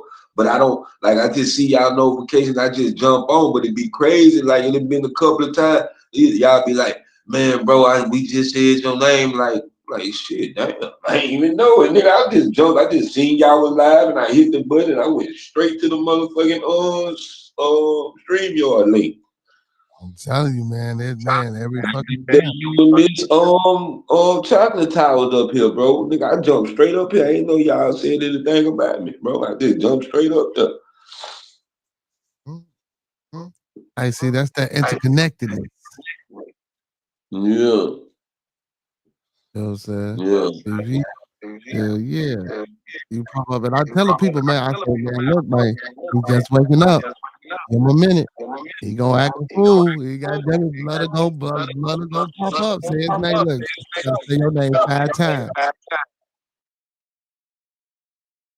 Man, it's some badass echo. Yeah, like I say, you gotta say your name 5 times. Let me leave and come back. Maybe it's me. You know what I'm saying? I always blame it on you. I'll be right back after these messages. Let me see if it's me. Is it? Nah, it always be me. My shit stay fucking up here. Every time I go to a nigga channel, that motherfucker get doing that shit. So I don't know what that shit about, bro. Is it Man, how the me? people is this on this late night, man? 12:45 at night. Damn, I watched It's this bitch. 12:40, and it's 12:45 in the morning, man. And whoever out here with us, man, do me a favor. Like the video, man. Thumb up the video, man. man. Like the video, man. Thumb up the video, man. Like he said, like and thumb up that motherfucker. I'm saying that's important. Y'all do that, man. You know what I'm saying? That's important. Y'all do that. Make sure y'all do that. And also, man, don't forget, man, make sure y'all going over to my Blooder channel, man. Listen, hey, make sure y'all hitting that vertical, that widescreen, man. Make sure y'all going over to TMB with Monkey Man. Anything that look like it's live, go like it. Double tap that motherfucking screen. You know what I'm saying? Yeah, man, but you know, I be on late though, Blooder. But sometimes, you know, it be a decent audience on late, man. It depends on the day. You know, it's Monday, it's the beginning of the week. You know what I'm saying? Motherfuckers ain't really, you know what I'm saying, up and out. Motherfuckers tired, gotta go out to work, after being off on the weekend. You feel me? They be laying it down. You know what I'm saying? Sometimes though, Mondays be hyped like a motherfucker though. You know what I'm saying? I ain't even popped off shit. You know what I'm saying? But yeah, Mondays be hyped like a motherfucker. What I've been on at 3:45? Shit, we ended at the evening 4 mark. You know what I'm saying? 15 minutes. Hopefully Blood will come on back. If not, you know what I'm saying? Hey. Oh, there you go. Duke. Smoking Joe. What the fuck is GMC? My bad. What's GMC? Oh, that was for Great Amount Come Up. I ain't raised that. Okay. Great amount come up. Okay. Great amount come. How Unc doing any motherfucker? Oh yeah, Unc was on. He was at church. Did Unc have something to say about Scheme Rising? I forgot what he said, but yeah, he gotta go back over there. It's in the Bible. Okay. It's I'm about to say it's in the Bible. Hell no. He said it's in the motherfucking Bible, man. Hey boy, them commercials, man, you kicking out. Blooder, what made your uncle, man, rise up from the motherfucking bottom of the screen like that? Why? Man, Why? I don't know. You gotta ask that nigga do cocaine, bro. You don't question the nigga that do cocaine. You just let nigga Bro, be. why When you they do talking? cocaine, you just let them do Why? their shit. Bro, why is you talking about the bishop like that? Allegedly. God damn, bro. You just can't be throwing my motherfucking uncle on the motherfucking bubble. I know he your uncle, nigga. He my uncle too. You just can't be doing that, Yeah, man. but I mean, I'm just trying to figure out how the fuck he keep having powdered sugar around his nostrils because he's saying it's powdered sugar. Yeah, it's because he likes sugar. It's the sugar booger. The booger sugar. Mm-hmm. Listen, my grandma used to say that shit. You know what I'm saying? Hey, man, leave Unc the fuck alone, man. But yeah, man, the way Unc popped up, man, I say this motherfucker is off the chain. And then the spin around, ooh, wee. God damn, boy, that spin around, boy. And I got to talk to him too, man, about that motherfucking parakeet, man. You know what I'm saying? And the neighbors, man, and what happened. I want to know, goddamn it, them neighbors got punished, man. That was some bullshit, man. Fuck, they let they parakeet. Yeah, I need to inbox Miss Chocolate time, see when she want to do that. Man. Yeah, you know what? I was thinking about going to sit down on the couch for about 30 minutes. I don't know how it go though. You know what I'm saying? So how she start off your session? Was she was just asking you questions? Yeah, once she had to get the right character, I keep telling people, keep flowing dollars and TMB with Monkey Man are two separate entities. They're not the same person. You know, but once we got on the right when she got the TMB with Monkey Man, so, you know, yeah, she came to me like a real therapist. She just wanted to hear why I want to be a straight boy and why I'm supporting the trans white movement. I support the trans white movement. I support that 1,000%. You know what I'm saying? You know, that's something that, you know, we really trying to push over here, man, trans white. We gonna document excuse me, we gonna write up some documentation and we gonna take it to Congress and we gonna try to get it accepted. and pass, you know what I'm saying, as a bill, the trans white bill. You know what I'm saying? No, Yeah. I think no. The reason why, see, well, I had to tell you behind the scenes why I pushed the trans white movement. Well, I'm gonna tell you, I'm And gonna say this. I believe, yeah, because if we push the trans white movement, I believe that they will be like, you know what, fuck this. We gonna make everybody what they supposed to be. You see what I'm saying? Like when white people, when black folks try to become white and I'm talking about and be recognized as white. See what I'm saying? Like, if you want to be a man, but you can be recognized as a woman, my nigga, I can be black. You can recognize me as white, nigga. If a man could be recognized as a woman, you can recognize me as white. yeah, I don't see how yeah, you don't see it. you ain't spoken no lies. That's all You ain't I'm spoken. saying. If a woman can be a man and a man can be a woman, I can be a white man if I want to be. Yeah, yeah, that's So facts. now we will, you know what, and we might can get some money off of this because you can't deny me being a white man. If you can't deny him from being a woman, you ain't deny And him from being a woman. we can take this shit to the Supreme Court and sue their ass. We can sue the state.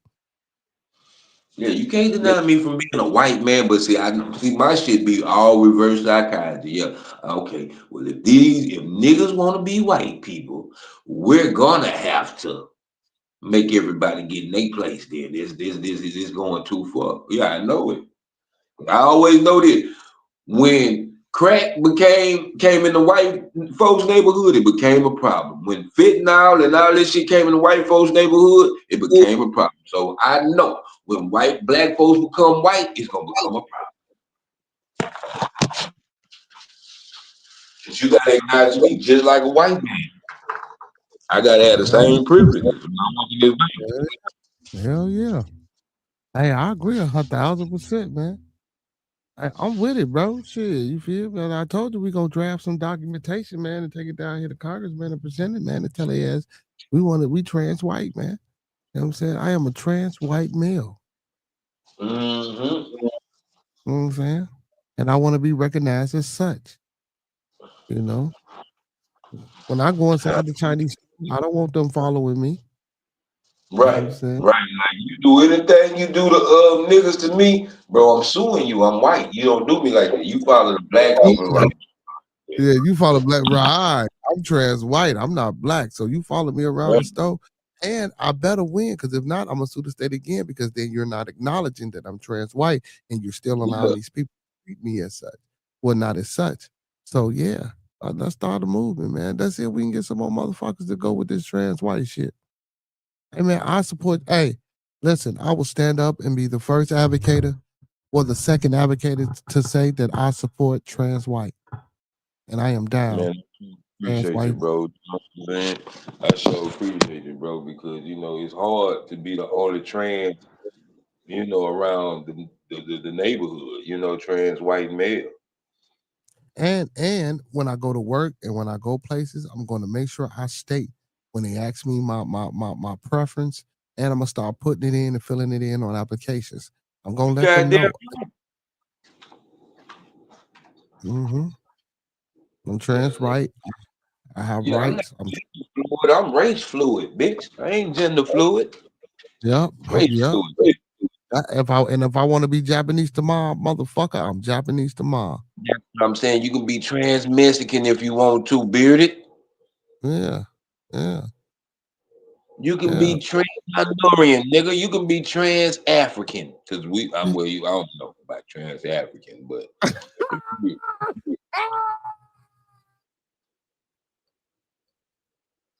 motherfucking. Why the fuck you say yo? Well, I don't know about trans I mean, African. yeah, it's like shit, nigga. You already that. You know what I'm saying? We call y'all that. We call you African American. I think they still call what they call us now. I think they just call us black now. I'm saying, but transcontinental Africa. You see what I'm saying? Yeah, but Trans, well, Yeah. Well, you know what? You probably have to be like trans Nigerian, trans Guana. You know what I'm saying? Shit like that. Like, cause you got your different countries over there. Yeah, people already think that I'm Nigerian. A lot of people be thinking I'm Nigerian. Yeah, you got a head like a Nigerian. Yep. Yo, auntie, motherfucker. This motherfucker gonna say I got a head like I do You not. be like a Nigerian. You be like a Nigerian, like a motherfucker. Where do you That's go? Where you come from? Where you going? Looking at it. that's, that's not funny to call me Nigerian, and that is not my whole name. I am an Mm, American. You do not know me, brother. You yeah. do not say you do not say things like that. Don't say things like that. That is not nice. I am not. Yeah, I mean, first of all, yeah, you couldn't even be Nigerian because your hair toothbrush, like them niggas had nappy than a motherfucker. Like, nigga, it Oh was yeah. like you grease on And I that bitch. tried Is to stretch my pretty neck nice. the other day. My neck ain't fucked up, my boy. You know what I'm saying? We don't do the fuck. We don't do the fucked up necks. Yeah, You know what you I'm know, saying? man, nappy than a motherfucker right there in that corner on the two corners right behind the ears. Just look right there in the corner, right behind the ears at the bottom, man. That shit. That bitch gonna look like his own country. No. I could still be Nigerian, and my mother could be adequate, and my mother could be black. You know, I have traits from mother. You know, me not to get father traits. Me have mother traits. Me mama. Mm, mm. Oh fuck, it's like You fucked Nigeria, up. boy. You look like your father. You say, who like my father? What you said about my father? No, I said it's fucked up when your mama got father features. Like, Whoa, nigga, whoa, whoa, whoa, God damn. He called my mama a man. Damn, mama. no, Oh I'm just shit. saying you got father features. I ain't saying she look like a man. She got father features. Like I'm gonna tell you something, bro. Like, what's her name? Tiana Taylor. Like that bitch. That got strong facial features. Like bitch. Yeah, Like ooh. she's sexy though. She's sexy though. Yeah. Yeah, she can be, and she can be very ugly too. Like in the face. Yeah. Like Yeah. Mm, yeah. I agree with you. I ain't gonna you ain't you saying know, nothing wrong. like a semi-bot surgery. You know what I'm saying? Like your face is a little too strong, bitch. Like I couldn't, like I don't know. Like I look at Wait a her, minute. like the Wait, nigga she hold on. dating right now. Nah, you ain't supposed to be fucking with that nigga, bitch. You know you running over that. Nah, that nigga probably be a smoke. Did you say wait a minute though, brother? Did you say a semi blotch surgery? You goddamn right. That bitch face look like this. Oh, I don't remember if you remember that old lady back in the Gap. She had some fucked up surgery and her face damn near looked like a tiger. She Yeah, I was know the lady you talking about. I know exactly the one. I know damn the near little white how lady. she looked. That damn near how she looked. No, she don't look that bad, bro. No, I say damn near. Like her No, but shit you that know, healed over the years. Like it's going back. You see what I'm saying? Like it's the swelling that went down and she healing. But your she face, look like Dionne Warwick. Shit, if they do a cover on Dionne Warwick, I think she'd be perfect. you know what she kinda do. Ain't no But her kind of shit, face is dude. too strong. Now Dionne Warwick do got, but Dionne Warwick still pass as like that's a woman. But shit, look at Dionne and go look at Tiana Taylor. Yeah, I can kind of see it when you said that. Nah, I can kind of picture that. But I'm not. But Warwick face ain't as strongly masculine. 'Cause I swear, like don't get me wrong, Tiana Taylor can be a beautiful woman, and certain shit can make her look ugly, just like Jess Hilarious. Jess Hilarious is really a bad bitch, but she can do some shit that make her look ugly. Hey, they might let us fly with that trans white. So racial fluidity is the concept that race is not fixed, but rather it is flexible. And we can get right back to Tiana. It's flexible, changing over a person's lifetime or even a different social situation.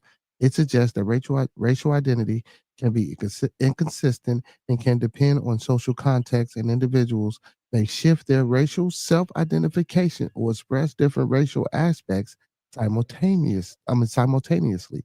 This can include some self-identifying as one race in one context and a different race in another for strategic or personal reasons. Hmm. So just like how I articulated my words, that was my trans white side. Your And trans white side sound trans gay. Like, you know, you gonna have to keep put whoa, some wait, basic. hey man, what type of shit was that, bro? God damn, you feel me? What the fuck? See, now this back to the black folk right here. You feel? You know what I'm saying? Now we got back to the black folk. You know what I'm talking about? You know what I'm saying? I had my little, you know what I'm saying? Well, damn, I went from white to gay, damn, to back to black. That's fucked up. You was white, but you was a gay white man. Sound Gay like white though. man. Damn. Oh no, man. So you gonna see? I'm not fucking around about to hop about this community, man. Yeah, I ain't never changed my voice. I'm just white. I'm just white. Okay. So that means you have some contention with this racial fluidity. You know what I'm saying? You saying fuck that. It don't matter in all contexts, way, shapes, and form. I can keep my same voice. It ain't got nothing to do with no context, circumstance, situation. I'm trans white, regardless of the fact. Accept me as such. Yeah, I mean, you know, you could talk about. You could try to talk a little more proper, you know, with a little more etiquette type shit. But at the end of the day, you know what I'm saying? I'm just a black dude. I'm a white boy that grew up in a black neighborhood. That's all it is. I am just a black dude. I mean, a white dude that grew up in a black neighborhood, bro. That's all it is. With dark skin. Yeah, you know what I'm saying? But my skin ain't how I feel though. See, that's the thing. Trans people, they think they slick. Oh, so it's how you feel. So you feel like this. So you feel like a woman. Okay, well, I feel white then. Shit. I can't even, I could, but the cold part about it is I got a white saying nigga though. So excuse me for, you know, disrespecting you, um, colored person. You know what I'm saying? I gotta call you a color. You don't think that'd be even more disrespectful? What calling you colored? Yeah. Do you have color to you? Do I have color to me? No, I have Yeah. melanin in me. Yeah. I have melanin in me. Hey, man. I would consider that a color. I would consider that a pigmentation adaptation of my biology. Yeah, well, us plain old reason niggas, we call it colored, and you a colored person. Oh shit, man. Well, white folks more colored than we are. You trans white, so that shit still might not fly. Yeah, it's gonna fly. I know one thing. If I man, I promise you, bro. If I can get this shit really pushing like I want to push it, this shit gonna make CNN. I swear to God, I I'm know it pushing is. it. I'm trying to push it, man. I forgot to take. Man, do I want to? Well, shit. You know what, man? Do I want to tell you? Fucking, should I tell you what I want to tell you behind the scenes? I can tell you now because it's our idea. We can still do it. It don't matter. You know what I'm saying? So I wanted to do, get some makeup and come on and do my hands and my face. You know what I'm saying? And look like a white boy and give a public service announcement about the trans white movement that we trying to push. Yeah, Yeah, but but like like you can do that. I'm not gonna knock that. Look like what they trying to be, and you got some that just don't look like what they trying to be. So I'm in that part that don't want to look like what they trying to be. You know how you can see a you know, nigga I with see a a nigga whole with dress on and a whole full on blown and a beard. full I'm beard. like a I'm white like person. a white person. Wait a minute. Not a. Did you say a dress But you can on with still call me white. That's just like a nigga with a beard, and you say you got a wig on, but you want me to call you a woman with that big ass beard at the bottom. Okay, my nigga. Well, you know, some women are hairy. I ain't never met a woman that hairy in my life. You must ain't been to a sideshow at a circus, then, brother. I ain't never seen the bearded woman at the circus. Yeah. You know what I'm saying? You got to go check out the bearded woman at the circus, man. Hey, narratives and dialogues. You with the movement? You with the movement? Are you with the movement, brother? Hey, brother, I think we can use you over here in the trans white community. You know what I'm saying? There's only two of us. So far, it's Nah, only two of us. he can't be in the trans white community. He too fashionable. He like his clothes and shit. Like in the trans white community, we don't wear our shoes until the leathers fall off that bit. You know, we like dirty shoes. White folks like dirty shoes. Okay, okay. You know, they wear their shoes till them hoes just out of there like that. And they be at the place like they be at the event. You know what I'm saying? They gonna be right in the mix. And all you niggas black people, all you melanated black people, y'all gonna be there in y'all finest threads. Me and Becky up in this bitch with our New Balances on and our Target unit on, our Walmart unit on.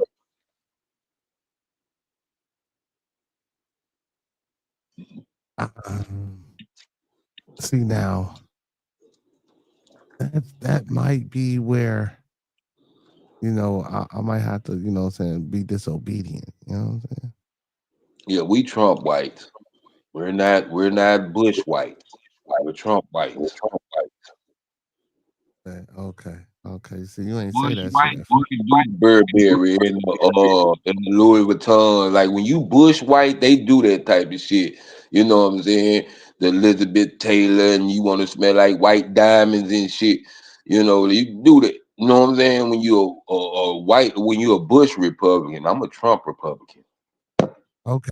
So okay. So we got it's levels to this shit now, y'all. Yeah, you can be whatever type of trans white you want. You can be a Bush trans white. Like you want to be like with the Bushes and the Reagans, and the Kennedys, the prestigious white.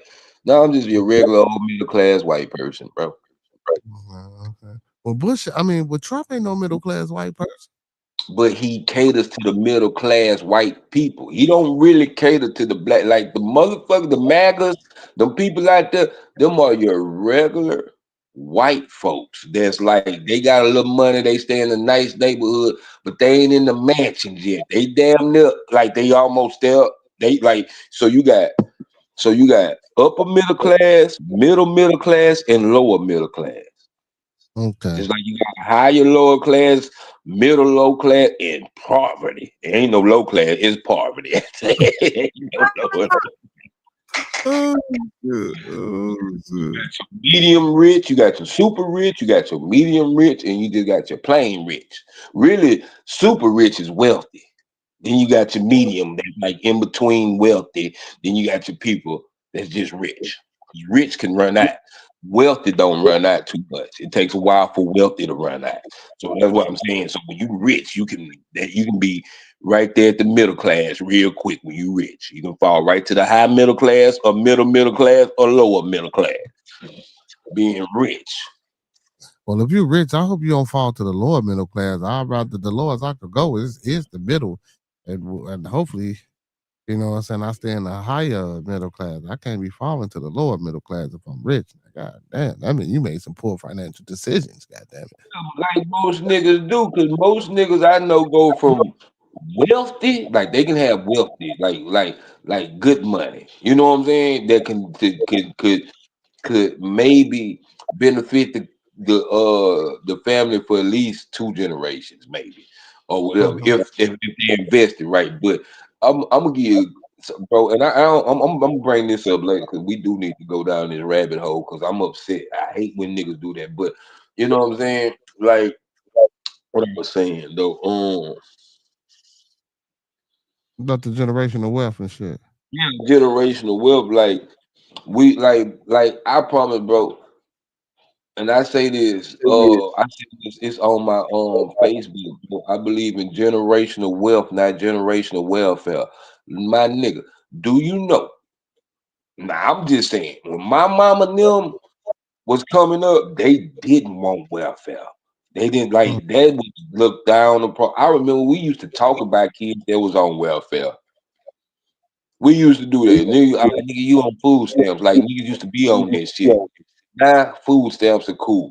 Now those kids, like our parents, now my generation, that was the kids, they on food stamps. Now their kids on food stamps. You see what I'm saying? Like it's generational welfare. uh-huh.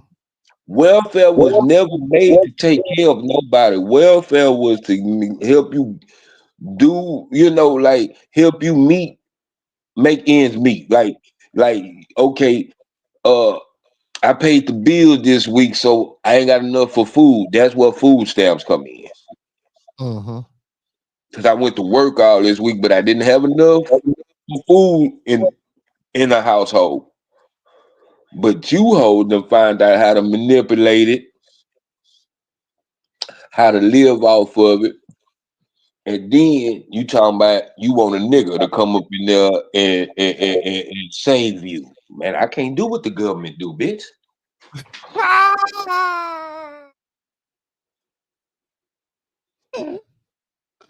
Oh, I'm sorry, Yeah. y'all. Oh, I'm sorry, man. Oh shit, he said, I can't do what the government do. Bitch, I just ain't the government. Bitch, I'm not trying to say. Yeah, bitch, I'm noticing that's what these women want. That's what I'm hearing. I need a man with this. I need a man. You want a nigga to take care of you. Look here, bitch. Let me give you the number to the government. They'll do all that shit for you right there. See, that's that high value man, man. They looking for a man. See, and then even within that, see, let me tell you something. So I've been watching some Kevin Samuels lately, and I'm fucking with him. I should have been, you know what I'm saying? Even when I caught on to him late, but I still like to fuck with him and watch him. Like, so he was asking the women, how much money do you want your man to make?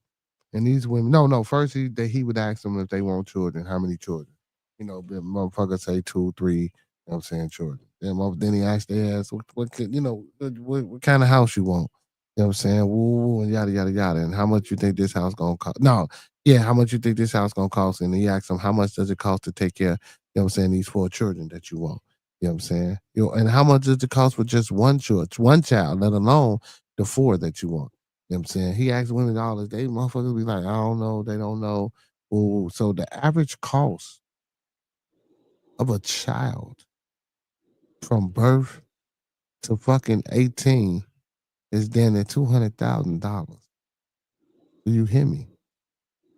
And what's crazy is, bro, we really do damn near just about spend that without knowing that we doing this shit. Yeah, yeah. I feel like maybe in a lifetime you gonna spend over $1 million. Like I feel like I done probably spent $1 million in my lifetime right now. Uh-huh. Oh yeah. No, So it might not be $1 million, but I bet you it's damn near close to it. I know we uh-huh. ought to be in the 100,000 somewhere like a motherfucker. Uh-huh. But yeah, but so when you ask women what they Lifetime, want, you really want to know. lifetime. Every time I'm from a time when you was getting money, nigga. When you was supposed to save money, like from the time you was starting to get allowance for people that got allowance to now, when you was supposed to save money. Oh yeah, nigga, I done lost thousands, nigga. I didn't have thousands, nigga. I didn't talk about when I say lost thousands, literally just lost thousands and don't even know how, man, mad than a mother. Anyway, man, I don't even because I'm in a new place in my life right now. But anyway, but yeah, man, I done lost thousands, Brody. It's like, yeah. But women don't know what they want, G. So in actuality, when they be saying they want a motherfucker to make them six figures, in order for a motherfucker to really take care of you with that amount of kids, and let's just say it's even two kids, right? That's 400,000 plus a 300, $500,000 house. That's $800,000 plus take care of you, plus take care of yourself, and plus take care of the bills. A motherfucking man. really the way a woman want, and then depending upon where you stay, because that's gonna, you know what I'm saying, give you your house market value. Motherfucker be one man, nigga gotta make $800,000 for real. You feel? You Yeah, know? and that's They yeah. that's again what people don't understand. Everybody wants shit, but that ain't what you need. Like on my car, like on our Challenger, I want to do the 120, but all I need to do is 40. You see what I'm Mm. saying? All I need to do is 50. What is the motherfucker require me to do? See, that's what I'm saying. But when you ask a bitch what she want, that's cool. She can want that. But bitch, what do you need? That's what we ain't asking these hoes. Bitch, what you need? Nah, I And asked. still too, and I want y'all to understand this, bro. Women are grew up in a princess stage. So a lot of the shit they say might be princess. You know what I'm saying? Like Delusion. illusion, yeah, because you've been called princess all your life and queen and all this shit. And bitch, you really a peasant. Yeah, delusional. Most women are delusional. Now, let me ask this though: when you asking this woman what she needs, and she tell me what she tells you what she needs, what do you want in return for giving this woman what she needs? As a man, what do you Now, want in I'm return? telling that How do bitch, you? them not, first of all, she got to know what needs and wants are, and that's what a lot of people don't understand. You feel what I'm saying? You need water, you need food, but you don't need the Sonic water, or you don't need Voss water, nigga. You don't need a 4-star restaurant. You see what I'm saying? You just need food and water. That's what you want. You want Voss water. You want Ruth Chris. That's what you want. You don't need that. So So you once trying? you, so I can't even give her. I can't even decipher nothing until I break down. Bitch, that ain't what you need. That's what you want. Right. So you trying to get it down to the lowest common denominator, the simplicity of it all. Got to with a bitch because that's the only way she gonna understand. Look at bitch. That is too profound. And bitch, you know we coming off of Martin Luther King Boulevard. Bitch, you know that's too profound. Now we making a left off of Martin Luther King Boulevard. Bitch, you know that we out of there. We ain't even there. We still on Martin Luther King Boulevard, bitch. What did you talk about? Damn. Not saying a man can't reach that goal, but like if you say, just say, I want to make $100,000 in a year. So what you gonna make for the week to get to that $100,000 in a year? Okay. Okay. $1,000 a year. That's my thing. The smallest denominator, bro. I be trying to tell my girl that, bro, you can't pay like my thing is like every week I'm gonna put something to the side for this bill, put something to the side, put something to the side. I'm not gonna wait till the check and pay the bill. Hell no. You had 4 weeks, you had 3 weeks, well, 4 weeks to put something to the side for that bill. Well, we got some people in the building. Frank Sinatra, what's happening? And everybody else that's in the building. Hey, so Frankie say, man, he say facts, them hoes will break you, nigga. You stupid enough to let them. He say they got a nigga living in the woods right now with this old lady out of sticks and tarps in the middle of nowhere.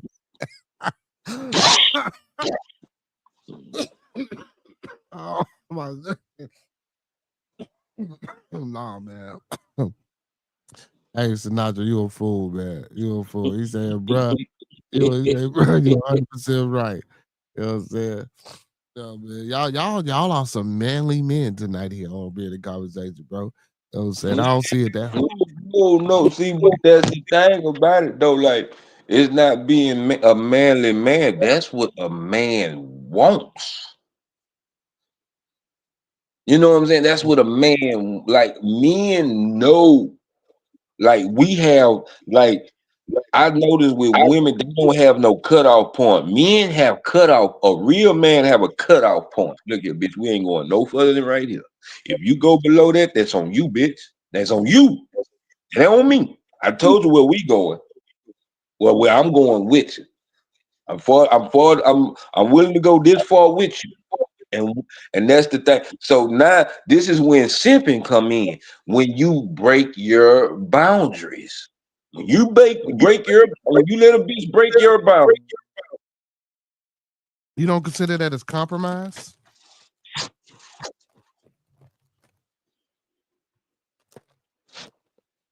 Anytime a woman is in, it's in the Bible. The Bible says.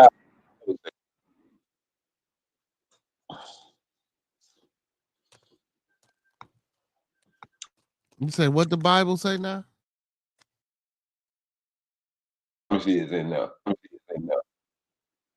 Okay. It's in the Bible.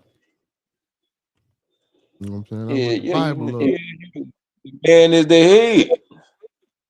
They say the man is the head and the woman is the what? And them hoes don't like that. The man is the head and the woman is the tail. And them hoes been back in that shit for the longest. You cannot be a Christian woman and not abide by that rule. Now, don't get me wrong. You can't lead a man, but you can help give a man directions. Put it like that. You can't lead a nigga, but you can help him give him directions. Because hey, look, baby, I love you, but bitch, you finna drive us into a hole. So a woman can give you directions, but she can't lead. A man can do the same thing though. What? Drive your ass into a hole. That's why I say if she's a good woman, if you're a good man, a good woman gonna lead you away from that hole that you might not see. That's what I'm saying. Yeah, a man can lead you into a hole, but if you got a good woman, she's supposed to help you divert the hole. Hey, look out, baby, that's a hole right there. You might want to go this way. Now, it's up to me to be a stubborn ass man and not listen to my woman and go into that hole. Or I can be a man with what I'm trying, a sensible man. I can be a sensible man and listen to her. You know what I'm saying? Now, if this bitch criticizing every time I drive, yeah, then I'm finna look at bitch. You can get out. Oh shit! Not you kicking her out, man. Man, I can kick bitches out their own car. I don't give a fuck. I'm put bitches out their own house. Shit. Hey man, that's a little much. Don't you think putting a motherfucker out there? Yeah, I mean, the police told me I couldn't do it, but still, I did it. Bitch, I done it when I did it. Bitch, it was good till you got here.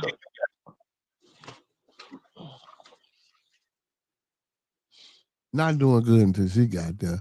Hey, Nah, hey, Nick. to the police got here, bitch. Everything going good to the police pulled up. Like, hey, man, I didn't know it was wrong till you came, nigga. It was right till you got here. Right, because it was everything was all coach to spec. Goddamn, she was outside. I was in here. I don't had to be bothered. Now y'all making me be bothered. Mm-hmm. Hey man, Coffee said you must have took your red pill today, huh? Huh? You said you took your red pill today, huh? Nah, I've been rocking like this. That's why it's hard for me to keep a bitch, because I rocks like this. I don't fall for everything. I try not to, bro. And I mean, I try to be still with a bit, but then too, like it gets to a point, like right now in my relationship, I'm like at the point to man, it's either or. I don't even give a fuck no more. I'm not finna break my neck, and I'm not finna kiss ass because you missing the point of what I'm trying to lead you to be as a woman. You feel what I'm saying? Because if you want me to be a certain type of man, you got to be a certain type of woman for me. You feel what I'm saying? So at the end of the day, we can compromise, but I'm not going you. We can compromise, but you're not going to indoctrinate shit into me. We can compromise, but you will not jeopardize. You know what I'm Yeah, saying? you jeopardize me. We need to put And that that's on a why shirt. they want to be around this bitch miserable because they ain't putting they pimping down, bro. The Bible tell you supposed to pimp on a bitch. It don't say it like that, but in so many words. Hey, look out, bitch, stay in line. You gotta stay in line, bitch. And that's Hey, all brother. pimping is. Pimping ain't making a bitch sell pussy. Pimping is making a bitch stay in line with the program. This Okay, the program. talk that Houston shit. Nah, this is ism. This is pimping, bro. This is shit that the old school niggas told me up under the tree when I wasn't supposed to be up under the tree with them. This is the shit I like to hear. Okay. And not only am I hearing it, I'm seeing it being implemented on the hoes that they fuck with. Cause it's crazy how the old school niggas have 2 or 3 different hoes and they all know about each other, but all these hoes mad at each other. They ain't mad at the nigga, they mad at each other because they want that nigga more. You see what I'm saying? Like hoes used to fight over niggas. Niggas didn't fight over hoes. Hoes fought over niggas, bro. Hey, Frankie say niggas need to bring back that old saying, a man's got to do what a man's got to do. He say facts. God told women to be quiet and learn in silence. He said, Google it if you think I'm lying. He talking Yeah, real no shit. bullshit. I might be saying it wrong, and I might be like, nigga ain't pimping ain't in the Bible. Yeah, it is, nigga. If you just really sit there and read it, and you like, okay, yeah, this like, bitch, I'm trying to keep my bitch in line, and it's not just your bitch. The Bible, the whole Bible is about pimping, keeping all your shit in line. Your life, your kids, your wife, you, everybody around you. You got to keep motherfuckers in line around you. Oh, I can't make a motherfucker do nothing. Yes, you can. You can get the fuck away from me. It's only one thing a motherfucker owe you in life. And this is what the old school nigga told me. It's only one thing a motherfucker owe you in life, and that's respect. Everybody deserve respect. Now, after I get to know you, you might not deserve it no more. You might not. But when I first meet you, I gotta give you that respect. That's why I bump heads with so many niggas on this YouTube because y'all come up here disrespectful. First of all, nigga, state your name. You know what I'm saying? Shit, speak to the people And on the then, panel. And and then then go stay. into your motherfucking Discord. Don't just come on here. Hell, nah, that ain't how I go. And then, man, shut your bitch ass up, my nigga. Your mama didn't hug you, nigga. Shut up. Your daddy didn't give you no hugs, nigga. That's what I'm finna start telling these niggas, bro. See, your daddy and your mama didn't hug you. I know what this shit be. And I'm not being funny. Just like that nigga I said the other day, like I told that nigga yesterday, bro. I really feel like you was tampered with as a child, my nigga. That's why you act overly masculine. I always go back to Hussein Campbell. Any nigga that got a dick stuck between they thighs got to be overly masculine, bro. You gotta be overly tough. Homeboy, you a man. You ain't gotta Oh, show us you a man. We know you a man, but see, your mind so fucked up because the nigga stuck his dick between your legs with Vaseline. And I only laugh at this nigga because, bro, it's some shit you just tell your therapist. You don't tell the world. If you gotta tell somebody that shit, you tell your therapist. You don't tell the world. You been a nigga put Vaseline between your legs.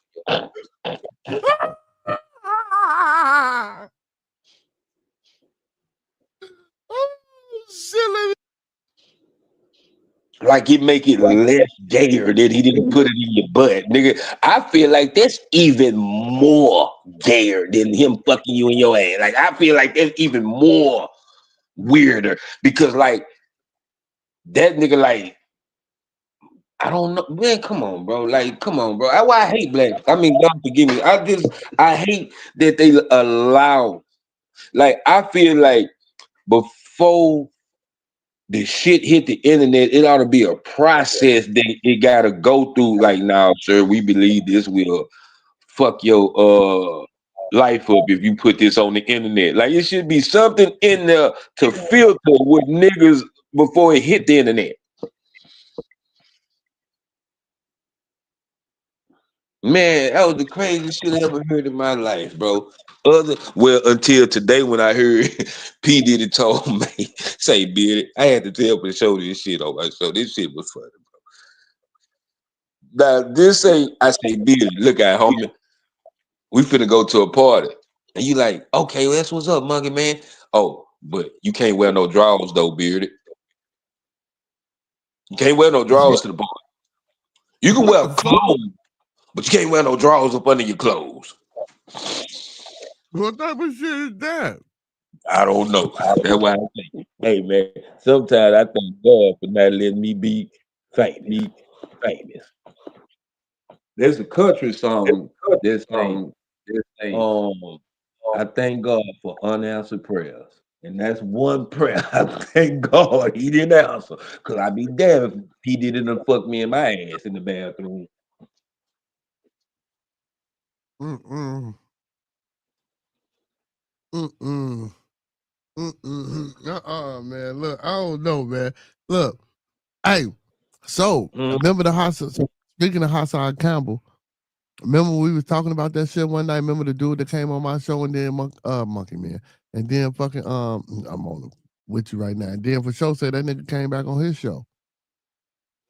Who? Baby Oh, that bright skinned nigga, that crazy ass nigga y'all had on there. You know, he fucked with what's the nigga name? Not Hassan, but the one that the African man bottle. Oh, And, yeah, Bambada, yeah. And the other dude, yeah, he fucked with them his people, so he was saying, I don't know. But I know the nigga was kind of had issues, man. They came to that to say about look, that nigga, come on, dog. Come on. That nigga Boozy be killing them. Come on, dog. Yeah. And his Boozy voice, saying my Boozy voice, come on, dog. Yeah. Hey, he said, I'm over here fucking dying, man. Hey, that's what my blood will do, man. But listen, he not being funny. He being fucking dead ass serious, though. Yeah. Yeah. And that I think that's gonna be because I really see like, okay, like when I was doing comedy, I was really trying to be funny. I see now I just need to talk because I don't really be trying to be funny. It just come out this way. You see what I'm saying? So now I'm like I'm watching a lot of comedians now. That's what because I'm ready to go back on stage. I'm ready to go back on stage. And so I'm just preparing myself. I'm like, you know what? I'm just gonna be me. Hey, you say you ready to go back on stage? You ain't got no manager yet, do you? Yeah, me and God. God, my only manager. That's the only nigga I trust right now. I got you. Don't even worry about it. I got you. I give you discount rate. I got you. Anyway, come on, go ahead for the story.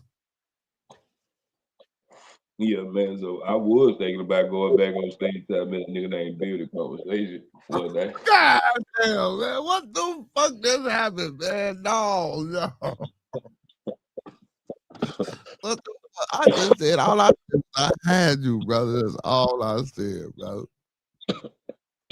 Don't worry about it, man. We gonna listen, we gonna get it on the front end, the back end, and we gonna fuck around and get asphyxiated on some in between. Yeah, man. But bro, that's what I'm thinking about going back on stage though. Like, so my partner, he been trying to, man, let's go do this. I'm like, bro, I'm not rapping no more for free. I know we got something on the rap game. I'm not doing that shit. I'm not doing no more of that shit. Nigga gotta at least give us $50. I don't give a fuck. Just at least pay. I know what we got. You feel me? I don't give a fuck how the world feel. I know what we got. You feel me? But I can go to these comic places and do stand up for free until I get on my feet. You feel me? Or you know what we can do? We can start shooting some short movies though, G. That's what we need to do. We need to That's all my life, bro. I really, and I mean, this would really sound crazy. I mean, not really, but these are some of the dreams street niggas have. I'm a street nigga, but I always want to be a play actor, bro. I always want to do plays. I love plays, my nigga. I watch plays all day before I watch a movie. I like plays because plays you can't Shakespeare, fuck up in front of Shakespeare head people. ass. Huh? I said Shakespeare head ass. I hear you. Yeah, like plays, you gotta be on point. Like that's something live. You gotta be on. Like, bro, I had to go see New Jack City the play, and I'm like, nigga, this damn near like the movie. It's Man, damn near like the movie. you like a Tyler Perry type play motherfucker though. I feel you. Yeah, I like Tyler Perry plays way more than I like the movies. I know you like Tyler Perry. We know you like Tyler Perry. We know. I like Tyler Perry. We know you like Tyler Perry, man. You said it already. You like Tyler Perry. We know that. Not him as an individual, him as an artist, as an artist, because that's an art form. Being a director is an art form. So yeah, him being a director, yeah. Any you don't nigga like that being homeless to a millionaire is gonna be, because I was homeless. So any nigga that went from homeless to a damn near billionaire, yeah, you can be a role model. Ain't gonna do the shit you do. Now he is a billionaire. Tyler Perry is a billionaire.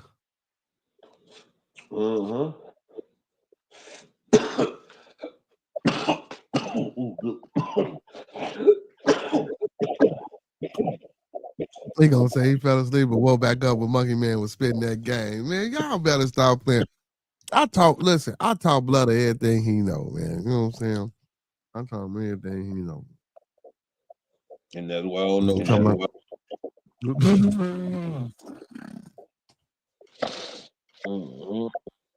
Man, it's about the fourth time you threw me under the motherfucking bus, my boy.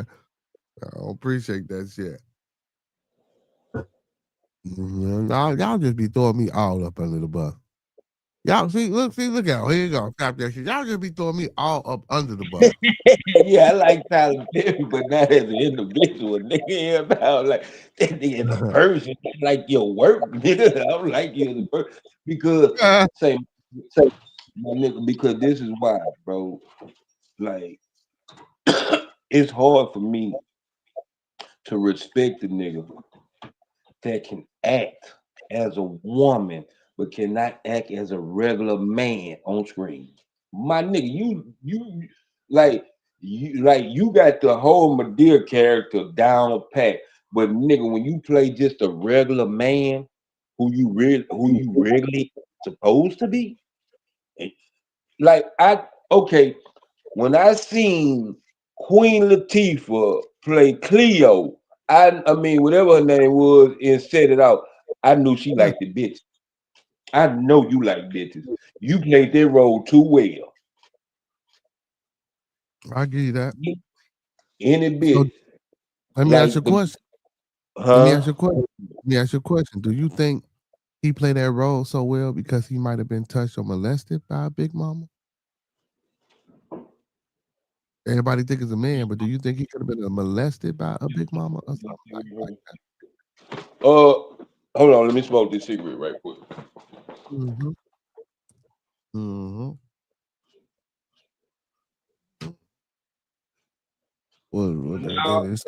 I think it was is he was either touched and maybe, and this is just allegedly, and let me tell you something, bro. I learned a lot.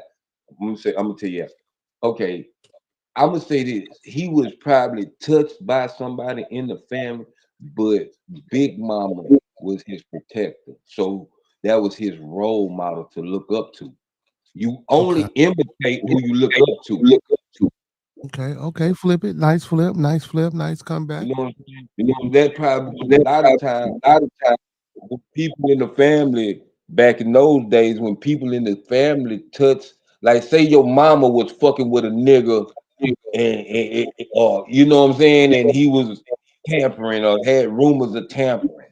So yeah, I'm going to go stay with grandma. Grandma gonna come get that baby. Nigga, that nigga over here touching shit. Bitch, you don't know how to keep you don't know, you riding with the nigga and not your child. You see what I'm saying? Come on, man. Don't get me wrong, though. You know what I'm saying? It's been, man, I didn't heard the craziest shit too, though. You feel? That's why I So said that about such and such. Like that's why I say, like, bro, I really sit back and I watch people, and from shit that I heard from other people in life, it connects with, okay, that's why you act like that, I think, because of this situation. You know what I'm saying? And how you act, like it's like I say, it's certain ways people act that'll tell you a lot about what they didn't have in life. You know what I'm saying? he said Tyler Perry stole that character from a dude named Miss Sophia, from V103 Radio in Atlanta. Okay. Oh, he stole that character? Yeah, we would just been listen. I'm just trying to send it down the rabbit hole, man. God damn. But no, that's something we gotta know though, like, cause a nigga be thinking he made that shit up.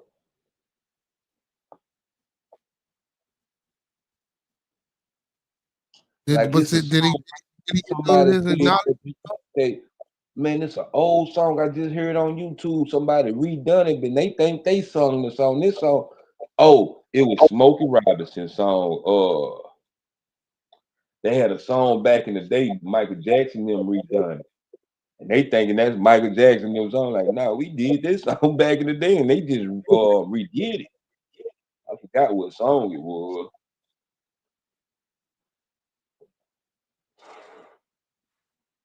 Damn, Tyler. He said, look it up right here on YouTube and review it here on Bearded Conversation. Let me see if Tyler did that shit.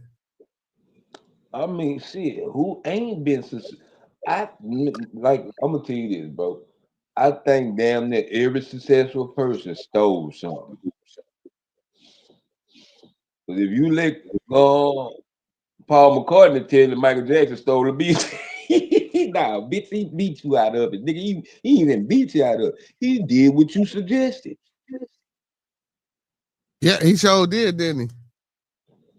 But you can't be. That's just like, you know what? You tell me, hey, Monkey Man, I think you should buy houses, and then nigga, I buy your house. That you, you can't be mad if I change the price, nigga. This I bought it. You can buy a house, and No, you tell me what to buy. don't buy. Don't buy. See, now you on some bullshit. You know what I'm saying? Now you on bullshit. See, that's different. That's different. That's crazy. You a snake ass nigga. But on the back end, after Jackson died, I just see Paul McCartney still got his shit back. You know, see, that's the whole shit I be talking about. Hold on, it says Tyler Perry stole Madea gimmick from drag queen Miss Sophia. Oh, let's see. Y'all want to see? Y'all want to see a little bit of it? Yep, and I'm gonna tell you something about that. So if he did that, that tells the whole story right there of who he is. If he did that, that tells you the story of who he Big shout out to AT. is. Something that I Big shout learned out to from. AT too, man. I'm gonna tell you something that I learned from my sponsor to understand that. What's that? In order to imitate a drag queen, you got to be around what? Oh my goodness, you got to be around him. He used to You go got to a gay club called Tracks in Atlanta, and he stole a role and see tiptoed what I out. said. And he said it before I even see what I'm saying. You just pulled it up. What I'm saying right now. He used to go around. Look, you just pulled it up. See what I'm saying? You got to be around it. Here y'all go. Here y'all go. He never gave Miss Sophia any credit, but let him play. But only as a woman. But I mean, what? And I What? hate when these superstars don't pay homage to the people that brought them where they at, bro.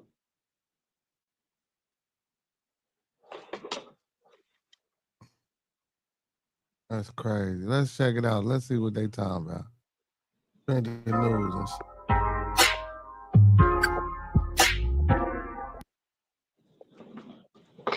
Mm. Don't do me like that. Don't do me like that, man. Why? Because I'm talking about Tyler. That's how they gonna do me, man. Y'all know Tyler, Yeah, one of them people. talk about bad about him. You gotta be white to talk bad about him.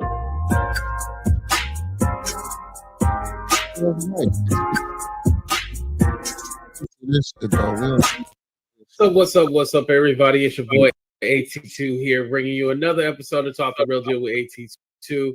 And yes, we are talking about Tyler Perry.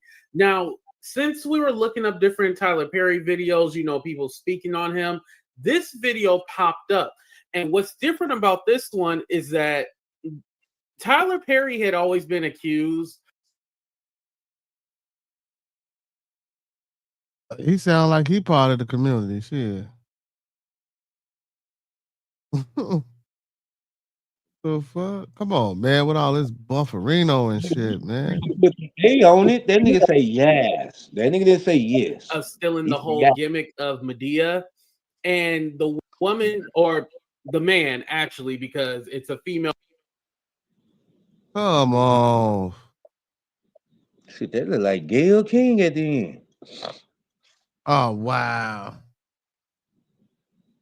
Impersonator, drag queen, Miss Sophia, aka Joe, is who Medea was based off of. And it's all. I don't believe that, man. I don't believe that. See, I like it though. I can try it, but I see the thing about it. We have to see. We have Always to been see. a long rumor that this is where Tyler Perry got it. Allegedly, Tyler Perry used to go to the clubs. He used to try to hide out. He didn't want to be seen. And that shit steady doing this bullshit with the Bufferinos, man. That shit blowing me. Because me and my girl, Tyler Perry got the inspiration of Medea. You know, Tyler Perry always said, "Oh, I got it from my aunties and stuff like that." But no, it was actually Miss Sophia. So this is the first time that I actually heard Miss Sophia actually speak on it. It's just been a long-standing thing that I guess everybody knew. So we're going to go ahead and hear it in her words. And it's very interesting because Sophia was featured in, I looked it up. It was, I want to hear her. I don't want to hear him.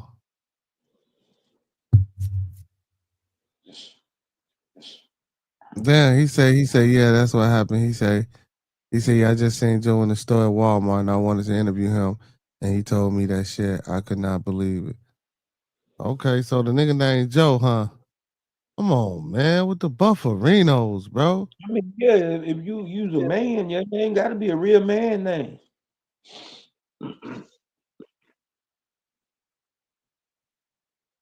But this Wayman.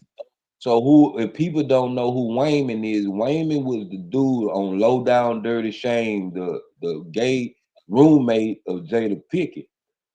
He was a big drag queen star. Do you know? I would say it's like that this man beat out RuPaul for that role in Low Down Dirty Shame. No, I ain't know that. Yeah, I just seen a documentary on this nigga. Me and my girl just watched it. I didn't even know the nigga was from Houston, man. The nigga from Houston. Damn, he beat RuPaul out? He beat RuPaul out. That's how I think maybe, and this allegedly, I think he might have knocked him off. So, because that man was on the way to be bigger than RuPaul, bro. He was so bigger than RuPaul, he was accepted. Like he crossed over with the trans. See, he was a trans. So what they do that like I say, I got a sponsor, and he was telling me about this shit, this drag queen shit, because he like when I did my 4th step, that's when I kind of knew the man was gay, but after he revealed to, because when you do a 4th step, that's to reveal all the dirt and secrets in your life. Well, it's a 4th step is writing it down. 5th step is telling a person. So he practiced his 5th step on me, letting me know who he, so I can be more open, won't feel ashamed about shit I have done in my life. You know what I'm saying? And when you hear another motherfucking story, I'm like, you know what? Look here, man. I don't even want to read this shit, nigga. I want to give you a hug, nigga. My life wasn't really that fucked up. Like for real. So you know what I'm saying? I did, because I really noticed I really got high because I like to get high. Nigga, you niggas had problems. You niggas been touched. You niggas mamas left y'all. There's a whole lot of shit that I didn't have in my Only thing I probably really had was not a father in my life, but it didn't fuck with me like that. I don't think that was the part of the reason why I got high. I just like to get high. You know what I'm saying? Fuck that. It'd be your birthday, your problem, my problem. I don't give a damn. Let's just get high. So, you know, but the drag queen shit, you gotta be around that shit. That's why I say he had to be around that shit, bro. And then they imitate. So, like I say, the nigga was so cold. He was taking at the time in the early 90s, transgender wasn't cool. Gay wasn't just cool like it is now. So he was already crossing over at a time, and he was already being accepted at a time before even RuPaul. Cause RuPaul been doing this shit. Hell, I was coming up. Hell, the only nigga we knew that was a man dressing as a woman was RuPaul. We know was millions. But this man, he was about to surpass him. And I feel like he probably had that man knocked off, bro. But he died because they say, you know, of AIDS. But you know what I'm saying? Which could have been true too. But yeah, it's crazy though. But that's the thing. Like I say, man, you gotta be around it to like I just now can start being around regular men, bro, because I always grew up around gangsters and wanna be, you know what I'm saying? So when I got like, bro, the first time, bro, I had took my daughter to the doctor. This was about 3 years ago, bro. First time I just really been acknowledged as Mr. Amerson, and I didn't know how to take that because I never heard nobody just come at me like that, and it kind of fucked me up. No, it's more Jermaine or Monkey Man, but to hear a professional person, and I'm just saying it might not be big for people that's, but this from a street nigga to be in a So, Mr. profession. Emerson, so Mr. Emerson, you never heard that in school? Yeah, but it hit different as a grown man because now you're grown. Like you're really it, bro. It really set into me, bro. Even though I've been a father in my daughter's life at the time for 17 years, when that lady came to me as Mr. Amerson and me being in recovery and me being, you know, changing my life, I really felt like a normal grown man, like a normal grown up. Like I feel like a person. I feel like part of society when she said that. So that's what I'm saying. It made me feel like I'm no longer that street nigga now.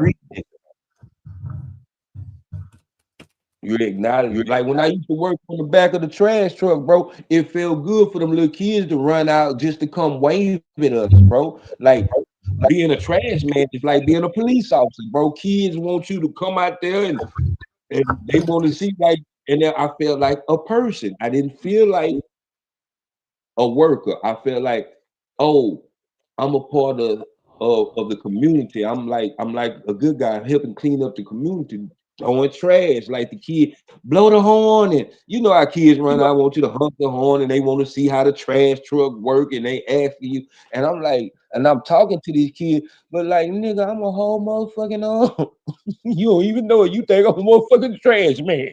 You know what I'm saying? But that I learned a lot. Like I am a part of society. Some people, like a lot of niggas out the hood, don't feel like they part of the world. They feel like they are part of whatever they at, wherever they at. Whether it be Acres Home, Sabrina Green, or Robert Taylor Home, they feel like that's all they are. They don't feel like they Houstonian or Chicagoan or Illinoisan. They don't feel like that. They feel like I'm Sabrina Green. Sabrina Green. Yeah. I mean, you just gotta understand, like I was very, like I was very, even though I was very entrenched in the streets, I had customers and people that I dealt with that had money though. Like I had a lot of white customers. Like I fuck, that's why I fuck with white people. Even they get high differently than black people, bro. Like I felt like, oh, this is how you supposed to get high. this how you supposed to do it comfortably. You know, you can pull your cocaine pack out in white part. Ain't nobody gonna flinch. You can't do that in the black neighborhood sometimes. Oh shit. Well, you might can. Hey, Hey, we growing up like men of cocaine and snort powder was a secret society. I wouldn't know. And knowing is half the battle. I would motherfucking know, my boy. Not saying it like that, but I just No, I know. I mean, don't get me wrong. If a nigga was sitting up here and talking about shooting up heroin, I wouldn't know. If a nigga was sitting up here talking about geometric framework, I wouldn't know what the fuck he talking about either. Shit. well, I would know what, you know what I'm saying. No, see, but that's your lane. I'm not gonna say I ain't gonna sit there and want to hear what the nigga. Cause I want to know what the fuck is geometric. Right, that's why I'm listening, but shit, I'm like, oh, my lane, man. Okay. Let's play the video, man. Let's play the video since he brought it up. Look, he back to the video. Let's get to this video, man, about Tyler Perry. Tyler Perry, okay? A lot of people say, why would you do that? Tyler Perry, he gonna put you in no more movies. He gonna put you in no more movies. You gonna mess up. You gonna mess up the good thing. Wait, listen. Well, her cut to a music Yeah, this shit that's why I stopped it, because it's the bufferinos, man. That shit was on pause for a long time, man. It shouldn't still be buffering like this, but this shit is getting on my nerves, bro.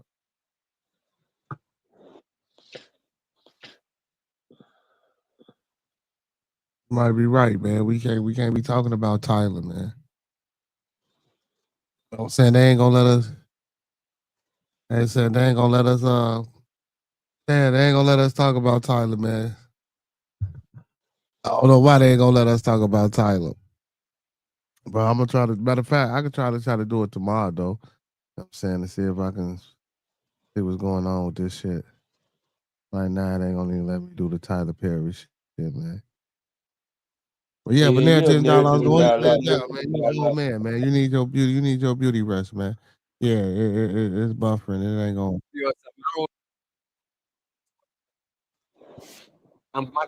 Hold on.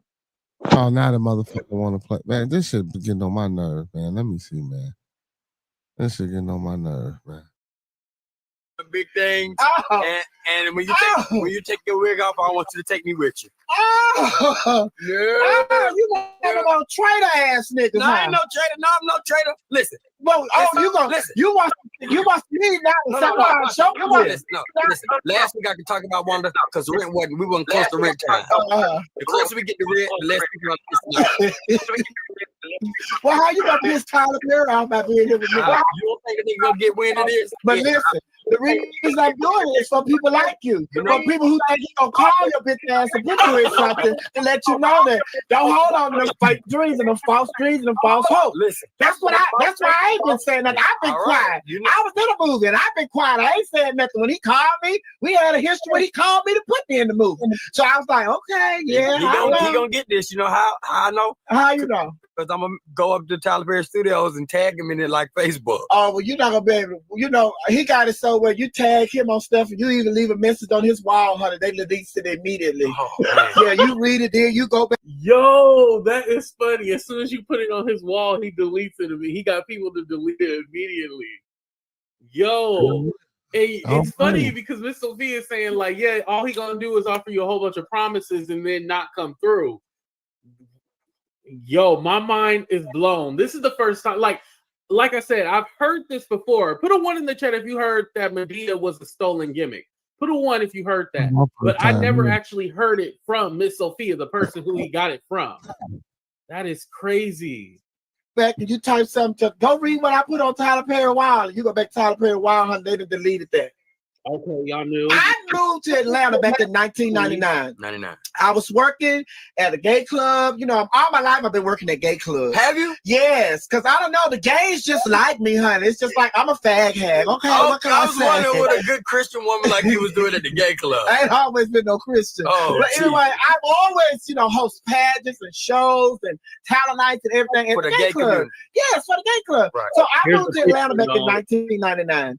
And when I moved to Atlanta in 1999. I did this. I was hosting a show called The Stars of the Century, which I'm still hosting the show, by the way, The Stars of the Century.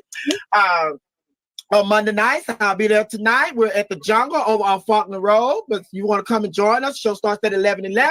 So come on out to the Jungle. But anyway, I was hosting this drag show called The Stars of the Century, and it was at Trax, the warehouse. Right.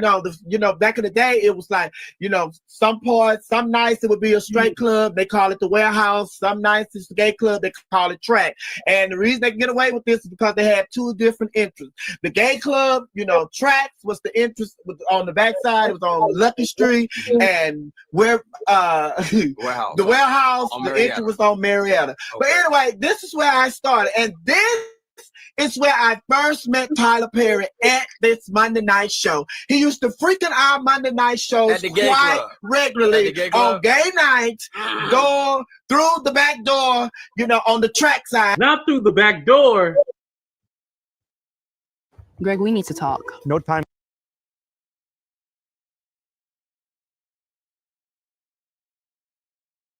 Yeah, that shit blew me through the back door. He went through the back door. He really wasn't trying to get caught. He was creeping, huh?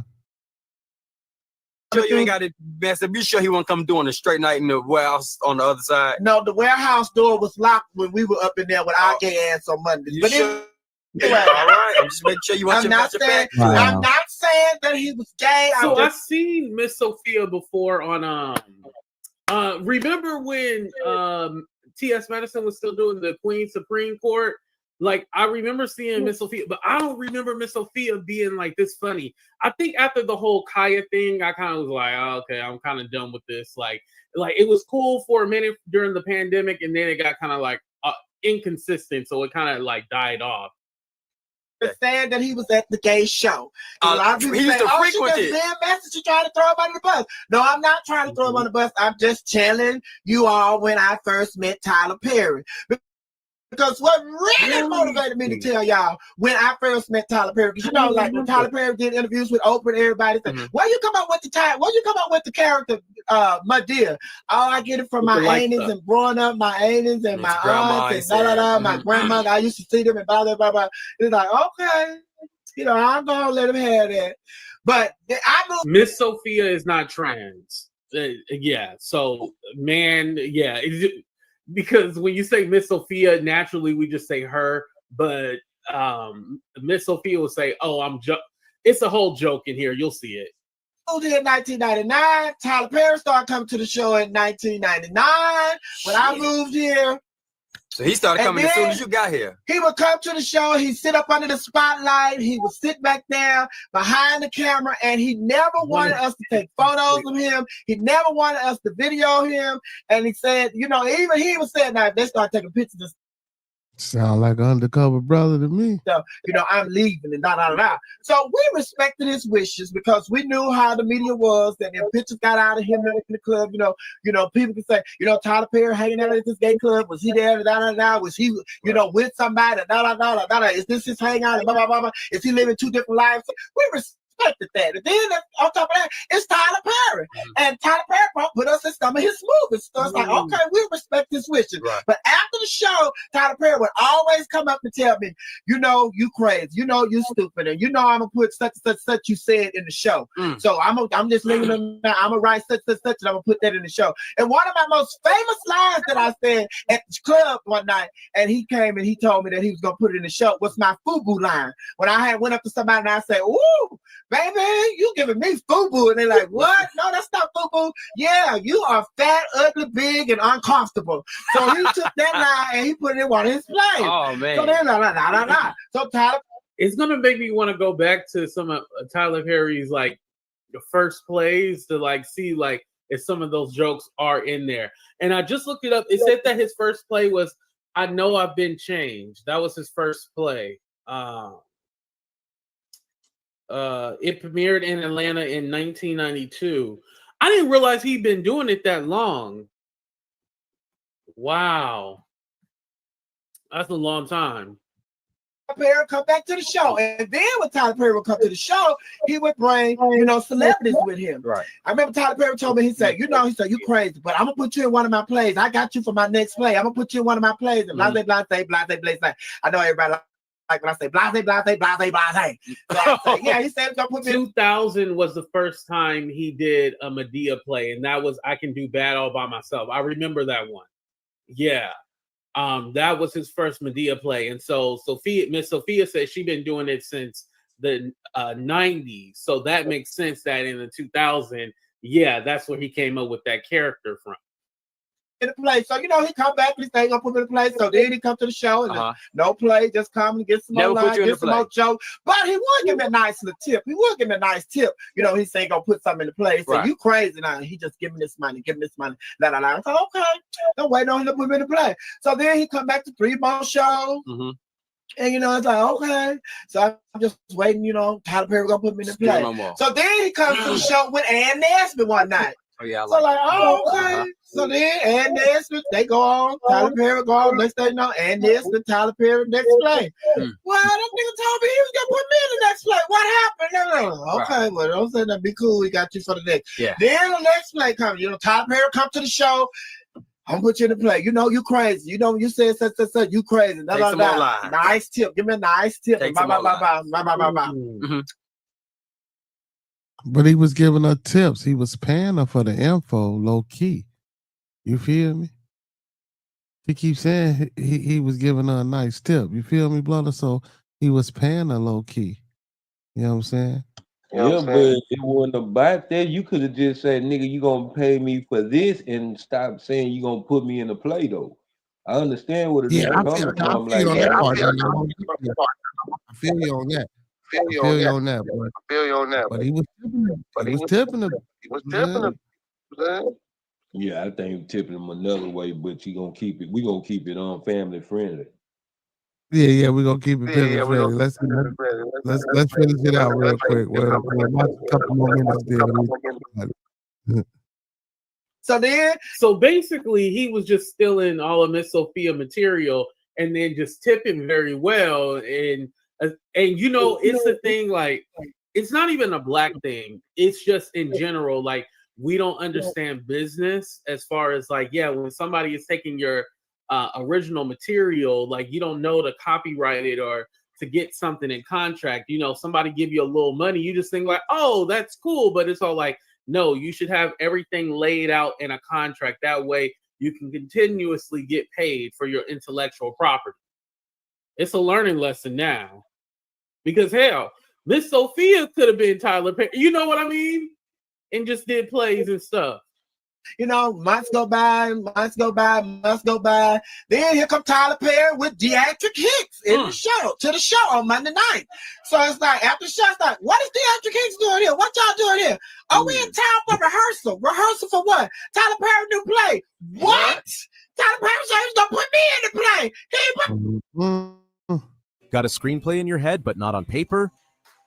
Meet Squibbler, the AI script writer that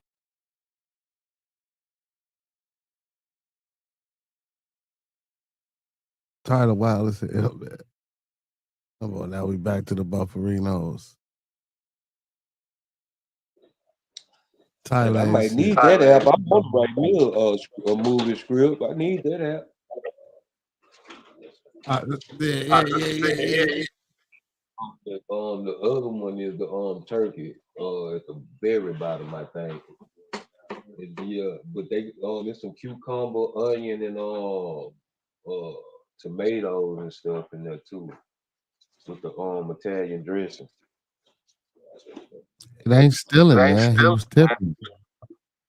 I mean, it's not stealing, and it's kind of stealing. It's stealing because you're not telling me this is what you're paying me for. Well, then it kind of is though, but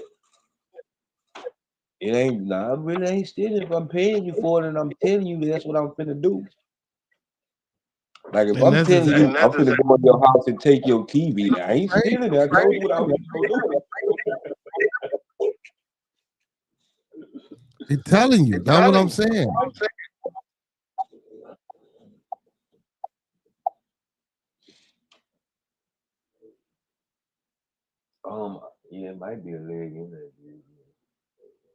Oh, wait. Okay.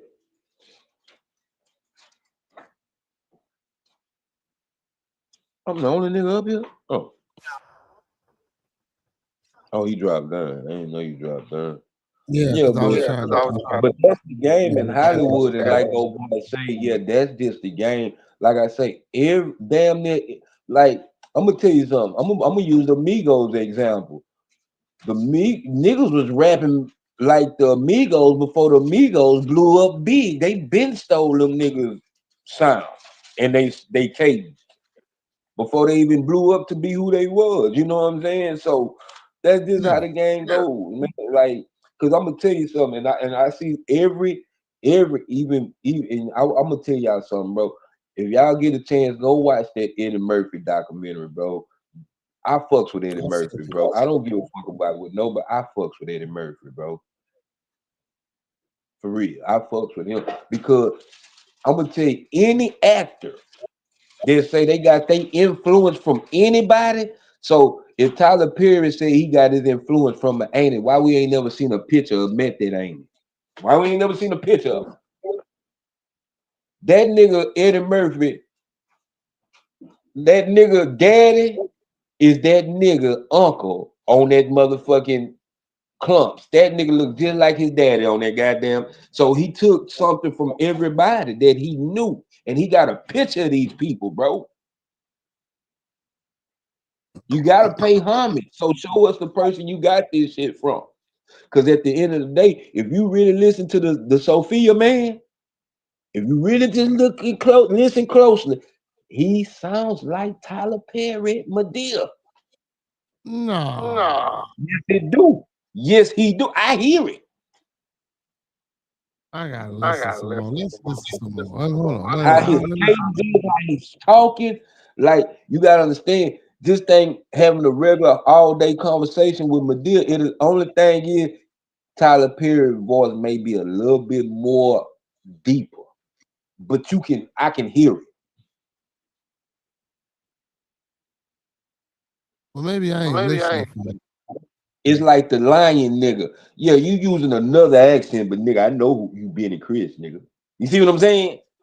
Wow. That's allegedly. All right, allegedly.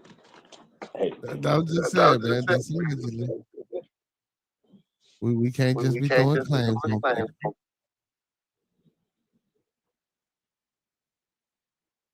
What if it ain't him? I can't even think that when I know it is. Well, that mean he done made a fake page. Duh. If you go look on my show earlier today, I brought the nigga.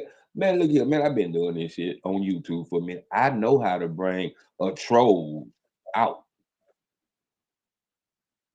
And I brought the troll out. I trolled him so hard I made him go to his real account. I mean, elf. I'm an elf. I don't troll. So let me tell you what. See, trolls on the internet are angry people because trolls are angry little people. Then you got elves. I'm an elf. I elf niggas on the internet. I'm not a troll. I'm an elf, which means I'm happy, but I'm making your bitch ass mad. You can't never make an elf mad. You can make trolls mad because now I'm elfing them, which is the opposite of trolling. Like, I'm over here and you don't like me, but I'm saying shit about you. They can't even make you say anything bad about me. So now I'm stopping you from being a troll. Okay.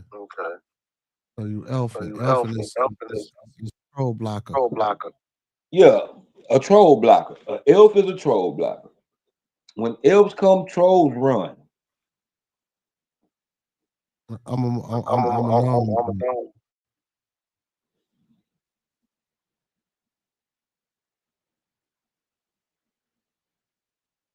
This man here, man. Look at this thing. Hey, man, let me see if I can hear this Medea. Thousands and thousands of people coming to the show on a Monday night. Thousands and thousands the people coming to a show on Monday night, and people were like amazed at how could we get all these people in this show every Monday. And every Monday the show was like that. Tyler Perry used to come to the show all the time, sit in the back.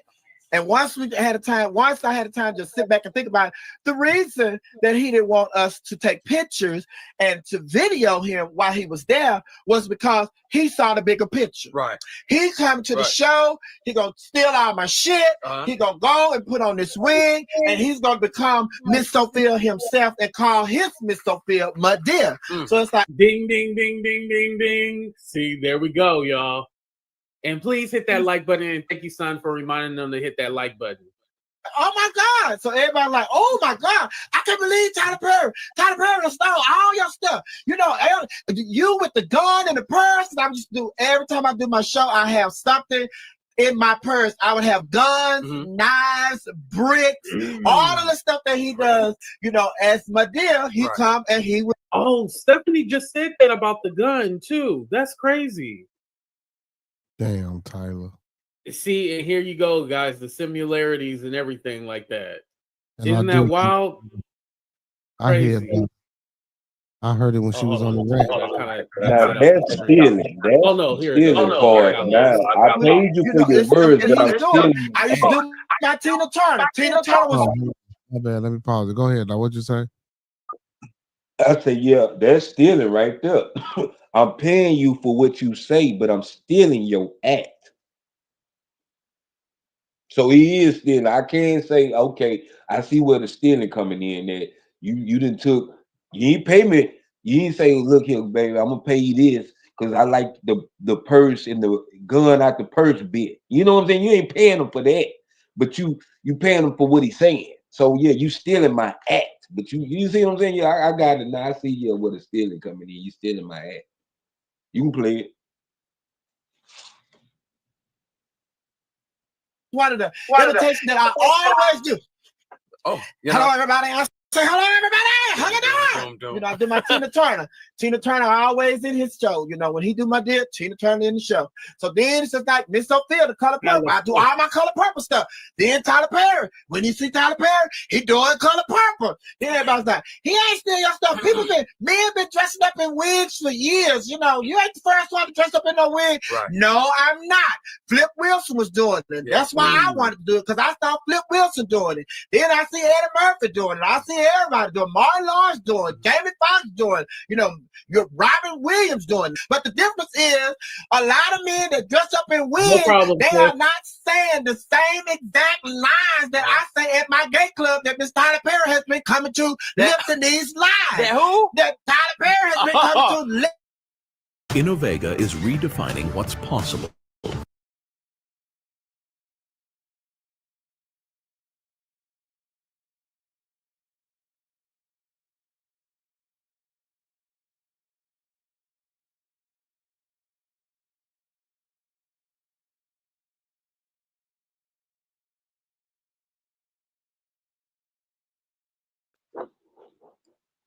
Boy, that's crazy, boy. You niggas will pay for stream, y'all, but won't pay for the goddamn commercials on YouTube.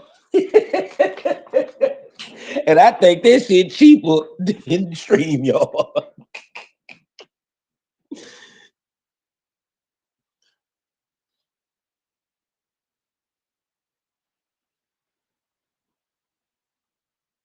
Man, that's crazy though, man.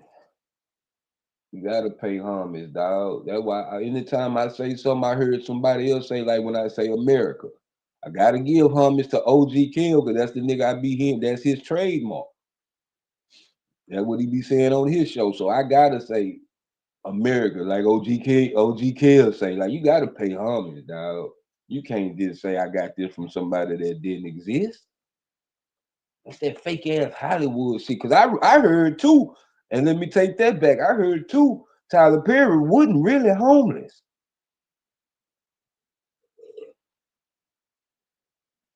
I don't know how true that was. I heard Steve Harvey. I believe Steve Harvey after, and I didn't think about it till I seen this nigga and really just looked at this nigga. They say Steve Harvey supposed to stole the nigga act that play on Friday. Pop's uncle, you know Pop's uncle when Craig went to go stay with Day Day now, the daddy, Day daddy on Friday. Yeah. Yeah. They say that's who Steve Harvey took his act from, and I'm like, no bullshit, because I can't think of that nigga name, but he been a comedian way before I even seen Steve Harvey. And the way that country ass Bama talk, how that nigga do, that's the same exact shit that Steve Harvey do. Damn, I can't think of that nigga name, man. I see the similarity.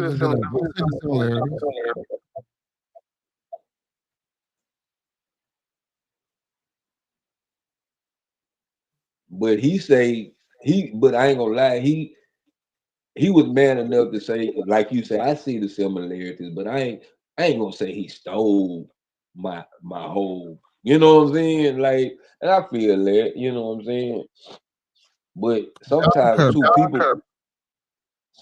people don't wanna really, but like just like right there when she say, you know, he give me a little tip or whatever, you know what I'm saying? Like that don't even make sense. And so what you mean? I know what he gave you on the back end. Cause he said he gave me some money and a tip or something like that. I don't know. I'm not gonna go that deep with it. I don't even start them. But just say if that man would have said, you know, we was having sex, that would have took fuck him stealing your act and you was fucking Tyler Perry. Like that's gonna be the biggest topic. Fuck him stealing your act. So you know, sometimes we gotta say shit politically correct so my life won't be in danger. Yeah, and then Darwin said it when he did put it in the movie. He had to be a man in the movie. He couldn't be But you gotta look at it. Miss Sophia Madea. Sophia Madea. It's like I mean, it's a big reach. But we gotta put our arms out there.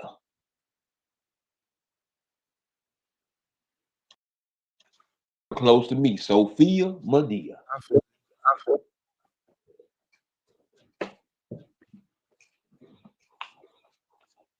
See, let me tell you something about the devil. The devil assimilate, but won't make it. It's like the Illuminati, all that they like put it in your face, but they don't put it in your face. You see what I'm saying? Like the people of them secret societies or whatever they are part of, they put it in your face, but they don't. You gotta cipher through that shit. So if I hear Madea Sophia, I'm like, well, maybe so. I mean, it's a big reach, but hey, like I said, we got to put our arms out there to reach for it. It's a big reach. It sound alike to me. I just think motherfuckers. But I don't know, but I did hear the I heard it. Yeah, not in everything, but in some things you can hear that cadence in his voice a little bit. And then you gotta understand Tyler Perry got a very deep ass voice, so he can't get it as light as he want to, but it's damn near there. Yeah. And then some with a nigga with a face that smooth makes me feel nervous. Like you don't never grow no hair on your face, my nigga. Like you ain't gonna never catch you this one. But I think the nigga had a beard one time. I mean, well, you know, I don't really fuck with babyface people either. You know what I'm saying? I don't trust them. Like there to the dialogues, like he almost a babyface motherfucker. We gotta have to watch him. You know what I'm saying? I'm gonna go check it out. I'm gonna go check it out, Narratives and Dialogue. I'm gonna go on YouTube and I'm gonna see, because that's the thing about it. Like you gotta see it, bro. I don't even have to see it to believe it, though. I really believe that, bro. Because what's your auntie name, nigga? You know what I'm saying? What's your big mama? What's grandma name? What's your auntie name? You ain't got no picture of this bitch. So we can see some of the similarities, because you said that they dress like I heard his story. So let me see this 6'4", 6'5" ass Annie you got.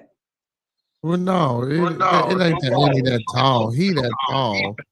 It's just the character that, you know what I'm saying, he playing and mocking. I don't think necessarily that is Annie was damn near 6 feet tall or nothing of that nature, man. We ain't gonna say that. I just believe maybe, you know what I'm saying. Well, look, but I do think the Miss Sophia, I do. Now that's a reach with the Sophia Medea, but I do think it's a possibility. You know what I'm saying, he could have stole more than just those lines that he, you know what I'm saying, every time she say or he asks about or something like that. You know that, and him walking up to her and saying, "Oh man," see, and again, even outside of not wanting to take the pictures, when he walk up to you at the end and say that same shit every time, "Oh, you so crazy," and woo, woo, woo, and it's the same script, and then you keep saying that he tipped you real good. You know what I'm saying? Listen, it was done so much that when she tell the story, she can't help but to tell a story and be on point every time that she tell a story because she told that same part 2 to 3 times in this little woo out the bell. So like you didn't catch on, you didn't know that you was even on the continue. Look like come on, man, when a motherfucker walking up to you like that and then he tipping you real good, and she always said, and he tipped me real good. You can't really say he's stealing on that part of it. Now you can say maybe he copied or got some things from, you know what I'm saying, her presence for being on the stage. But we can't say, you know what I'm saying, he copied it all the way because, you know what I'm saying, Medea old. She don't play an old person.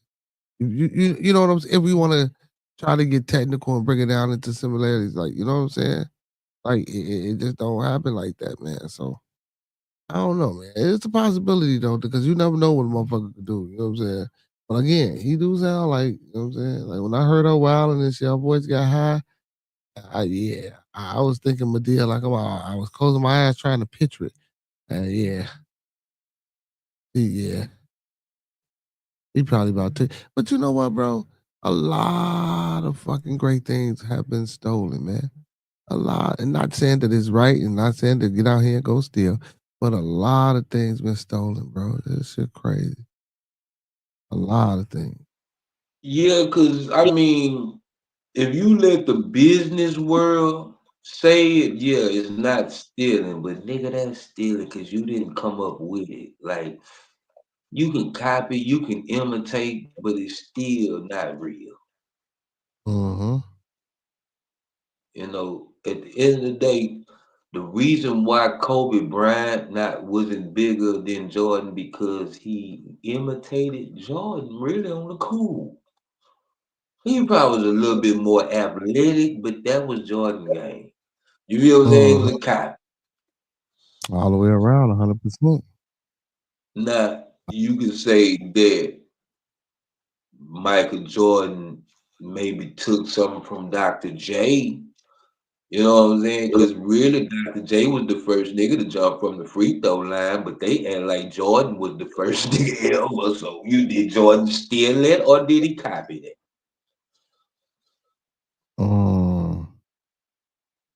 He did it in the same dunk contest, didn't he? Nah, it wasn't the same here. Nah, that was him and Dominique Wilkins in that slam dunk contest. You know, so that's how I look at it. You know what I'm saying? Which one? Now, the only nigga I know to really at that time really jump from the free throw line was Vince Carter. Mm-hmm.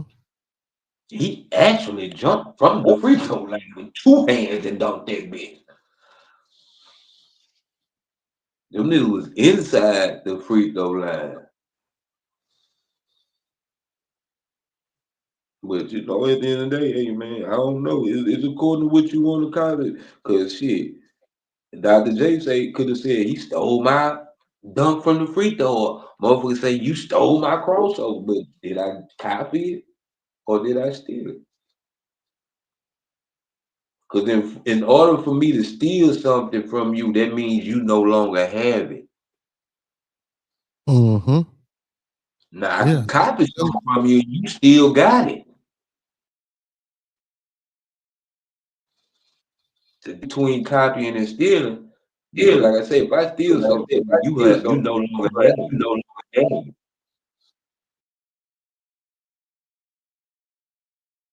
Let's say we don't steal. How about that? Children do not steal, take the people. And yes, and we. You're correct though. You're absolutely correct, man. And I hate to hear that about Joe, man, and how he didn't get his opportunity, man. Tyler bogus as fuck. You know what I'm saying? I'm gonna say these kids, it's okay to steal something from somebody if you know they ain't gonna use that shit. You know they ain't gonna use it. You might well take it. Fuck it. They ain't using it. If you know this nigga ain't gonna be shit in life, but he got a talent. He say stop Singing. guessing, man. We conversation, man. We ain't guessing. I really don't even give a fuck if Tyler Perry stole the shit or not. We heard and we listened to it. We ain't guessing. I just don't even care to really do no research about it because I really don't really care about this shit. But it was just interesting to know it here. Like, so we're not guessing. We just conversating. We just speaking in general, man. You know what I'm saying? We saying that who the person is. Miss Sophia said that he took the shit. So I mean, we just elaborating on, we giving all the tools and fuse and extras, man. There tears and dialogues. I swear if you ain't a party pooper, man. And I ain't sleep, brother. He said, I'm telling you both what happened and you're not listening. What the hell is wrong with this man, bro? If we were just playing the damn video and we listening to the woman telling us so, or the man or whatever You the hell. just not reading this shit, man. You just not reading this shit, bro. That's why I be saying you be late reading this shit. We been past this shit. We wasn't I know. on it at the time when you did this shit. Yeah. I know, but shit, I'm always reading because I like to go back up from the last comment and then come down. You feel me? No shit I missed. But yeah, this man here, he talking about some man. He telling us, you know what I'm saying? But I still don't even give a real fuck. Like for real, it's just a topic. It's just something to talk about because we up late. But yeah, man, shit. Hey man, let me tell y'all something, man. This shit happen all the time, brother. Motherfuckers takes. I didn't fall asleep, brother. I'm listening to everything Monkey Man was saying, brother. I'm not asleep. I'm gonna have to fuck woke. But You probably you say what? How you gonna say I'm probably was and I'm sitting here talking to you the you whole probably time? was. But while I'm talking to you, well, No, wow. we down period, nigga. You know when that tape was Yeah, rolling, you probably dozed off. because you was talking, nigga. I can go back over everything you motherfucking said. But anyway, but you got to think about this though. Motherfuckers that stole a lot of things, man. You hear about this shit. Like now, you're really just like about with the comedians and stealing jokes and shit. You starting to hear about this shit come to light. You know what I'm saying? A little bit more often than none. Back in the day, you ain't really hear about this shit or that shit was taboo. But now, motherfuckers saying yeah, or even still today though. Like when motherfuckers ask certain comics, oh man, do you think motherfuckers stole this or stole that? Some motherfuckers be kind of hesitant before they answer the question. And then some motherfuckers will say, yeah, motherfuckers steal all the time. But again, it's about the delivery. It's about how you bring what you're gonna bring from a joke. Because no joke is I don't think no joke isn't an original joke. Is an original joke. You know what I'm saying? Ain't nothing new under the sun. You feel me, brother? Like ain't no Nah, you, it ain't you know, nothing. You know what I'm saying? So no joke is an original joke. Now maybe you might have been doing this joke with this certain routine for a certain amount of time, and a motherfucker might do something similar and change some things. But that's still part of all of the niche of being spontaneous, the niche of comedy. Like, why is that a thing? Now, if you wasn't doing it and you seen the motherfucker doing it, you seen the reaction and you just took it and did it, okay, cool. But like Tyler Perry, now that's just bogus because you going to a comedy club asking them not to take pictures and shit like that. So won't nobody see you in that motherfucker. So not because if a motherfucker came out and said you was stealing, motherfucker would say, well, you gotta prove this. You ain't got no evidence of me being in this comedy club. I don't give a fuck what these people saying or all these witnesses or whoever. See, now she gonna have to have some motherfuckers come out and speak on, yeah, Tyler Perry was in the back. You know what I'm saying? He was sitting there. Ooh, these days and nights. You come on and describe. I need you to describe some of the clothes he motherfucker had on. You feel me? But she gonna have to bring out some more people. But even if she don't, and people believe her, but like I was seeing with the comments that he was pulling up on the screen, some people they in the Atlanta area, they were saying, man, this shit's been going on for a long time around here in Atlanta. About him stealing the Medea Act and stealing other people's shit. You know what I'm saying? So I mean, it's just part of the game, though, bro. Motherfuckers take shit. Everybody take. I ain't saying it is right. That ain't what I'm saying. but a lot of motherfuckers do this shit, bro. You know what I'm saying? Look at the rappers. Shit, motherfucker Jay-Z made a living off Biggie. Shit. Shit, Puffy did too. Shit.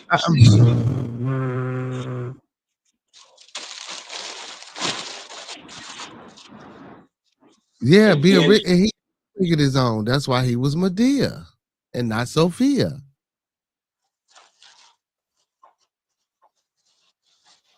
Because Sophia was doing her comedy as Sophia.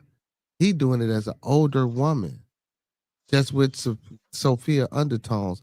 Maybe the voice, trying to mimic the voice and say some of the things that she said. But it ain't the whole script because again, she ain't an old woman. You feel what I'm saying? So it ain't complete stealing. That's how he changed it up. He's an old woman, whereas Sophia is not an old woman. And she's an older, but that old woman like how he got with the gray hair and shit. You know what I'm saying? And I'm pretty sure every line that she said, he didn't take everything. Now he might have took a lot of things, but I don't think he took everything. You know what I'm saying? And I ain't shitting on him because I don't want to, downplay his plays or his movies. But I ain't big up in them neither because I don't fuck with them plays and a lot of them men hating ass movies that he made. You feel me? Now, do he do good work? Yes, I can agree. I fucks with some of this shit, but not all of this shit. He do make good pictures as far as, you know what I'm saying, from what I hear from people. But he really ain't my cup of tea. But man, again, at the end of the day, man, everybody takes shit, man. Yeah, I'm gonna everybody try. I'm gonna say one nigga that I know and I just seen the movie, but I heard him say this out his mouth too before I seen the movie, and that's Rudy Ray Moore. He stole that shit. He ain't steal it. He paid them in to learn them, but after a while, like you saying, yeah, I might have got some of the shit from him, but after a while, once I grow into this character and I become the people I'm around, somehow you start channeling that shit like that person.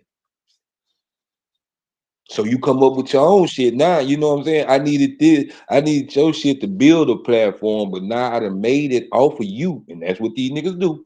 I made it off of you. Now it's so me now. I don't need y'all. And I don't have to pay homage to you because everybody thinking it's me. But when you got it, bro, that's the only way you stay successful. Because then you have people like the Miss Sophia's and all this come out and they kind of put a tarnish and it may not lose your whole fan base, but you'll lose a good amount of your fan base to know. The one thing about niggas, once we find out that you're not real, that you didn't really come up with this, we'll stop supporting to a certain extent. Yeah, to a certain extent, but niggas still gonna support it, man. As you got to think about it, he got the women demographic, so they gonna support. You know what I'm saying? And then anything, and I'm gonna keep it 100. Anything homosexual, anything gay, the women always gravitate towards and support that shit and keep that shit floating above the water. It's not all women that support him. It's the I ain't gonna say all, but it's a lot. Yeah. It's more. Yes. More than Oh yeah. And I'm not a lot. like I say, and me being trying to be, I guess, a YouTuber or a journalist or whatever this shit that is the path I'm in. You gotta separate certain shit from personal.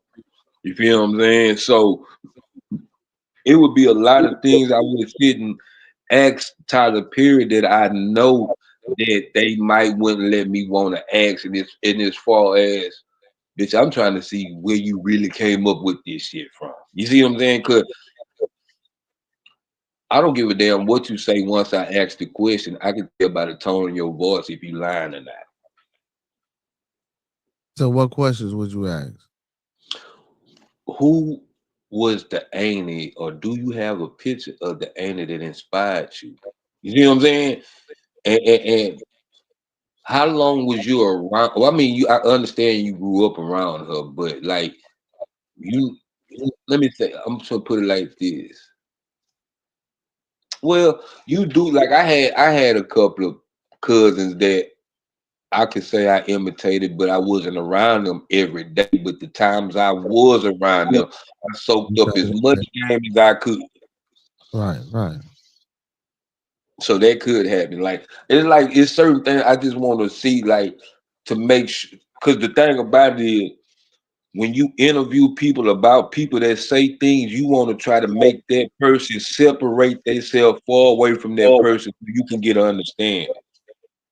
And then you want to come to where you can okay, well, I can see where they can probably thought you stole this from them. You see what I'm saying?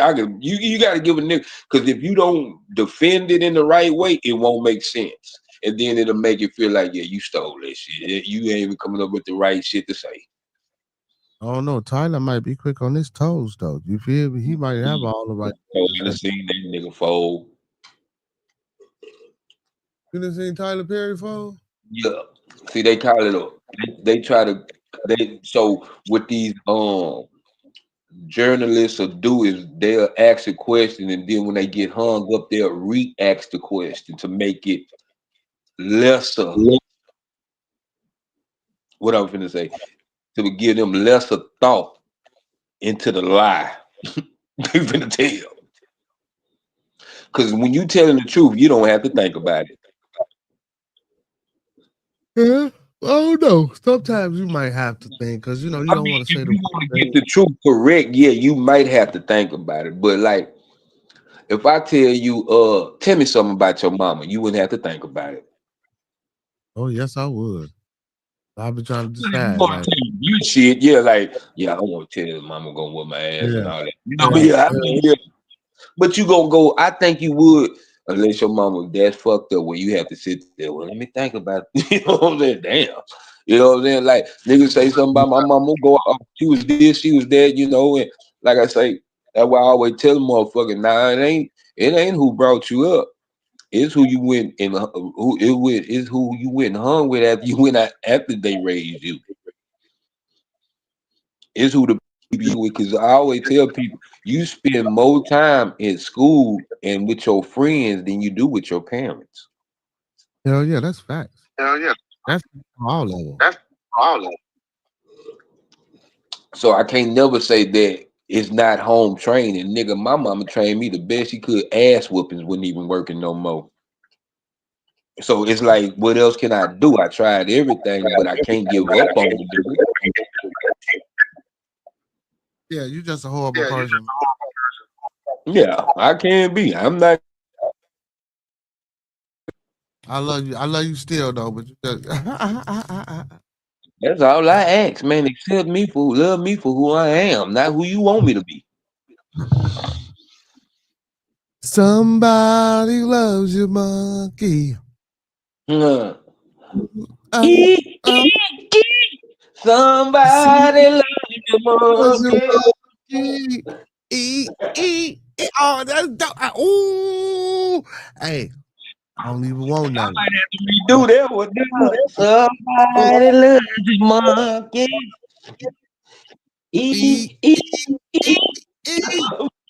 Somebody loves you, monkey. Look, I don't even want nothing for it neither. Wow, you ain't gonna want me for this one? You know what I'm saying? You see what I'm saying? You see what I'm saying?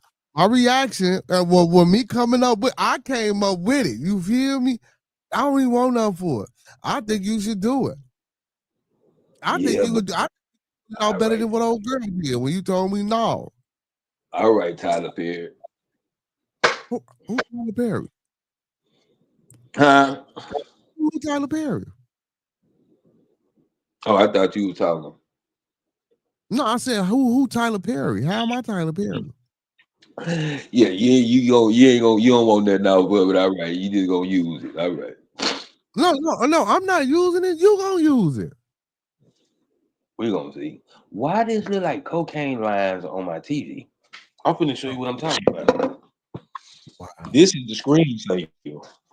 This is my screensaver. Hold on, let me turn this shit on. Oh, shit. What that look like? Clouds. That's my screensaver. Look like clouds. Oh, that's what they look like? Mm-hmm. It look like lines of cocaine to me. I gotta change my life. No, yeah, he came up with the eat. I ain't stealing nothing. I was just he's saying eat.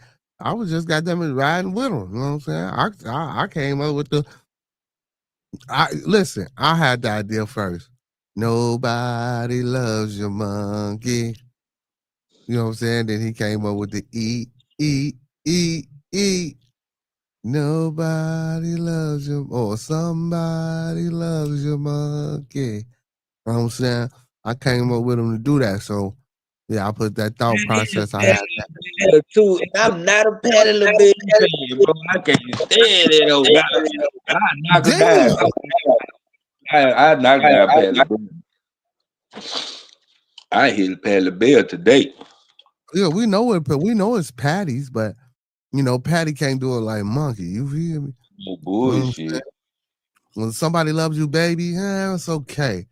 But somebody loves you, Monkey.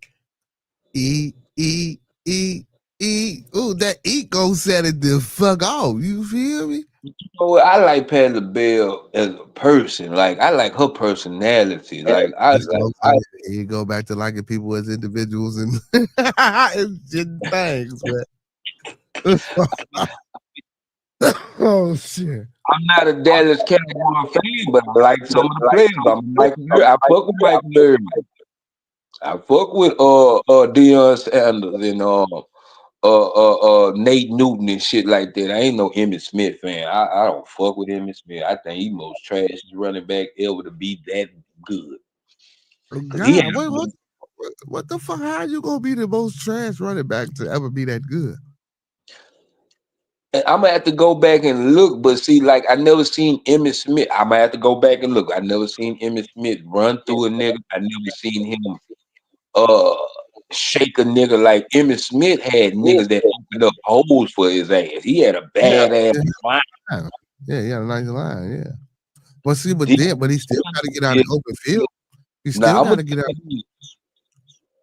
If there's a GOAT in anything, Barry Sanders is the GOAT of running backs. Ain't no nigga ever be like Deion Sanders at running back. I mean, Barry Sanders. Barry Sanders. So you just gonna negate what Orthal J. Simpson did? Hell yeah. When soon as I get the ball, it's 4 niggas in the backfield and I shook all 4 of these niggas because I ain't got no offensive line and then ran a touchdown at least for 30 or 40 yards. I done did 10 yards of shit in the backfield before I even got 10 yards up the field. I'm already negative 20 yards down the field before I even get a positive 20. Jim Brown. I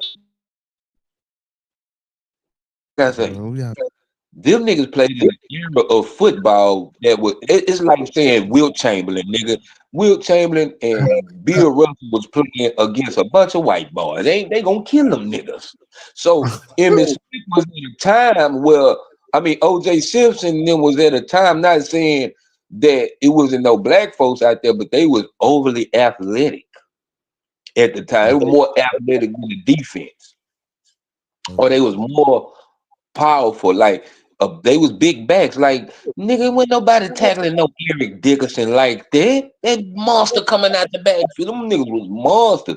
Barry Sanders was a little bitty person. That nigga wasn't no monster like that. He was a little bitty motherfucker. Well, he was short and stocky though. Yeah, but he was fast as hell. So it's hard to catch something quick and agile. Shit. That's really like chasing a chicken for real. Barry Sanders is like chasing a chicken for real. Yeah. Adrian Peterson? Nah, Adrian Peterson, like I say, he was a power back though. Like I'm saying, like Deion, bro, Barry's okay, it's like Walter Payton. It wasn't nothing but Walter Payton. Shit, like who else we had on our field? I ain't even say sweetness. I ain't even say nothing about sweetness. You know what I'm saying? Yeah, them the 2 best ever running backs to ever do it. I feel like with a team That wasn't shit. Like, I don't know nobody else on the team. Like, we can go to the Michael Singletary, Richard Dent, Refrigerator. Like, we can name these niggas on defense, but who on the motherfucking offense other team? Walter Payton, can we name? You from Chicago. McMahon, because Jim McMahon was like Johnny Manziel. That was Richard y'all. Dent. That was y'all Johnny Manziel. Richard Dent. Yeah, well, I say that's the defense though. Richard Dent, all them niggas, like, y'all had a defense, probably one of the coldest defense since the Iron Curtain. Since the Steel Curtain, I mean. What you talking about, Pittsburgh? Yeah. They weak as shit. We beat their ass. Oh, damn it. And we bust Philadelphia. Hey, man, y'all better stop playing with the motherfucking motherfucking NFC champions, man. I'm calling it now. I'm laying my stake in my claim now. I know I said NFC champions. I'm laying my claim now. What, NFC North champions? Or you talking about the whole NFC? I'm talking about the whole NFC. The Bears. Yeah, okay. Come on. Man, what Houston doing? What's the Texans doing? Do you hear me saying any motherfucking thing? I know it was supposed to be not saying shit because the Your Texans team ain't doing shit. You got the right to hate on the team that just started doing shit. You got the right. I'm not one of these delirious ass Texas fans to be like, I've been getting my heart hurt since the Oilers, nigga. And if these niggas ain't woke up and realized it now.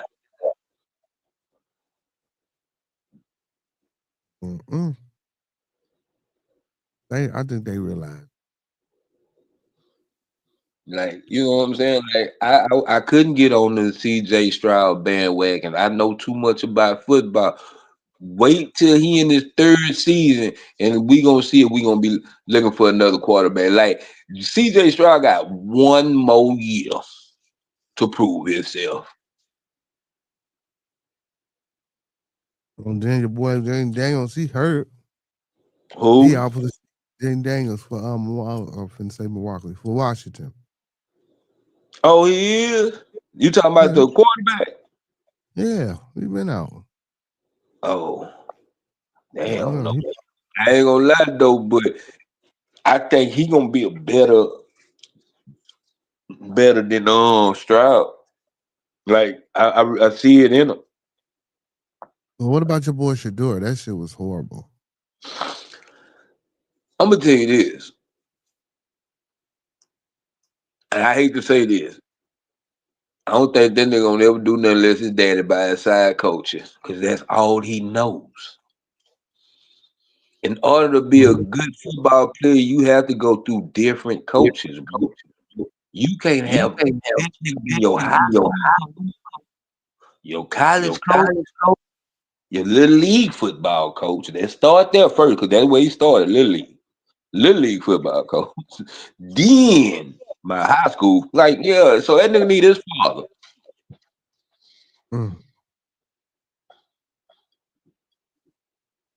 That's I might say that hindered his son, because it's not like I don't know how to look up to nobody else, because all I ever had was my daddy. I don't know how. Yeah. You see what I'm saying? Because even looking up to your daddy. Yeah, but like, I don't what if the coach like say I got a down game, my daddy probably know what to say to me to ignite me. So let me take it back. Every coach that's a coach know what to say. A good coach know what to say to make their player become the player they need to be. Like, say you having a down game, sometimes you can say the right shit as a coach to make that player right. So he ain't heard that from different coaches. He started hearing that from his daddy. You know what I'm saying? It's just like different teachers. You get shit. Different teachers know how to bring some of that shit out of you that other teachers don't know how to do. Yeah, You know, facts. you know, and I'm just really thinking it ain't Shador. It's the whole coaching staff probably too, because you Yeah, got to understand I they blame. fucking know that man, bro. Yeah, I blame it on the organization, but I still think that uh, a little self accountability is needed to be had. But I know the whole situation of what I'm saying, what happened to him, fucked him over. I do agree with that, but at this point, you finna start your third game. You don't seem to be improving. I get it, the conditions, the snow. Now You know I'm what I'm saying? just not getting into the mother, bro. Do you know this man been practicing and never did no reps with the starting squad? So I don't have no rhythm with y'all. I don't have no relationship with y'all Yeah, like that. yeah. When he threw him in the game against the Ravens, one of the linemen said he only heard his cadence about once or twice. You know what I'm saying? Yeah, But you got to think about this too. Second string usually don't get no reps with the damn first team. You yes feel what I'm they saying? do. Yes they Shit. do. They just don't get as many though. But you gotta get some. You know what I'm Yeah, saying? Like, but you got to think about it. He was the third string, bro. yeah, he was the third. I'm tripping. You sure? That's what But I'm trying to say. No, bro. You know, Flacco been gone. Flacco been gone. yeah, but shit, it was already done by then. Shit, they didn't think Galen. I mean, Galen. Hell no. They didn't think what's his name? Dylan. They didn't think Dylan Gabriel was gonna get concussion. They was gonna have to throw Shador in. I And don't that even nigga think they. had no motherfucking concussion. That nigga, they just got tired of that nigga fucking up. Cause if you can't throw a nigga a screen pass, come on, man, that's just right there. I mean, sometimes it get motherfuckers be coming too quick, man. You misjudge it. Man, it wasn't nobody back there. I seen that game when that nigga threw that bitch that screen pad. Wasn't nobody back there. That nigga just. But I'm gonna tell you this: you so used to a motherfucker on your ass, you be expecting it.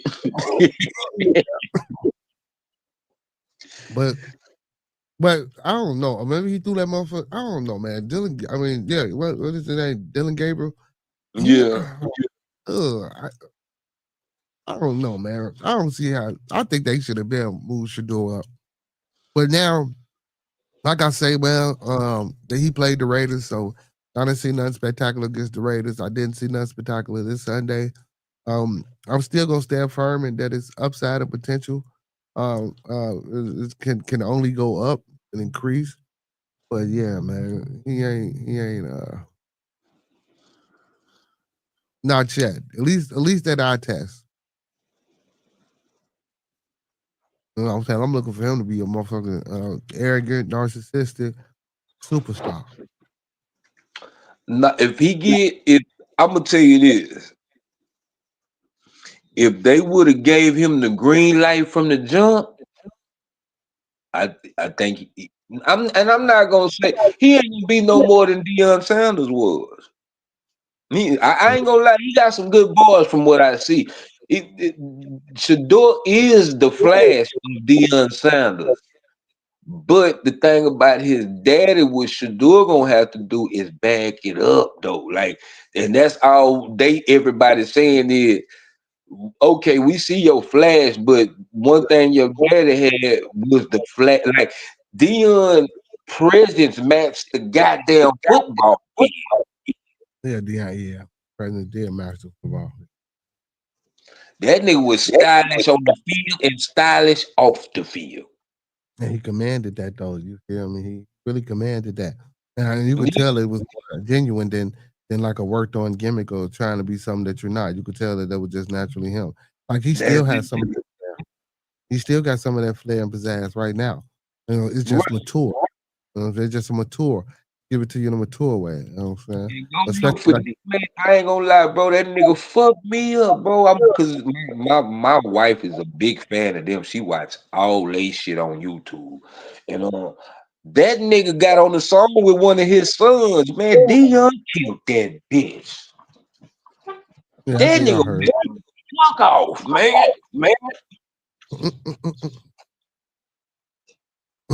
He said he killed that bitch.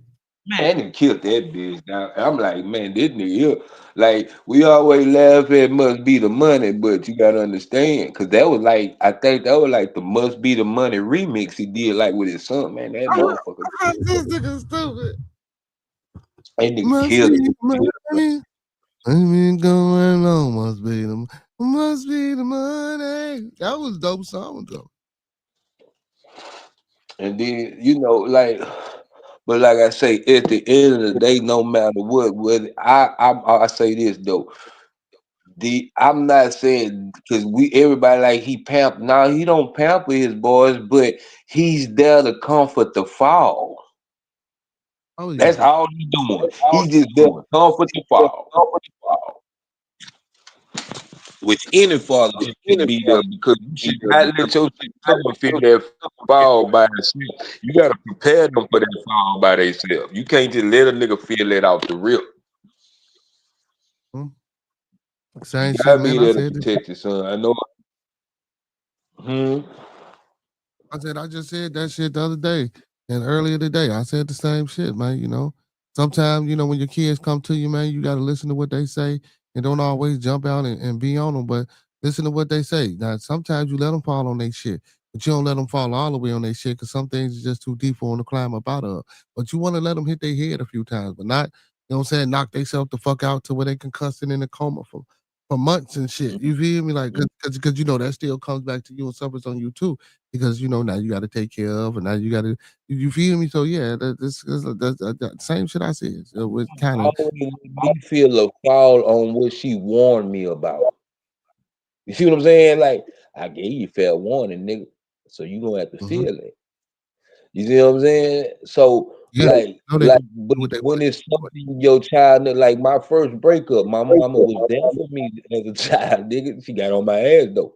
And she made me think another way of how to deal with women. And that came from a woman, bro. She got on my ass for crying over female, bro. You know what I'm saying? I was third grade. They say Ooh. ain't got it in life. Girls gonna come and go. So we ain't gonna cry over every girl that come and go. You just gotta go to the next one. The next one. Man, this motherfucker out here crying over the women, y'all. Y'all heard it first on Bearded Conversation that Smoking Joe Monk was out here crying over his first love. You See, got that right. yeah, hold on, blood. Damn, see, I don't throw motherfuckers under the bus like how y'all be throwing me under the bus. See what I'm saying? Hold on, give me a minute. See, ladies, men can be compassionate, loving, and caring, and you find that right here on Bearded Conversation with TMB with Monkey Man. Salute to my blood. You see how I do that? Y'all just be throwing me under the bus though. But you know what? Fuck you. I mean, you know, I mean, you know, forget you brothers though. But it's okay. I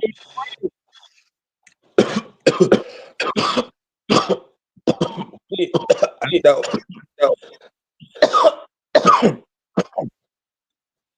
shit. I thought Carkeisha Phillips, and I'm talking about go look her up. Carkeisha Phillips, bad motherfucker. She was a bad motherfucker when we was in third grade. She chose me. Then she broke up with me. Shit, but yeah.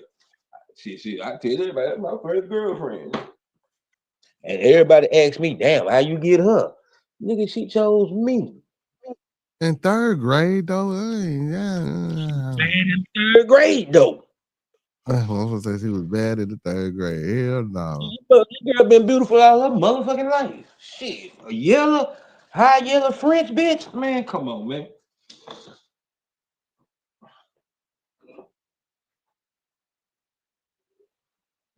And niggas always ask me, how you be getting? I'm like, man, they be choosing me. See, my game is I don't talk to a bitch.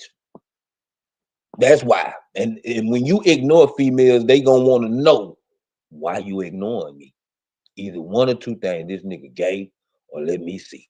Cause that's all they want to see if you gay. Nah, I ain't gay, bitch. I just know 1,000 niggas done shot at you. What the fuck I'm gonna say that's gonna be any different than what them niggas said? And that's my line right there. Right there. What was any different than a nigga? Ain't nothing I can say like, damn, you quiet? Why you so quiet? You know, I'm just chilling. Like they gonna come over there. If a bitch choosing, she gonna come over there. Why you so quiet? Why you not talking? I'm like, shit, it's 1,000 niggas talking. What I'm gonna say? I ain't finna out talk no niggas. Shit, I ain't gonna shoot my shot you know what? And I noticed this in basketball. Before the warm-ups, if you got 10 niggas shooting at one basket, everybody bucket ain't gonna go in. Your bucket look like it might go in, then this nigga done knocked your ball out the way and his bucket go in. In the warm-up, so that's why I say, man, I'm not gonna shoot my shot when there's a bunch of niggas shooting at one go.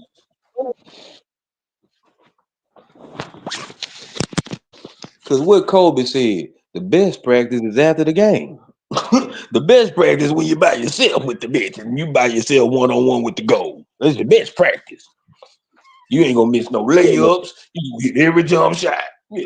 You gonna be able to hit all these jump shots with these niggas in the way. I can't even make a layup while all these niggas shooting. Hell.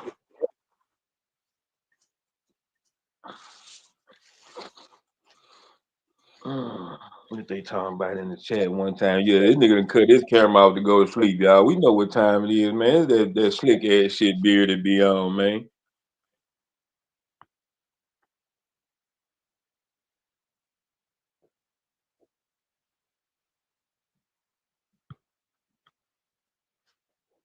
See, I told that nigga on that bitch sleep, dog. I know what this nigga doing.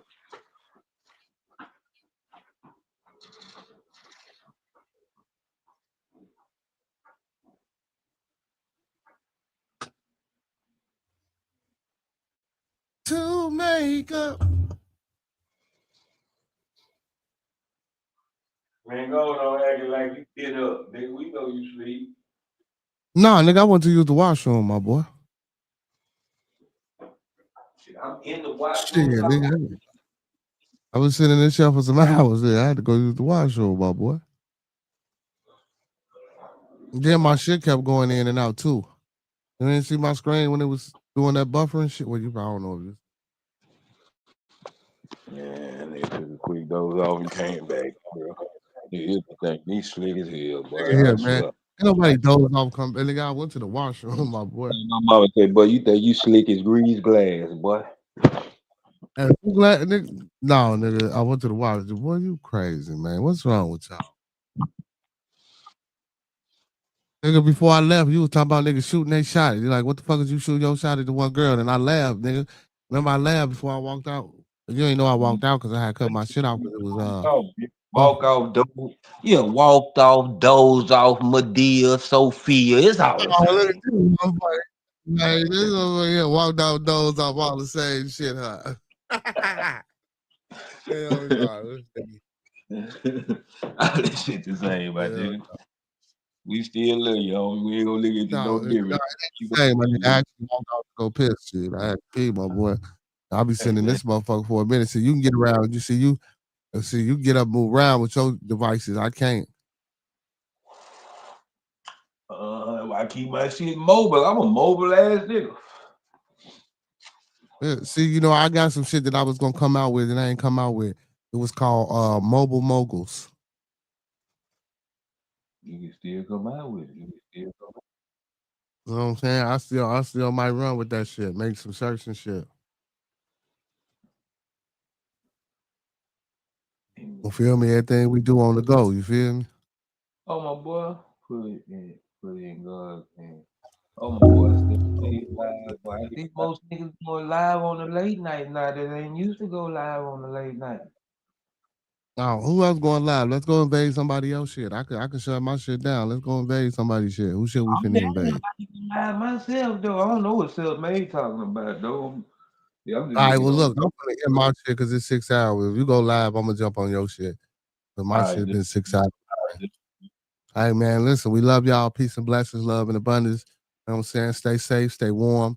Out here in Chicago, goddamn it. I don't know what the weather like down there in Houston, but stay safe down there too, because you got crazy motherfuckers like my blood walk around. Spreading your thoughts. See, there it goes. It's buffering again. Keep everybody in your thoughts, your prayers, your views, and your meditations. And don't forget those 5 key components of life: love, peace, respect, motivation, and inspiration. Until next time, y'all, me and my blooder, we are the fuck up out of here. And I want to turn up. We're going to turn us up. Blooder going to turn us up, man. I'm going to turn up. We're going to turn up with my blooder. You know what it is, TMB with Monkey Man.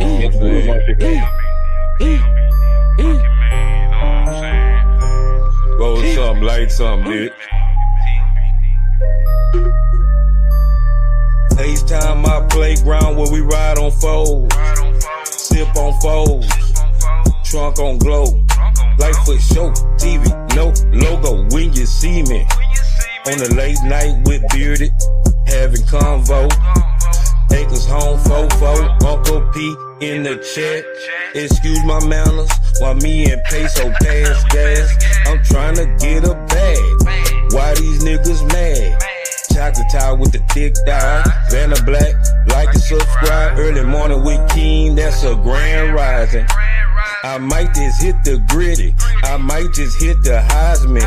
2 Hill, that's Nike fam. Acres home, that's where I am. TMB with Monkey Man. That's on your channel now. Ooh. TMB with Monkey Man. He's a now no more. TMB with Monkey Man. TMB with Monkey Man. You know what it is, TMB with Monkey Man, now. I'm on your channel. TMB, way the conversation, you know what it is, homie. TMB with Monkey Man. TMB with Monkey Man. Smoke some bitch like Pimp say. TMB with Monkey Man. I'm on your what's up, baby? TMB with Monkey Man. He's in there no more.